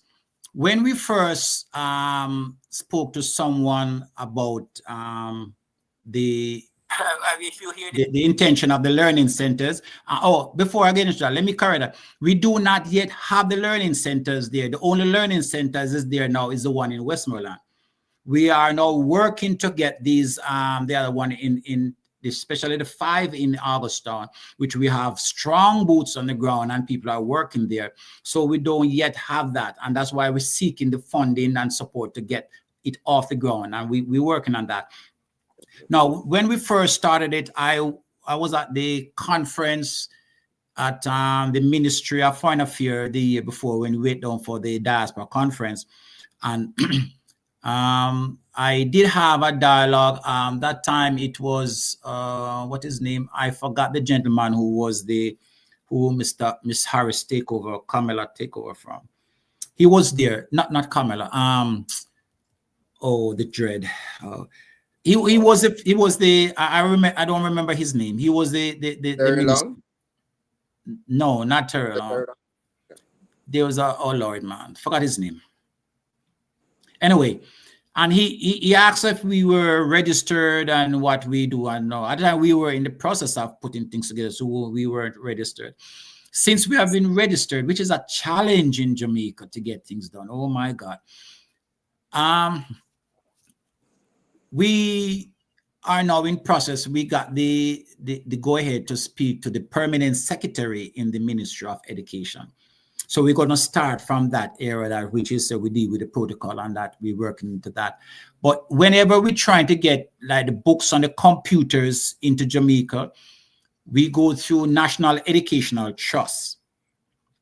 And we work with them. They are very efficient, so long as it's going to school, the National Educational Trust. So we are working on that to see how best we can have things working. Also, we are working to have collaboration with principals of school. There are certain schools that are willing to have their teachers and working that we are already communicated with, that they will be working when the new program start. We'll be working with them, especially with the disability. And this is something that we'll be discussing a little more. I'll show you some more pictures on that. But with that, we are in the process of communicating with the ministry to see how best we can get the school more, Ministry of Education more involved, and we can get our learning center be more supported to have more in the communities that needed to be. The other one you asked about the veterans. Being an advocate, yes, at the moment, yes, I am advocating for that. But to go deeper and further and higher up on the chain to get it be more recognized and get it there, we need committed personnel on our committee, in our board, to work with us to get it. This is not a one-man thing. We try to work with other ex-soldiers group, but they are, I don't know, no, we don't get that support. It's like people are saying, well, we can't win. We're not going to get nowhere because government has said, that's your challenge. That's you, but I'm not giving up. So we are working on it, and we are putting people in place, and we are working, trying to straighten our board. We have two strong. We have a doctor who is a professor in North Carolina that teaches law. She's now a trustee on the committee. And we have another doctor. He do some part-time teaching at some college. So we are trying to straighten our board to have a strong committee to formulate that, because we're going down into Jamaica in, I think it is June. And then there, you're all going to hear and know that there's a start towards this movement to get things done, because of things that needed to be done to put in place. But as I said, we have to really be very strategic to the type of discussion we have with various people, because we put certain things there and trying to get some personnel on board, and they sort of shut it down. Oh, you can't do it. They have a sort of excuse that we're not going to get anywhere with it and all them things. I said no. And I try to really use Mr. Edison as a guy to show them that this is the path that I'm taking. From my understanding, it took him 101 try to get light. Now we have all sort of fancy light. And I also use the Honorable Mandela effort in life to push to not to give up. Those are some of my things that I look to inspiration and say, regardless of the fight, regardless of the struggle, we have to focus on the future of our country, the youths, kids. You can't say you're going to ignite a nation for greatness and you're not putting in place to bring the young mind in to take up the challenge, because they don't see anything at the end of the road for them. So this is where, yes, the advocacy, I am a part of it, and sooner or later I may call upon you to be a part of it too.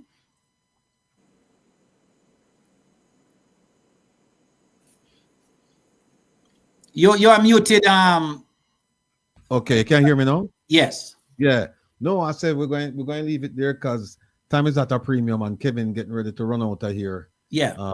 So you have to show me some things before me. But we want to thank you for coming and sharing the development of your program with us, and people who wanted to go out and support Stafford and his initiatives, because these are not fly-by-night initiatives. These are initiatives that are helping real people, real initiatives helping real people.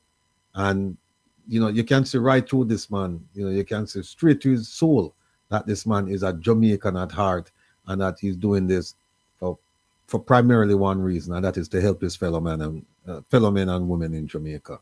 Nothing beyond that. So I want to thank you for coming. I'm making notes that this platform is always open to you. You know that. You just have to yes. Yeah, it's not a All problem. right, I will try and come back maybe next week to give some more about our disability conference and our disability work that we are doing. And this time we'll have another person, because we have formed a network in the Caribbean to help our disability. So I really appreciate it, and thank you. And let me just leave my number again, 484 You can put, Kevin, you can put it up, please. Well, there's a contact number for him. See, right. So OT put it up. All right. Yeah, OT put it up. People look at 731 right there. Yeah, the website and the contact number. And the contacts on the cash app. We appreciate it. We're looking for the support, and we need some officers. We need, come on and join us, please. Thank you a lot, guys. I appreciate it. I will keep watching. Yourself, my brother. All right, cool. All right, Stafford, take care. All right. That was Stafford Grant. The man is doing great work, and may God continue to bless him and support him, and we need to support him as well, because only through that support will he be able to support the people of Jamaica. And the people of Jamaica really, they're in dire straits right now. We hear all kinds of horror stories, and it's getting worse. It's getting worse while people are dancing. So we couldn't go anywhere without. Let me see where producer. Oh, if you see wrongdoing or evil and say nothing against it, you will soon become its victim. All right? And people of Jamaica, this is what's going on with some of you. You are victims. I hear them say victim of circumstances. Well, you're a victim of your circumstances, because we need to speak out about these things. We can't sit back and expect people to do it for us, or that it's gonna go away. No, things like that no go away. Let me see what else. If you're filled with pride, then you have no room for wisdom. That sounds like somebody I know in Jamaica. Yeah, that sounds like. In fact, hold on a second. I think it. Hold on, Kevin. Hold on, Kevin. Hold on there. That thing there resembles somebody I know. I think it resembles somebody that this man is talking about. Back my money. So how you going to deal with that? The government alone really can't do nothing about this. The government is doing its part as much as it can. I hope. This is a different government that has set a higher bar, and persons expect that there will be a quick return. Go on. No. This is rubbish about nothing that's going on. You can't say anything you want to say. Of course. That upset me. That's my style. You see, that's the problem. Meaning? That's not the problem. It's not just to go blame the government. This happened to me, and it's going to have it 2 years. Yes, you are worried about your problem. I can't say back a dime. We don't have nothing to do with that. You know the company, you know how old, so don't bother with it. Sometimes I hear people talk, and I really wonder if they know what they're talking about. Don't bother with it. Find something else. Who want to go listen to conspiracy and gossip, you go on your way. All this money, Miss Nana, one person know about it. You have to take some personal responsibility. If me start speaking, I hurt Jamaica a lot. That is not going to get you far. Cut the foolish. You don't have to take my word for it. Sorry for Jamaica, but I forget about my money. We cannot continue like that as a people. People, me not get back my money. Me not get back my money, people. That there is an alternative. That there is a bright future. You know, there are some mothers and wives and sisters and girlfriends. Sintra has just released AI employees, and it has me terrified. Are innocent. Stop and think for a moment. He says something, I think it's somewhere down here. We must change the value system to reward those who choose Jamaica. All right. Listen to this, people. And we can put them on a pathway like the thousands of Listen to this. girlfriends and friends. If we can reach out to those problem 5%, we can save their lives. And we can put them on a pathway like the thousands of others who are struggling, who are facing the hardship the same way, but have decided that they are not going to engage in crime. You notice something? You said we have to put them on a pathway. Where is that pathway?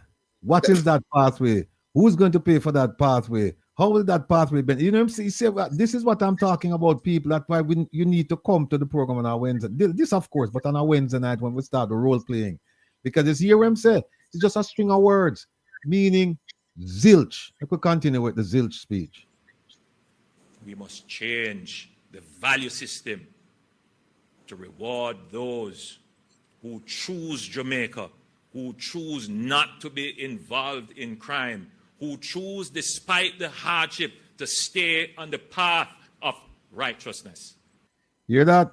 We're going to reward those who choose to stay on the path of righteousness. How? How are you going to, what does righteousness look like?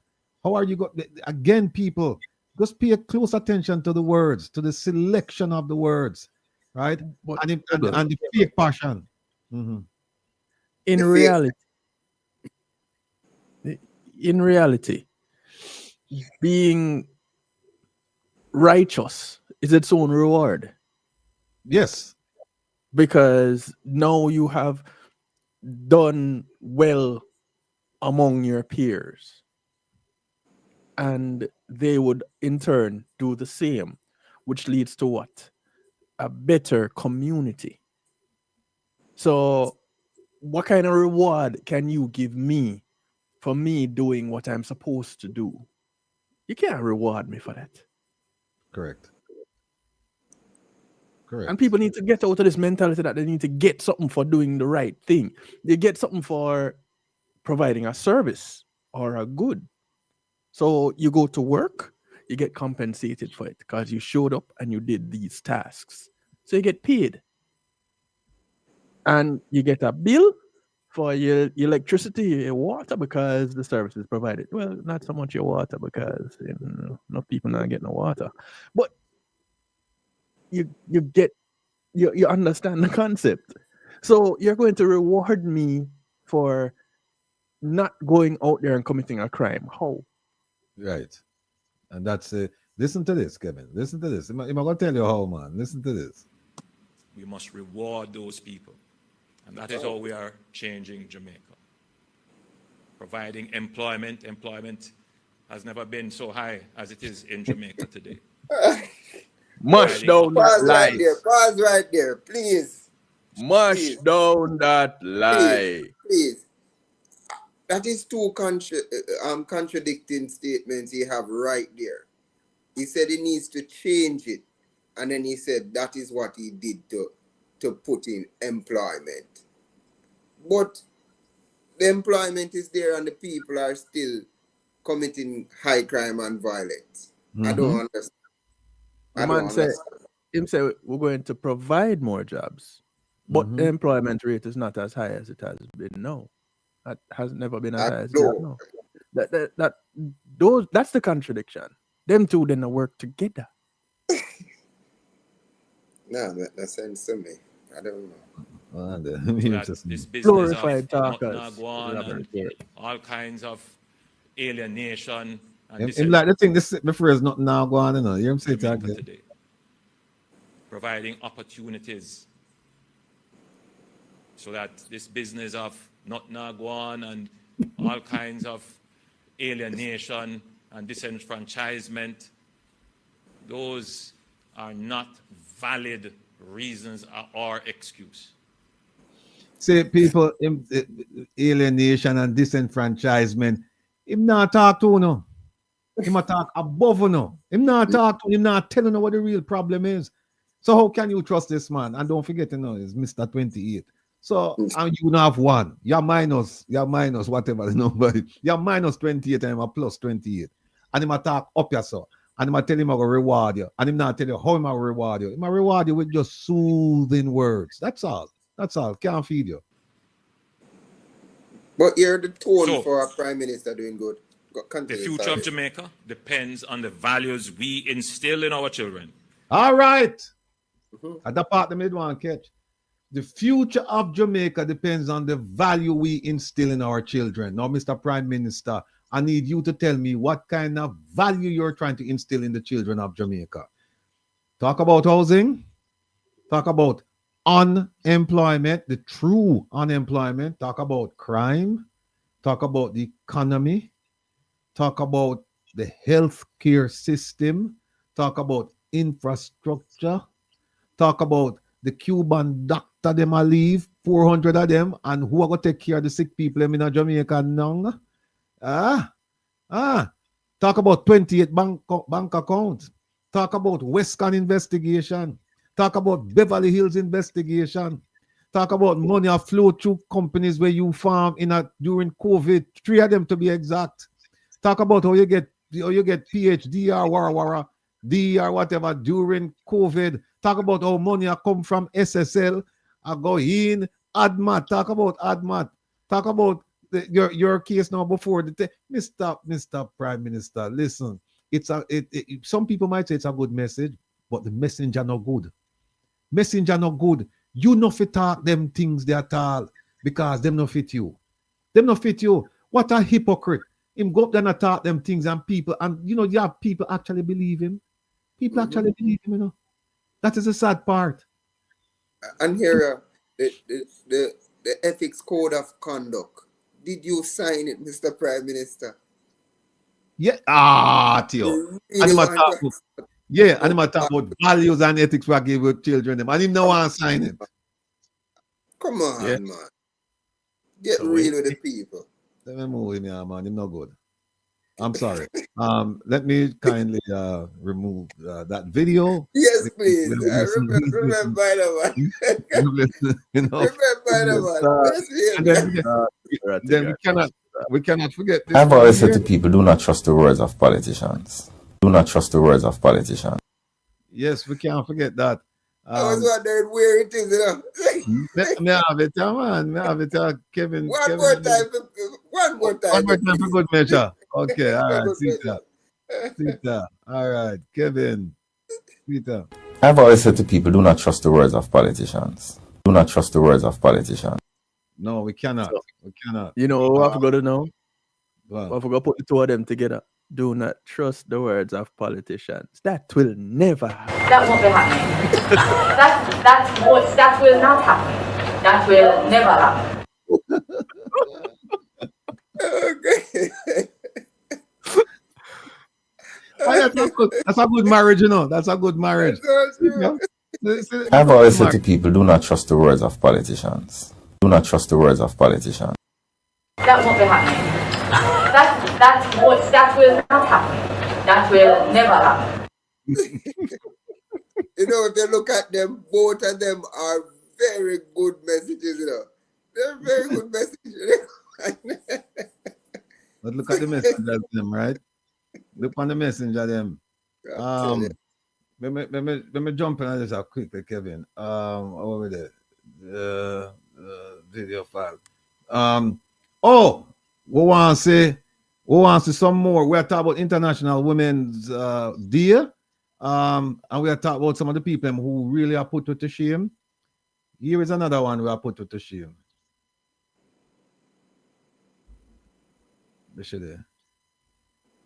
Come up, mom. And the one who love Batman? Well, I never. See there. Person was trapped. There is no tracking of people. There is no curtailing of people. But don't trust people. They say you can't trust people. The owners JLP is trying to wipe shame out of their eyes and at the same Doesn't move that. Yeah. What are they? Here's another one, people. You have to laugh when you play them things, because them people that think say,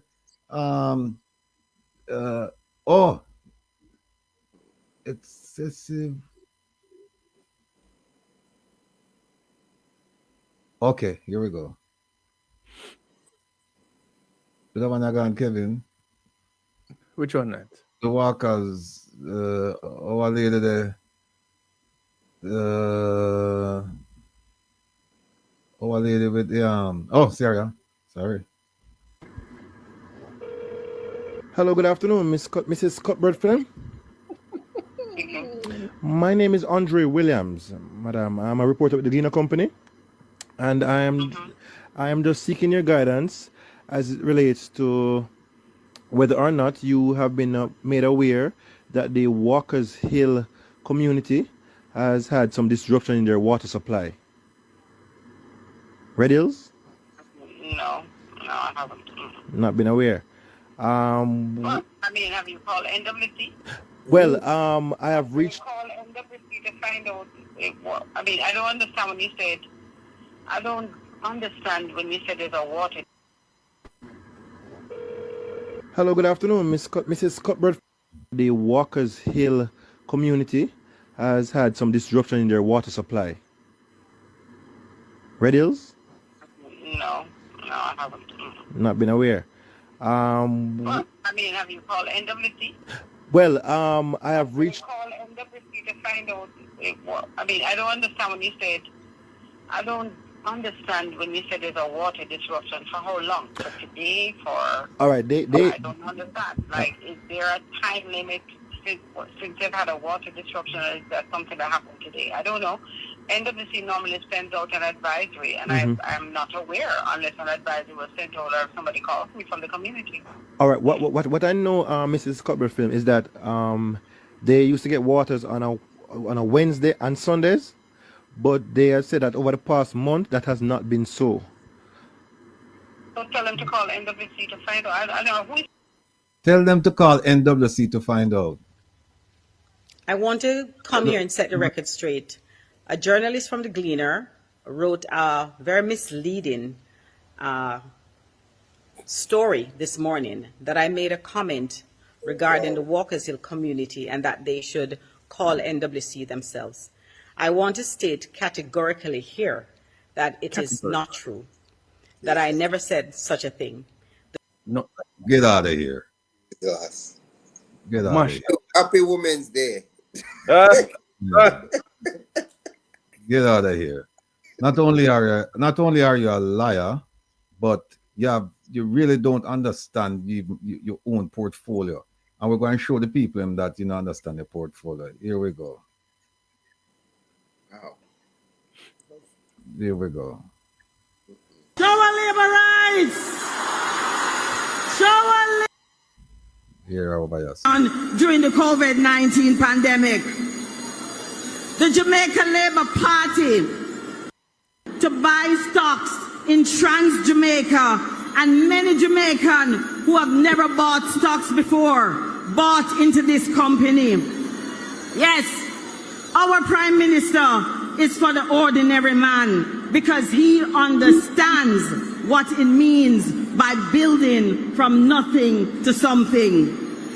Our leader believes in the people. The most honorable Andrew Holness, he is not a boastful man.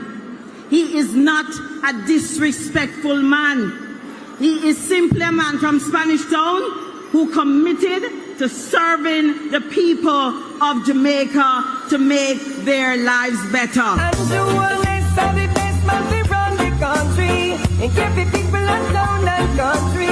Labor rights. Our leader is strong. Our leader is active. Our leader is about serving your interests. But there's another man called Marky British. And he is a man who believes in holding chains around the neck of black people. And in a missus. This woman is as KD said, pathologically mendacious. Her mendacity never ceases to amaze me. This woman is such a liar. We can't say that because we have the evidence. We have to say that we can. That is the unvarnished truth. With this lady here, you have to just cut. She don't have no finesse about her. She just yaga. You know, and she just come with the lies them and them just listen to this, people. I him a take picture, a whole chain around my neck, the rest of my neck. We have to say no to Marky British. By the way, we played this Rasta man I was shut about, and the man said, yeah, it was symbolic of the trying times under this government. That's why I'm weird the thing. And him say him come up with the skit and him tell Mark Golden to use the key and him do it. And this lady come out and spread nothing propaganda, just bald face lies. Because he's a man who love to show off, him love to boast, and say him done rich already. We don't need a man like that. We have to say no to the man that is leading the PNP, who love to style black people and call them little boy and little lady. We have to say no to the man who tell us out of his own mouth that him want to run Jamaica with himself and him Tapanaris friend them. We have to say no to the PNP Tapanaris man and him friend Peter Bunting, who's really the leader. Because they are the same ones who had a company years ago that benefited from the wicked PNP policies, and they made millions off the backs of the Jamaican people. Some of them suffered brutally. They even committed suicide, and we have to say no to them.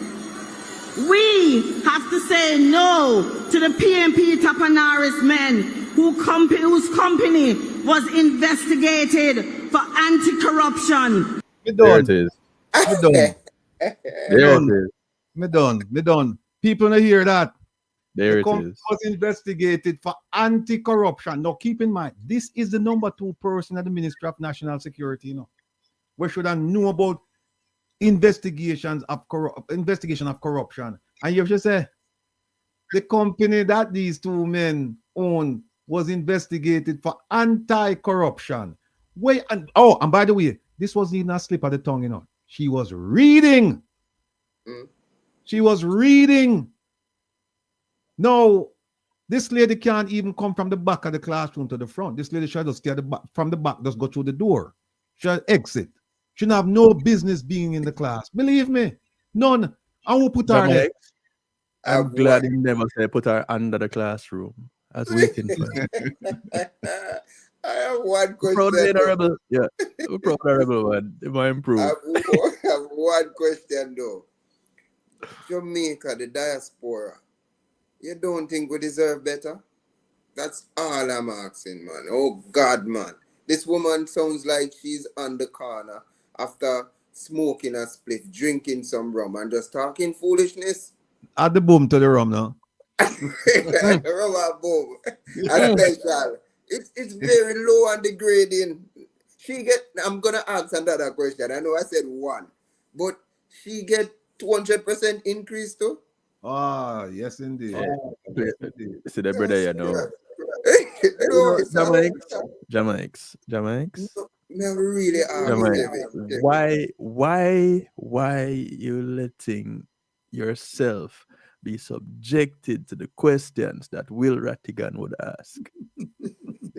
Leave it to him, man. Don't make him rub off for you. No, this lady here is amazing, man. She's amazing.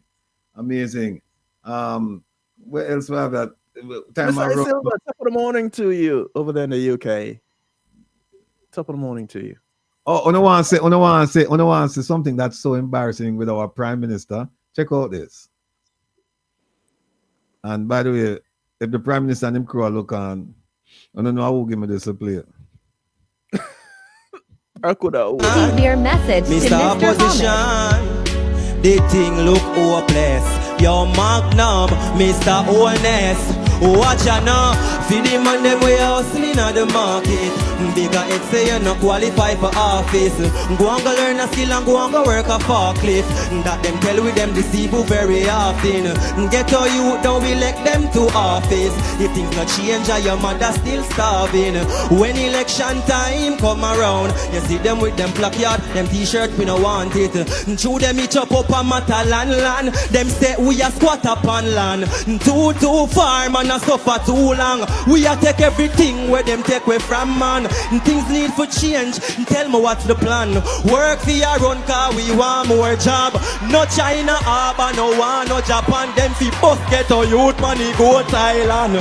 Run up in a shore in a boat Thailand. Chuckle and chain take you from the motherland. If you woulda cut down more of the taxation, you woulda get more corporation. Watch ya now, for the man them way hustling at the market. Bigger it say you no qualify for office. Go and go learn a skill and go and go work a forklift. That them tell with them deceive you very often. Get to you, don't elect them to office. If things not change, all who tired of separation go so.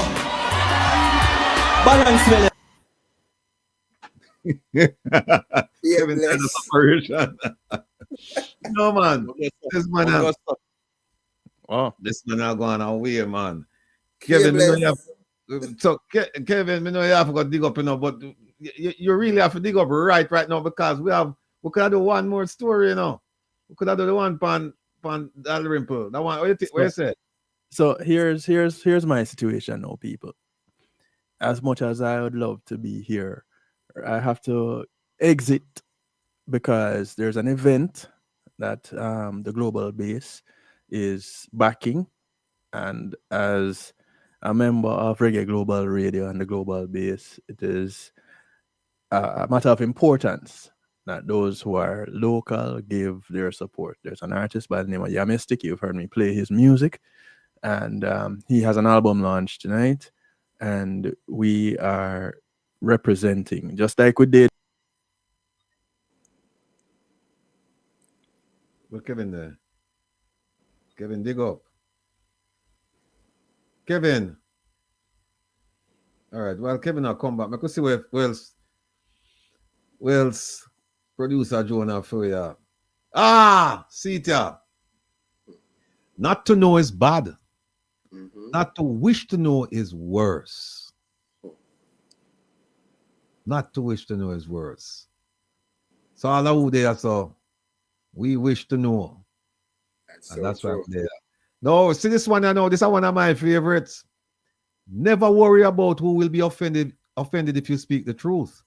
Worry about who will be misled, deceived, and destroyed if you don't. Let that sink in, people. Let that sink in.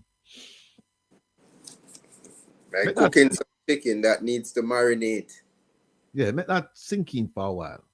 Oh, it's Kevin, yeah. Yeah, Kevin, I make that sink in with them, Yeah, I don't know what was happening a while ago. I think I removed you by accident because I think, no, what's his name? Stafford had that thing up there, and I think you were behind that. So when I moved it, I inadvertently. Yeah. I guess I was still sharing that document. Yeah. Yeah, so people, as I was saying, we're supporting Yamistic tonight down at La Veranda. Those of you who are local and can make it, La Veranda down in Sunrise. That's just east of University on Sunrise Boulevard. So we'll be in support. So tomorrow, 2:00. Yes. Oh, by the way, I have to remind him, said tomorrow, tonight, daylight savings time. It kicks in. So we'll lose an hour. Yeah. We'll lose an hour. At 2 a.m. we'll lose an hour. And so the rebel will take you up until midnight. Listen, people, hold him to this. He'll be continuing Reason with Rattigan until 9. At 9, he's supposed to be turning off this stream. At 9:00, at 8:58, he should be looking to turn off this stream.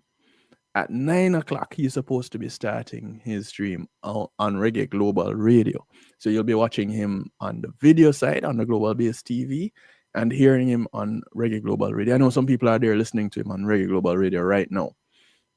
So you'll continue to listen to him over there when he starts to relax with the Rebel. He has to unwind somewhat. You see, he's winding down now, that is why he's not going so hard. He's kind of winding down and getting into the Rebel mode.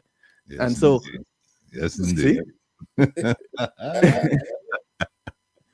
Hey. and so that's what we're working towards. So at 9 o'clock, he's supposed to be relaxing with the Rebel up until midnight. So you get a little bit more of the Rebel. So you going to turn on the phone for the last hour? Granted, yeah, we can turn on the phone. Yeah, we have two other stories, but we can turn on the phone. Yeah, why not?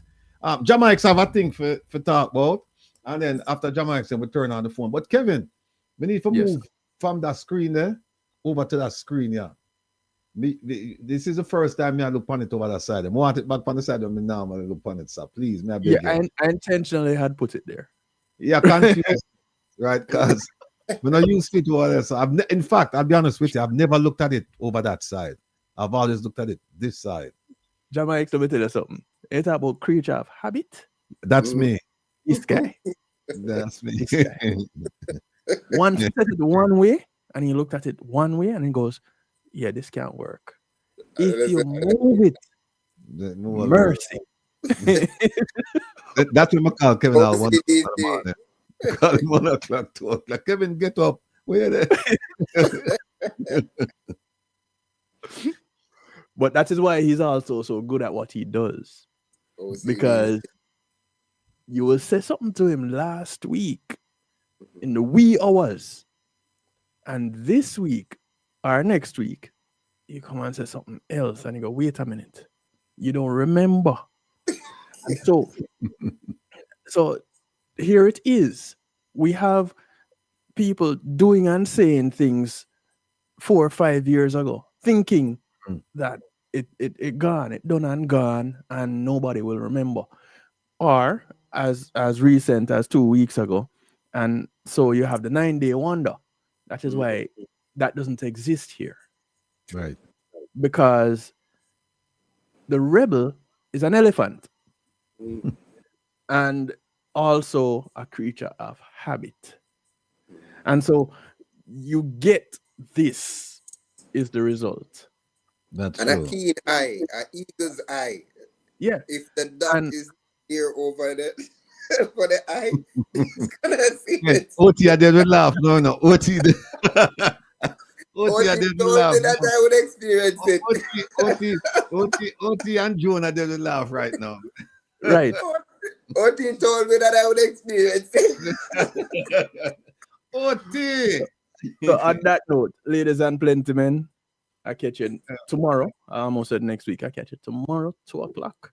We'll get to vibe out and go easy like Sunday. Kevin, be good. Yeah, man. Be good at it. All right. Definitely. Blessed Kevin. I'm out. All right, brother. Yes. So they are now with the young, brilliant one, the nephew, Jamaica. So me and him there now. Let me move this off of the screen. Yeah. Let me see if producer Joan give me anything else. Okay. For all of you who care about International Women's Day, happy International Women's Day. She said, and she used Golda Meir, who's a former Prime Minister of Israel. She said, whether women are better than men, I cannot say, but I can say they're certainly no worse. And if you went talk about equal representation, then Minister Kamina Johnson-Smith, you don't need to have 23 and 5, something like that. Yes. You don't need 23 and 5. You need a balance, because that's what the policy say. We need a balance. So I hope that you will take heed of the message that we provided today, and you'll go back, you'll look at my ATI, and you'll look at the policy, and you'll act accordingly, because we're not going anywhere. We're here, all right, and we're going to come back and hold you to task. Now, some of the people, some of our family members, them say, for a while, them say, hey, we know you're not more about your favorite minister. I said, no, well, look, if there's nothing to talk about her, then I'm not gonna make up things about her. But she come out and said the things that she said this Wednesday. And so I was listening to her because, Minister, listen, I watch your every move. When I say watch every move, not physically, I'm talking about media wise. I watch where you go and the things you say, and we have a file back here. So that's why you have to be careful when you speak. You have to be careful because, one, you don't want to seem like Minister Juliet Cuthbert Flynn, which is a out and out liar. You don't want that, and at the same time, you don't want to seem incompetent or inept. And you're too refined to be called a liar. You're too refined. You know how to put words together. You're not kaba kaba, or kuro kuro.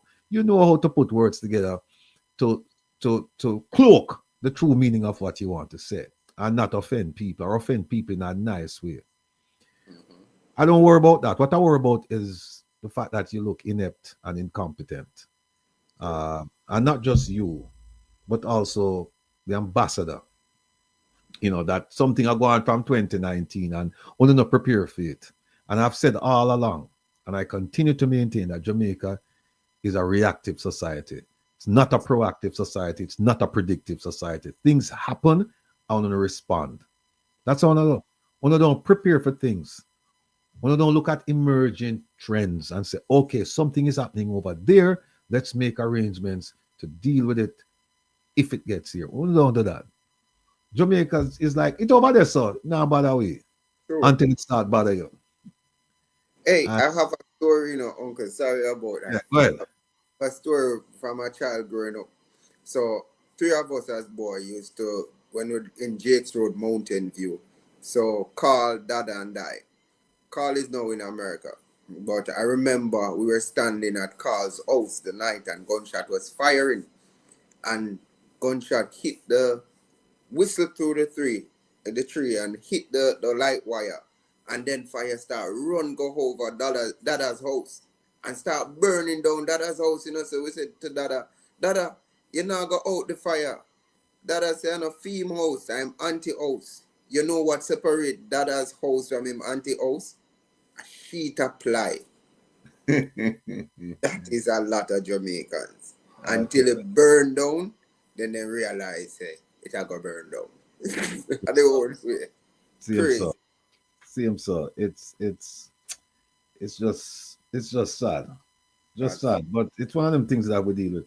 People, we have 2 more stories to do, but I don't think we're going to do them today. Two of them we've been pushing them off for a while. We'll just leave them because we're going to open the phone line and hear what I have to say. Give them a chance to express on themselves. So we can't promise you that we're going to answer every question. We'll take every question. We'll try to answer every question. But we're not going to lie to you, like some of the politicians, and we're not going to pretty it up. So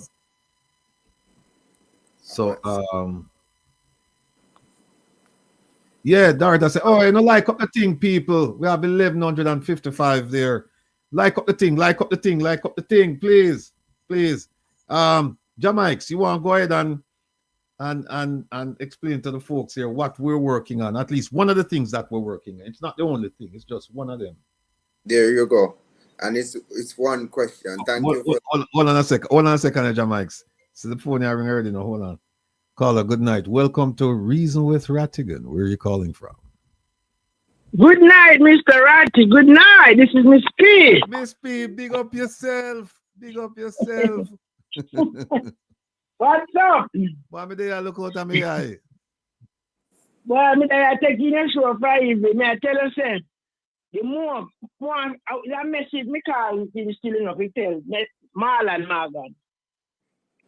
Morgan, you know I don't want you.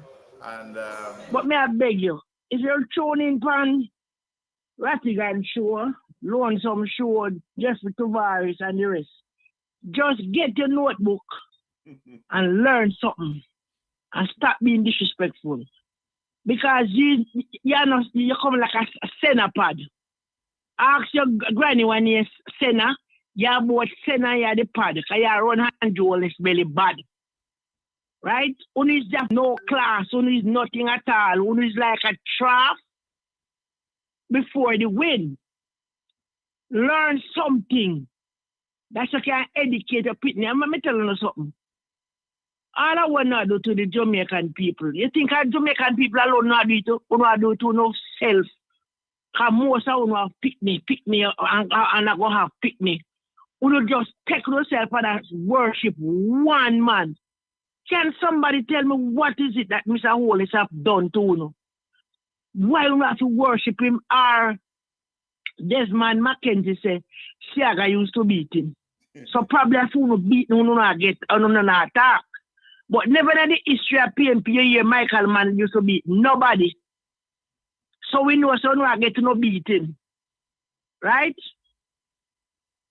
So me I beg you no come off our station, our university. We no soon. We no want soon.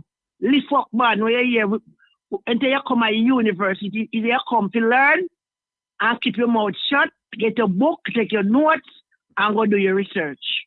And then you can know if you come out consent. But for now, do not come on this program because you are not wanted. Okay, sir? Leave us alone. Because the few little months where you become a senator, that now nothing to do with you. And you soon get kicked out. On good time. Miss P. Right? Miss P. You're there. I want to tell you something. I can't begin to tell you thanks and express to you my gratitude for coming up with that idea. A lot of people texted me or called me after the program and said that was a wonderful suggestion. Where you say, hey, listen, we're going to do some role playing now. Because since them not coming out and talking, well, make we talk. So what I did is that I told everybody today that put in the chat who know I'm represent this Wednesday. And OT will go through it. And whoever name comes up the most, then I will be that person. So it'll give me a chance to kind of do some reading and things on that person so I can answer some questions. And again, I hope people understand the purpose of what we're doing and watch the way how you ask the questions or listen to the way you ask the questions and how when I try to move away from it, you bring me right back. It's like I said, not go nowhere. Stay right yourself. You ask a question more, you answer that question before you go over this. So people, if you never listen to the program on Wednesday, this young lady talking to me right now, she's the lady who came up with the idea that we should have just have role playing and have disgruntled voters call and talk to me as whoever the politician I am that day or that night. And it was I enjoyed it. I enjoyed it thoroughly. Miss P backed me up. Couldn't get where Jeffrey Tavares come start lick me on my head. And then a man from Georgia come. But it was good. It was good because what happened, me give the answers them. And some people are saying, no, you give the ambassador, you give the prime minister, you give him clues as to how to answer the questions. But here's the thing, people. You say the prime minister answer the questions, but how me answer them, him done. Him done. Him can't answer them. Him can't answer them the way me answer them. Because the way me answer them, if him come and answer them, there's some questions we are going to come after that way. I go mad him, man. He can't sleep. He can't sleep. But people, let me tell you, to be honest, we are not talking about party now. We are talking about our country. And for those of you who have family, we have kids, we have grandkids, and we want to see better for them. We just step back. Even when every person went to the bathroom, we went by ourselves. So at that moment, whether how much minutes we stay in the half or whatever, we are by ourselves. So just think and just look at what the trajectory where the country is heading. It come like when you put a bus on a hill and the bus get where without any brake. You know, just look at the atrocity when these people put on way. But I tell you something. If Jamaicans never have a spirit of resilience, We know how to work, and we know to eat one dumpling and drink some water and just call it a meal and give God thanks. We don't know what happened to this country. Men, people are saying PMP and we not say PMP. We are talking about the benefit of it tomorrow. Imagine if your grandfather was a man who worked on people yard. Your mama come be a helper. And you can come be something. You can't be a doctor. You can't be a lawyer. You can't be a teacher. So every family, if you just poor and pauperize and you work with people and then just pay what they feel like, right now I have a job. And honestly, Mr. Ratty and the world, when I get my salary, there's no time I vex till when I get paid. Because me just, after this a cut, pay down some this up, balance this up, and just be navigate to go through. Okay? That is it. It's not really not easy. And Mr. Honest man, you say you come from a poor family and you're wearing up. Just do with the method, the format, make a big word. That's what you can get. We don't want 28 MacBook. Me just take 5 out of 28. Or 3, and the next person get. Just do with the format. If you do with the format, we're not on a road, Mr. Prime Minister. We're not on a hospital, Mr. Prime Minister. We're not on education, Mr. Prime Minister. We can't buy food, Mr. Prime Minister. I just them the way basic life of sustainment we are talking about. We don't have no security. You're so cruel. You're so heartless that you turn this security force for civilian and need civilian to vote for you. When you kill my nephew, my grandson, my husband, my baby father, my stepson, what you think you do to me, then you believe me, I really take up and walk down the police and vote for you, sir? Some people will do it because they might get licky. But real Jamaican people who have interest and want to see better for them country, now vote for you. You born at Jamaica, you come at Jamaica, but you're the worst of the worst of the worser of Jamaica. Look from 1948 or 44 and adult human suffrage. You take Buster Manti Party and you mash it up. So when I say JLP, when it's not JLP, yes, PNP have problems. JLP have problems, but you don't have a JLP party. You have a 100-led regime that you have. People cannot talk. People can't talk. Me see people tell PJ we party go so cold. And tell Miss Mama Poor, you ever hear that cost nobody? No. But you then look how you're in the parliament, you and your wife are the worst first lady Jamaica ever see. But me tell you no, Jamaica wake up and then go and dash no weapon on your head. You know why get the worst beat in this Jamaica, in the politics. You know, wicked and feel look Kala where the social media black and a go on. Wait, at those time.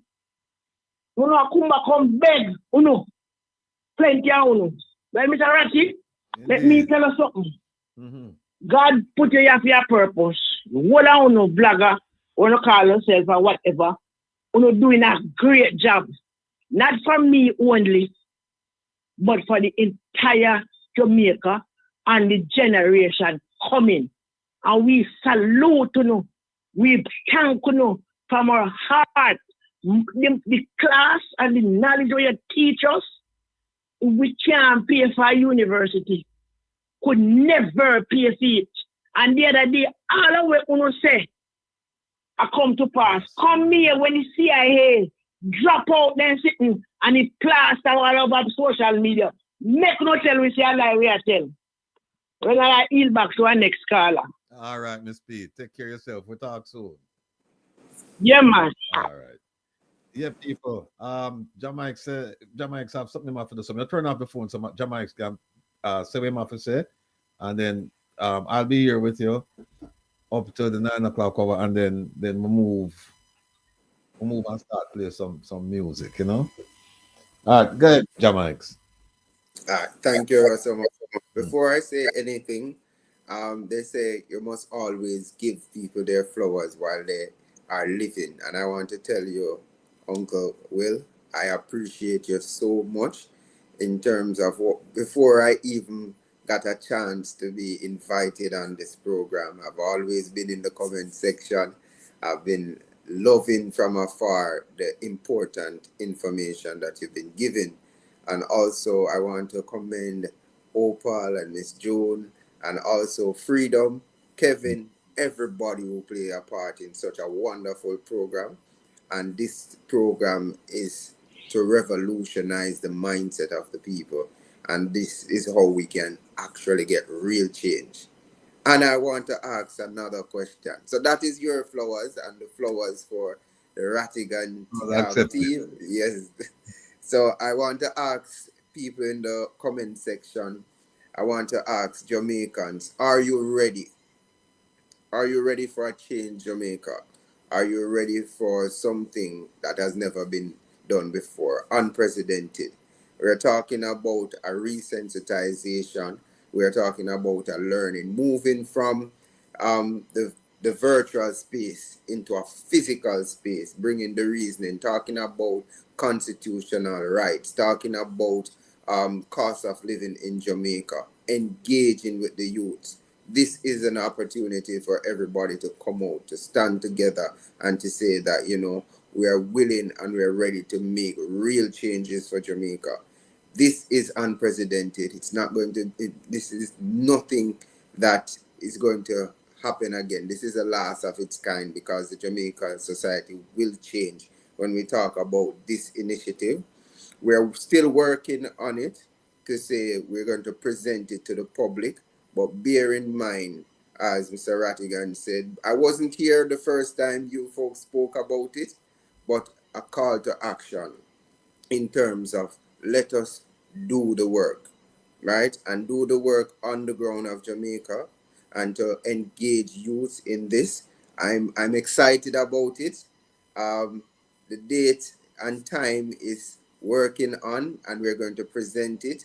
It is not a protest, it's a rally. It is something where we're going to teach the Jamaican people, bring the information to them, bring your youths as well, bring the kids out where it's going to be a family day, and, you know, come and we're going to eat together. We're going to reason together as a family, and we just want to say, whatever you have, contribute for a worthy cause. Even with the case that, even with what Mr. Grant spoke about earlier, about charity, about the foundation rather, about helping the kids, I believe this is the gateway to changing everything so that can happen. Because we cannot go forward until we fix we fix the governance in the country. And this initiative that we're working on is to fix the problem and to hold government officials accountable. As the Prime Minister told us, we're not supposed to make excuses for our government officials. So we're not making any excuses. We're holding the government of Jamaica accountable, and even when the government change, we're still going to hold them accountable because we have a responsibility to ourselves and to God, and then all mankind that we live amongst. So yes, we're working on it. We want to give you more information, but we are good. By next week we should be good, right, Uncle? Yeah. By next week we should be good to give you tangible evidence in terms of a flyer, just to give you the outline of what we're going to do.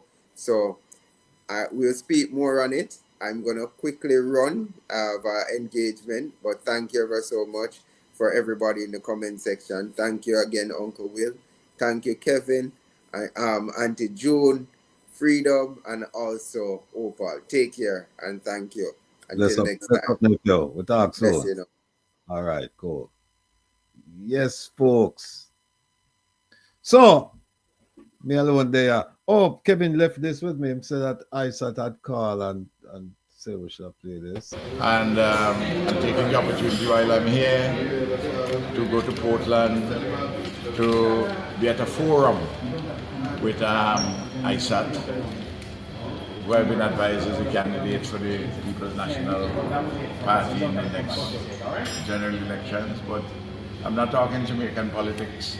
Tomorrow when I go there with Isat, I'm talking about the Caribbean. It's a forum of the people in Portland.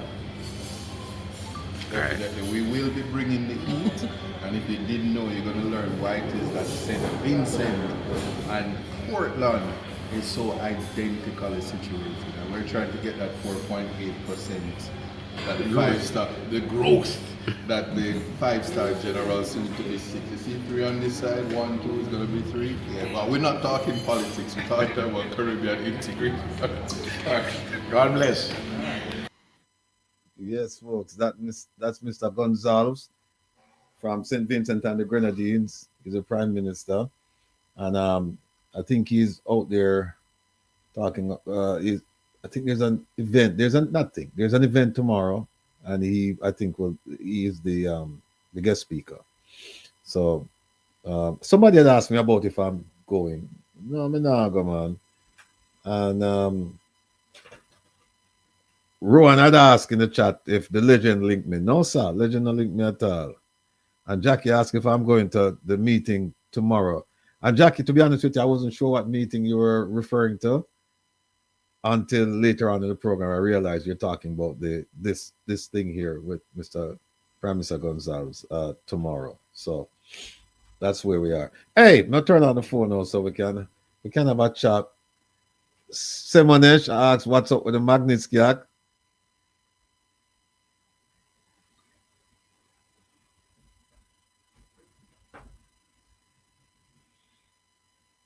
Let me just put up the phone number. Where are we? Okay, here we go. All right. Phone line open again, you know. We can talk for about a half hour. Like I said, we have 2 stories, but no make no sense we start them now because we have to start do some things at 9. Kevin gone left me. And Kevin moved the thing over. See? So Kevin deal with me now. 49 667 369 8569. 667 369 8569. Call me. Want to hear from you.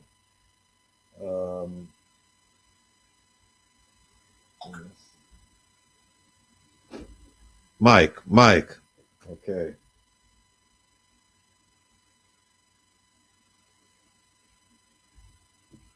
All right. In the meantime, let me see if we have something else we can play. Of course, we have something else we can play. Hold on. Here we go. Stay with me, people.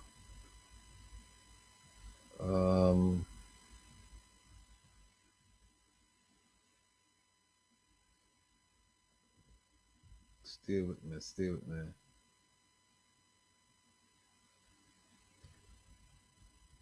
We have some things on not minister. How many of you, let me throw this out. How many of you know about this? How many of you know about this? That suggestion from attorneys representing House Speaker MARISA Dalrymple-Philibert, who was freed of illegal dumping charges in the St. Anne Parish Court today. The politician, along with her son and an employee, were charged in August last year, but the case was dismissed as the court ruled that there was no case. This is the Salem to Landover Main Road in St. Anne, where on August 15 last year, South Trelawney MP MARISA Dalrymple-Philibert and her 2 co-accused were stopped by police officers after boxes of garbage bags were reportedly taken from their vehicle and left at this illegal dump site. At the time, the officers instructed them to put the boxes back into the vehicle, after which they were directed to the Runaway Bay Police Station and charged with illegal dumping under the Solid Waste Management Act. However, on Monday, the trial ended as quickly as it started, with defense attorneys Tom Tavares Finson and Peter Champagny insisting they should not have been charged in the first place. Perhaps this is a politician that should not have been charged and may have been charged because of politics. The defense lawyers argued that under the National Solid Waste Management Act, a person commits an offense if he throws, drops, or otherwise deposits and leaves any litter in any public place.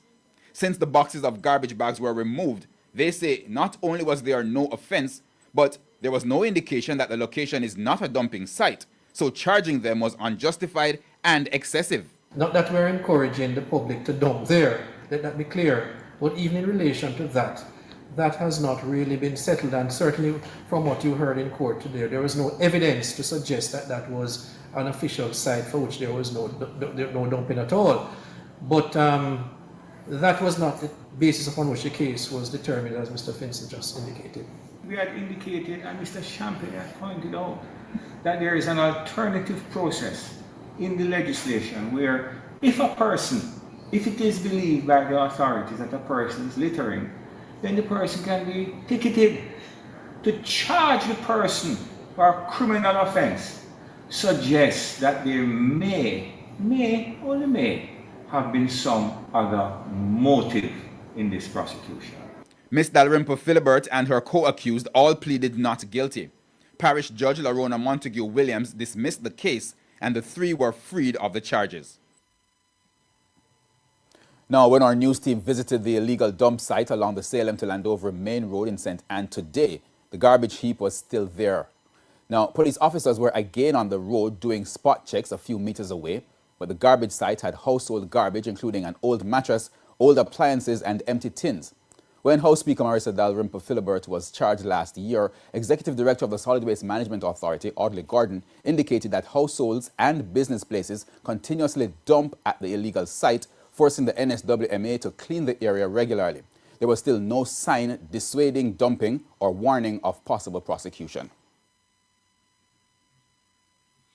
Now, folks, you see, Jeffrey, behave yourself.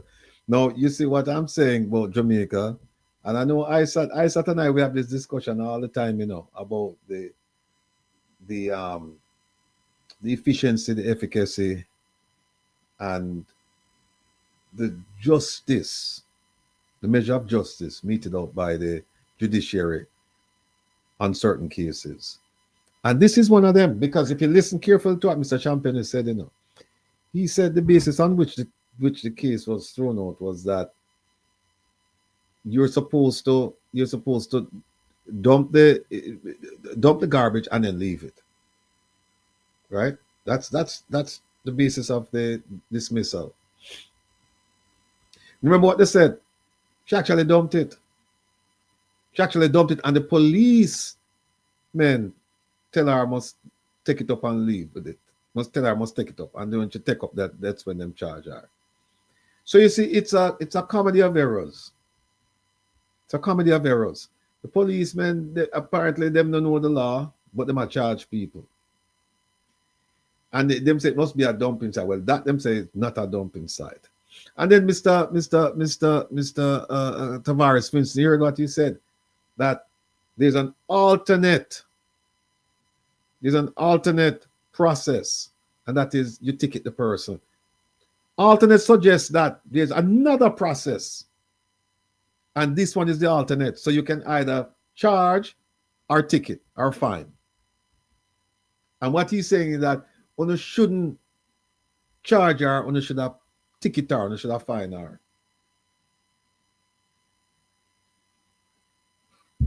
See, these are the problems that exist in Jamaica, and the poor people will not benefit from this. Poor people will not benefit from this. So, as we can see, it's not the first time. This is Marisa Dalrymple-Philibert. She have a brush with the law.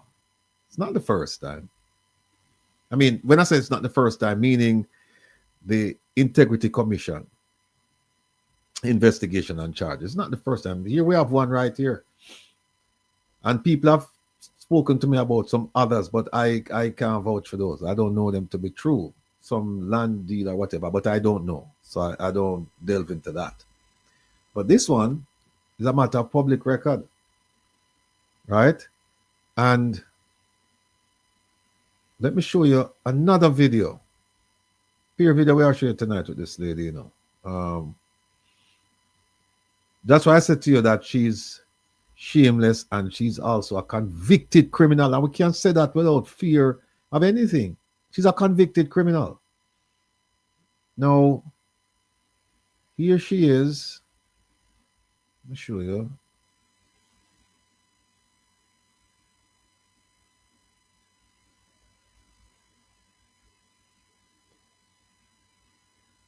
All right.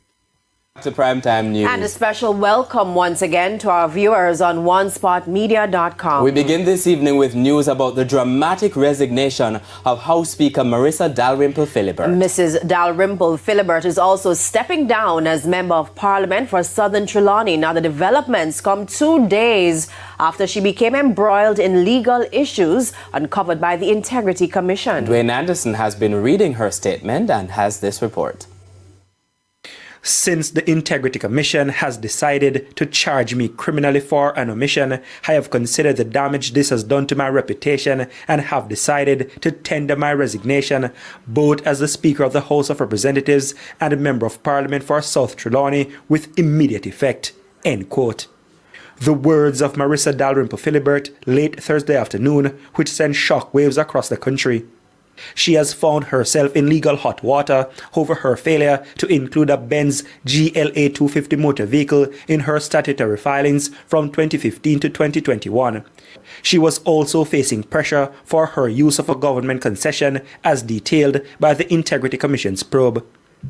As for the failure to include the vehicle in her filings, Mrs. Dalrymple-Philibert said, quote, "I maintain the omission of the vehicle was a genuine oversight, as there would have been no allegation against my name had I included the vehicle in my declaration.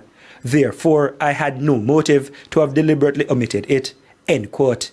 She also claimed that nowhere in the report has the Integrity Commission raised any question or concern about the source of funding for the vehicle, which was purchased through a loan from a bank. Additionally, she explains the vehicle was never sold or transferred to anyone in the past 7 years. Mrs. Dalrymple-Philibert argues what has happened to her could have happened to any other Member of Parliament, public servant, or civil servant. Her decision to resign, she said, is voluntary and not at the request of anyone. End quote. Furthermore, she says she remains a member and supporter of the JLP, and more particularly to the Oldness administration. She concluded by stating she's looking forward to the trial of the matter for which the Integrity Commission has ruled that she be charged. Dwayne Anderson, TVJ News. People, you know, you listen to that nonsense. How can you buy a new Mercedes? How can you buy a new car? Forget about it being a Mercedes. And you forget for years that you purchased this vehicle. And you also forgot to mention it on your statutory declaration to the Integrity Commission. How? And I don't understand this. I don't. I do not understand this. What are the implications of MARISA Dalrymple-Philibert's resignation as Member of Parliament and Speaker of the House? Andrea Chisholm now joins us live with that story, and she's been a member of the House for a while. Yes, Archie, she has been Speaker of the House, or should I say Speaker of the House of Representatives. Let's start off with that, from July 2011 to December 2011. So when she was picked by the Prime Minister in 2020 to serve as Speaker, it was her second stint. This was Mrs. Dalrymple-Philibert on September 15, 2020, at the swearing-in ceremony for MPs. Having been the Speaker before, I am aware of the awesome task ahead. And so, Prime Minister and members of the House, today I give you the assurance that the affairs of this House will not fall short of the highest standards. Members, you can be assured that in discharging my duties, I shall endeavor to be guided by the standing orders. Now that she has announced her intention to resign as Speaker, who will be selected to fill the post? Will Deputy Speaker Juliet Holness be elevated, or will someone else be elected? That information should be made public at the next sitting of the House of Representatives. Now, we must point out that Standing Order number 2, which deals with the election of Speaker, states that whenever it is necessary for the House to elect a Speaker, the clerk shall call upon the House to do so. A member of the House may then propose an individual who is willing to serve. That proposal has to be seconded, and if no one else is put forward, that nominee will become Speaker. It's important to point out that the Speaker cannot be a minister. And as we've been talking right now, Andrea, about her role as a Speaker, but what about her resignation as a Member of Parliament? Well, Archie, she first became a member of Parliament for South Trelawney following the 2007 general election. And at that time, she got 6,167 votes to beat the PNP's Doneth Brown-Reid. Her resignation may trigger a by-election in South Trelawney, which can be considered a fairly safe seat for the JLP. In the last 10 general elections, the JLP won the seat 7 times. And we know that Trelawney businessman Fabian Faber Davis has been campaigning in the constituency and was selected as the PNP's candidate for the next general election. If there's a by-election, he is possibly the one to represent the PNP. All right. So we have that. Now we can move to something else. Here we go.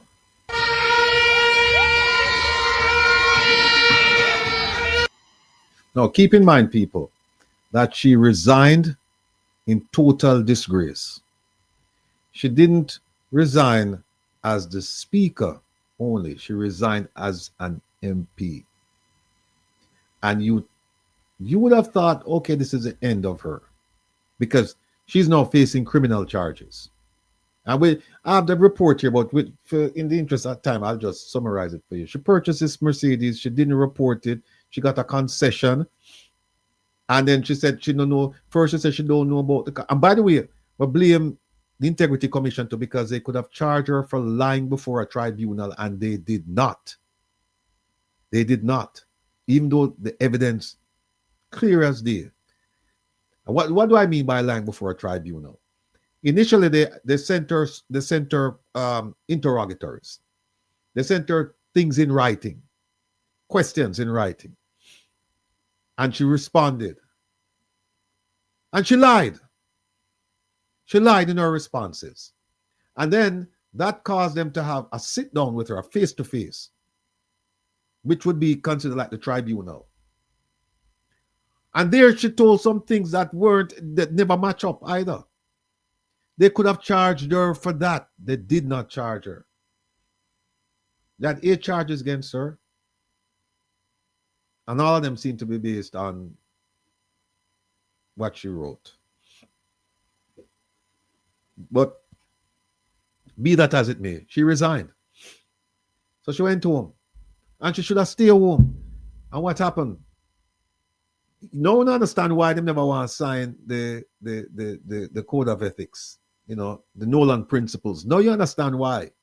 Because it has to do with transparency, honesty, right? It has to do with a whole bunch of those things. Up to now, them not sign it. Them ask for the training and them don't sign it. Then there was no by-election for, I believe, over a year. There was no by-election. Then suddenly them call a by-election. And who's the JLP candidate? This disgraced politician. But keep in mind, at the time, when she was nominated, and when she ran for the seat in the by-election, she was still under charges. She was still under charges. Here is more of that disgraced and shameless. She wasn't convicted at this time. politician. Here we go.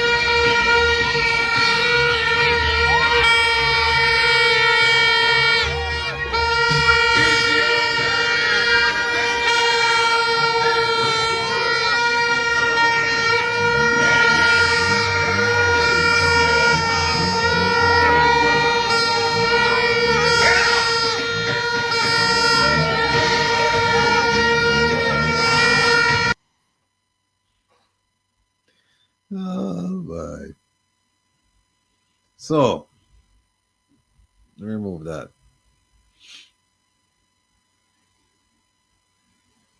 And then, let me see which one is this. Former House Speaker and Member of Parliament for South. Okay. Let me remove this. Put on this one. Members of Parliament from the recent by-elections received a warm welcome today as they were sworn into the House of Parliament. Both from the Jamaica Labour Party, Dwayne Smith of St. Andrew Northwestern and former House Speaker MARISA Dalrymple-Philibert of Trelawney Southern. They were both commended for their contributions to the party and recent accomplishments. The leader of government business, Edmund Bartlett, opened the session by acknowledging the pair. I'm going to say that, Mr. Bartlett, you go on with some things, or at least the leaves are rustling, and we're going to look at the tree, see why the leaves are rustling regarding you. Not going to accuse you of anything at this point, but you need to be looked at, and because I'm getting some disturbing news about you. I remember me used to big you up, you know. I used to get some. I get some disturbing news. So big up yourselves. I'd like to, on behalf of all the members of the House, to welcome back MARISA Colleen Dalrymple-Philibert,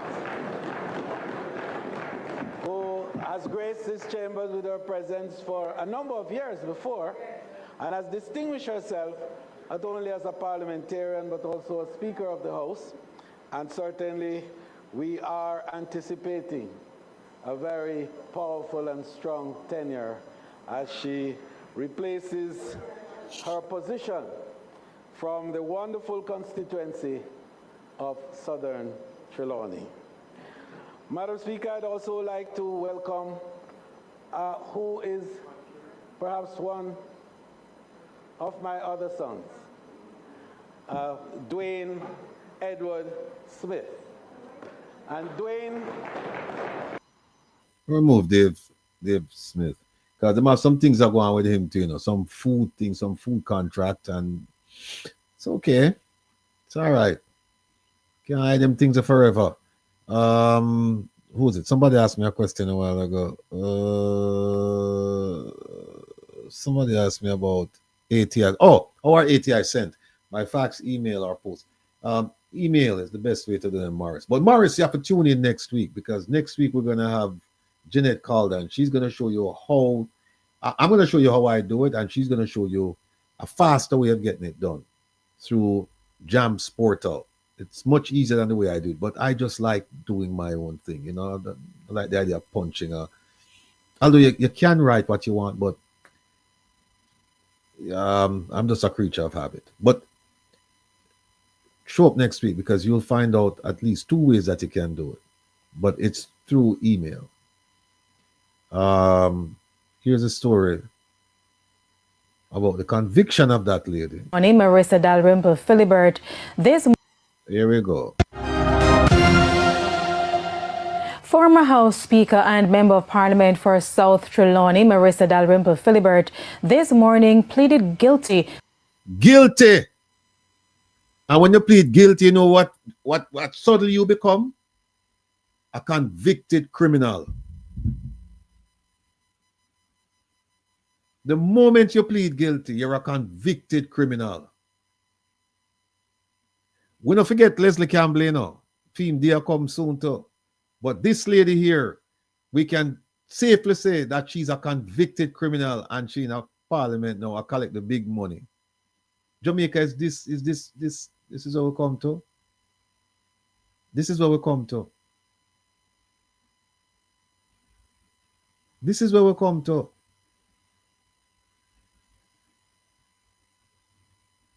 We watch as this woman go through the process of leaving the house in disgrace. We watched as she went through the process of being nominated and elected for parliament again in the by-election, and we watched as she pled guilty. No wonder none of them don't want to sign the Integrity Commission, the document, you know. No wonder. To breaches of the Integrity Commission Act. Mrs. Dalrymple-Philibert resigned as House Speaker and MP in September 2023 following a ruling by the Integrity Commission that she be charged for making false statements on her statutory declarations. Mrs. Dalrymple-Philibert had omitted a Mercedes-Benz motor vehicle from her documents submitted to the Integrity Commission between 2015 and 2021. Mrs. Dalrymple-Philibert appeared before the St. Andrew Parish Court this morning, where she decided not to contest some of the charges brought against her by the Integrity Commission in 2023. This decision follows a preliminary point raised by her attorney, King's Counsel Peter Champagny, which was considered by Parish Judge Mr. Leighton Morris in December 2024. The former House Speaker was slapped with a fine of nearly $1 million or 10 days in prison.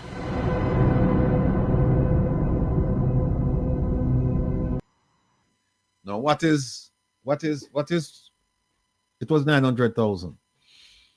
What is that in terms of punishment for this lady? What is that? It's nothing. Absolutely nothing.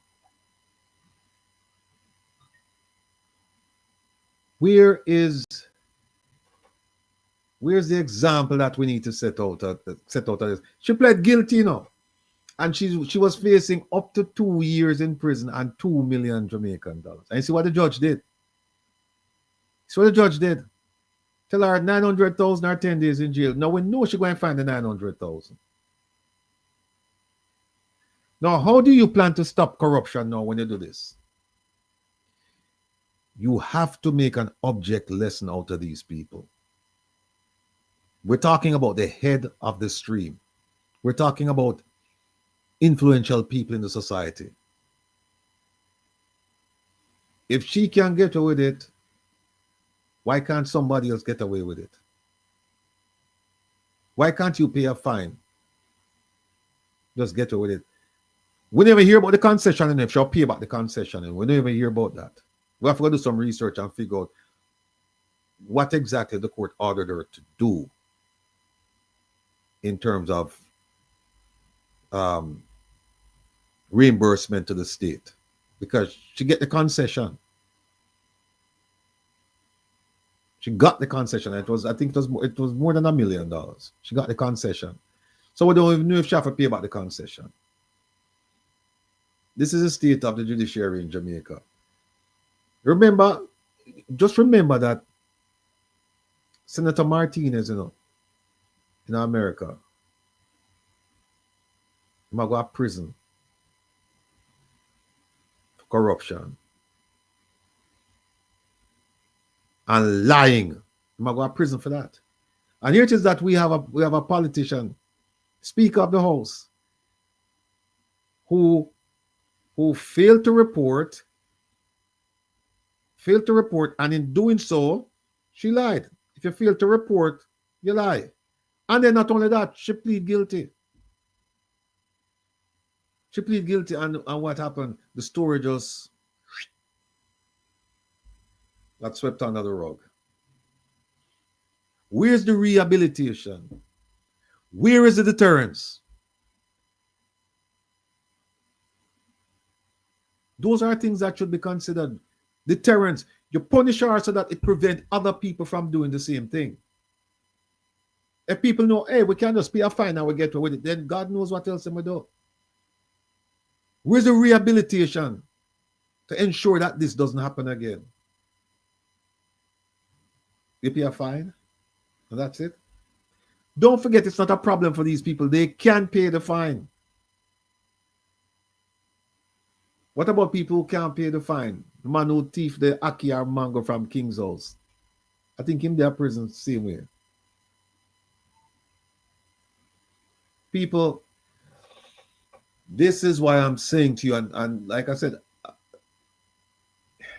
Isat and I, we have some lively discussions about this. Because I'm of the opinion that, of course, you have good judges in Jamaica. Of course. But the system is broken.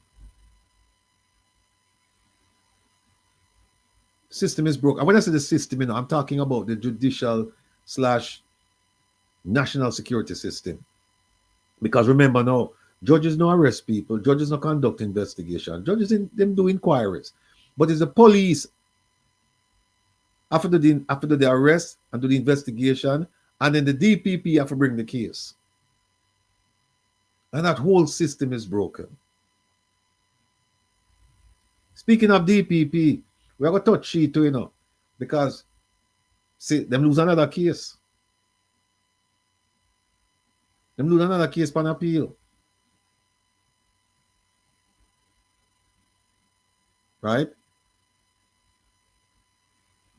And people would just sit back and would just say, boy, that's how the thing set. Of course, that's how the thing set if we just accept it. That's how the thing set. So, but it won't hinder us, it won't prevent us from moving forward with what we have to do.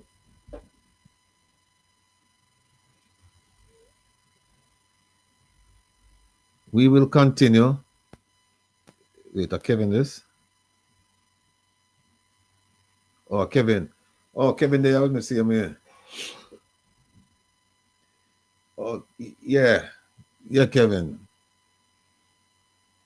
So, we're just dissatisfied about the whole thing. But it won't stop us from doing what we do. And like I said, next week, Jamaics and we will have some information for you regarding, like him said, it's not a protest, it's a rally. And it's a family day rally. We're going to have families out there. We're going to have things for children to do. We're going to have things for adults to do. We're going to have some remarkable speakers. And we are going to feed the people real food. That is the plan. We're planning to bus people in as well, because we're trying to get a central location. And we know that it's going to be, the turnout is going to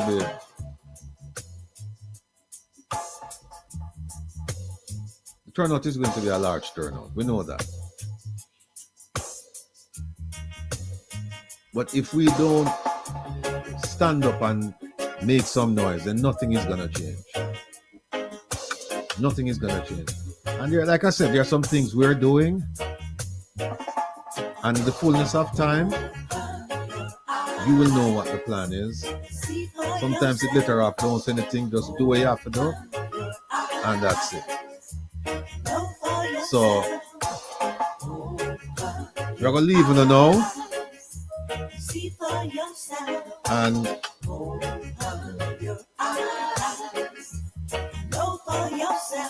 we're leaving it now, and then we're going to jump on now to some music. So I see Kevin has set me up here right now. So we're going to just jump over to Kevin. We could just carry the program over past the top of the hour. Should we? Oh, hold on there.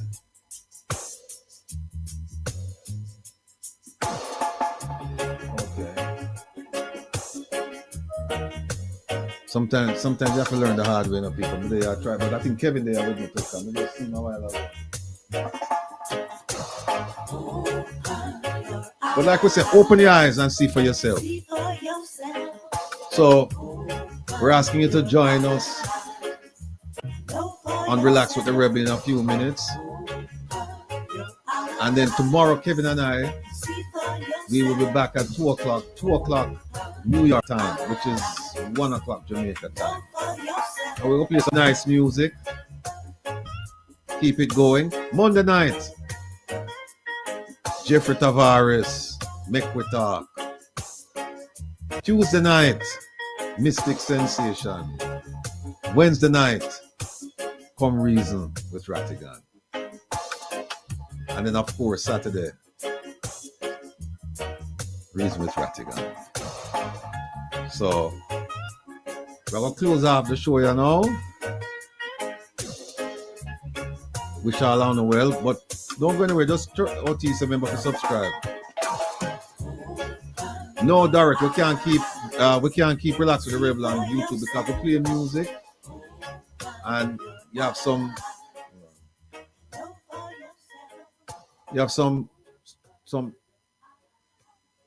copyright infringement thing going if you do it over on YouTube. You can't do it on YouTube, but you can do it on Reggae Global Radio because Reggae Global Radio them have the necessary things in place so that them can play any song. Them can play any song at any time, but you can't do it on YouTube. You'll get a strike. You will get problems. Oh, miss it. Thanks. Thursday, Context Matters with my brethren, Isat Buchanan. And by the way, he and his dad, they're supposed to be on the program tomorrow, but they're having an event tomorrow with the Prime Minister of St. Vincent and the Grenadines. So we're going to push that till the following week. All right? So tomorrow, Kevin and I, we're going to just go and do a thing and nice up the place. So, listen, we're going to sign off now. Yes, Kevin has shown me to end the stream. All right, Kevin. All right. We're going to end the stream. So, you know, people, it was a pleasure having you. It was a pleasure. Miss P with the phone call. And it was our distinct pleasure again to go over and try and just explain things to you so that you understand, so that you can go out and be your own spokesperson. You don't have to listen to what people are saying. You go out, you read these documents, you look at them, digest them, and then each one teach one. So that is where we are. Prezi fine. Prezi talked to me yesterday. So everything good. People, hear what? We'll talk soon. Take care of yourself. Be well.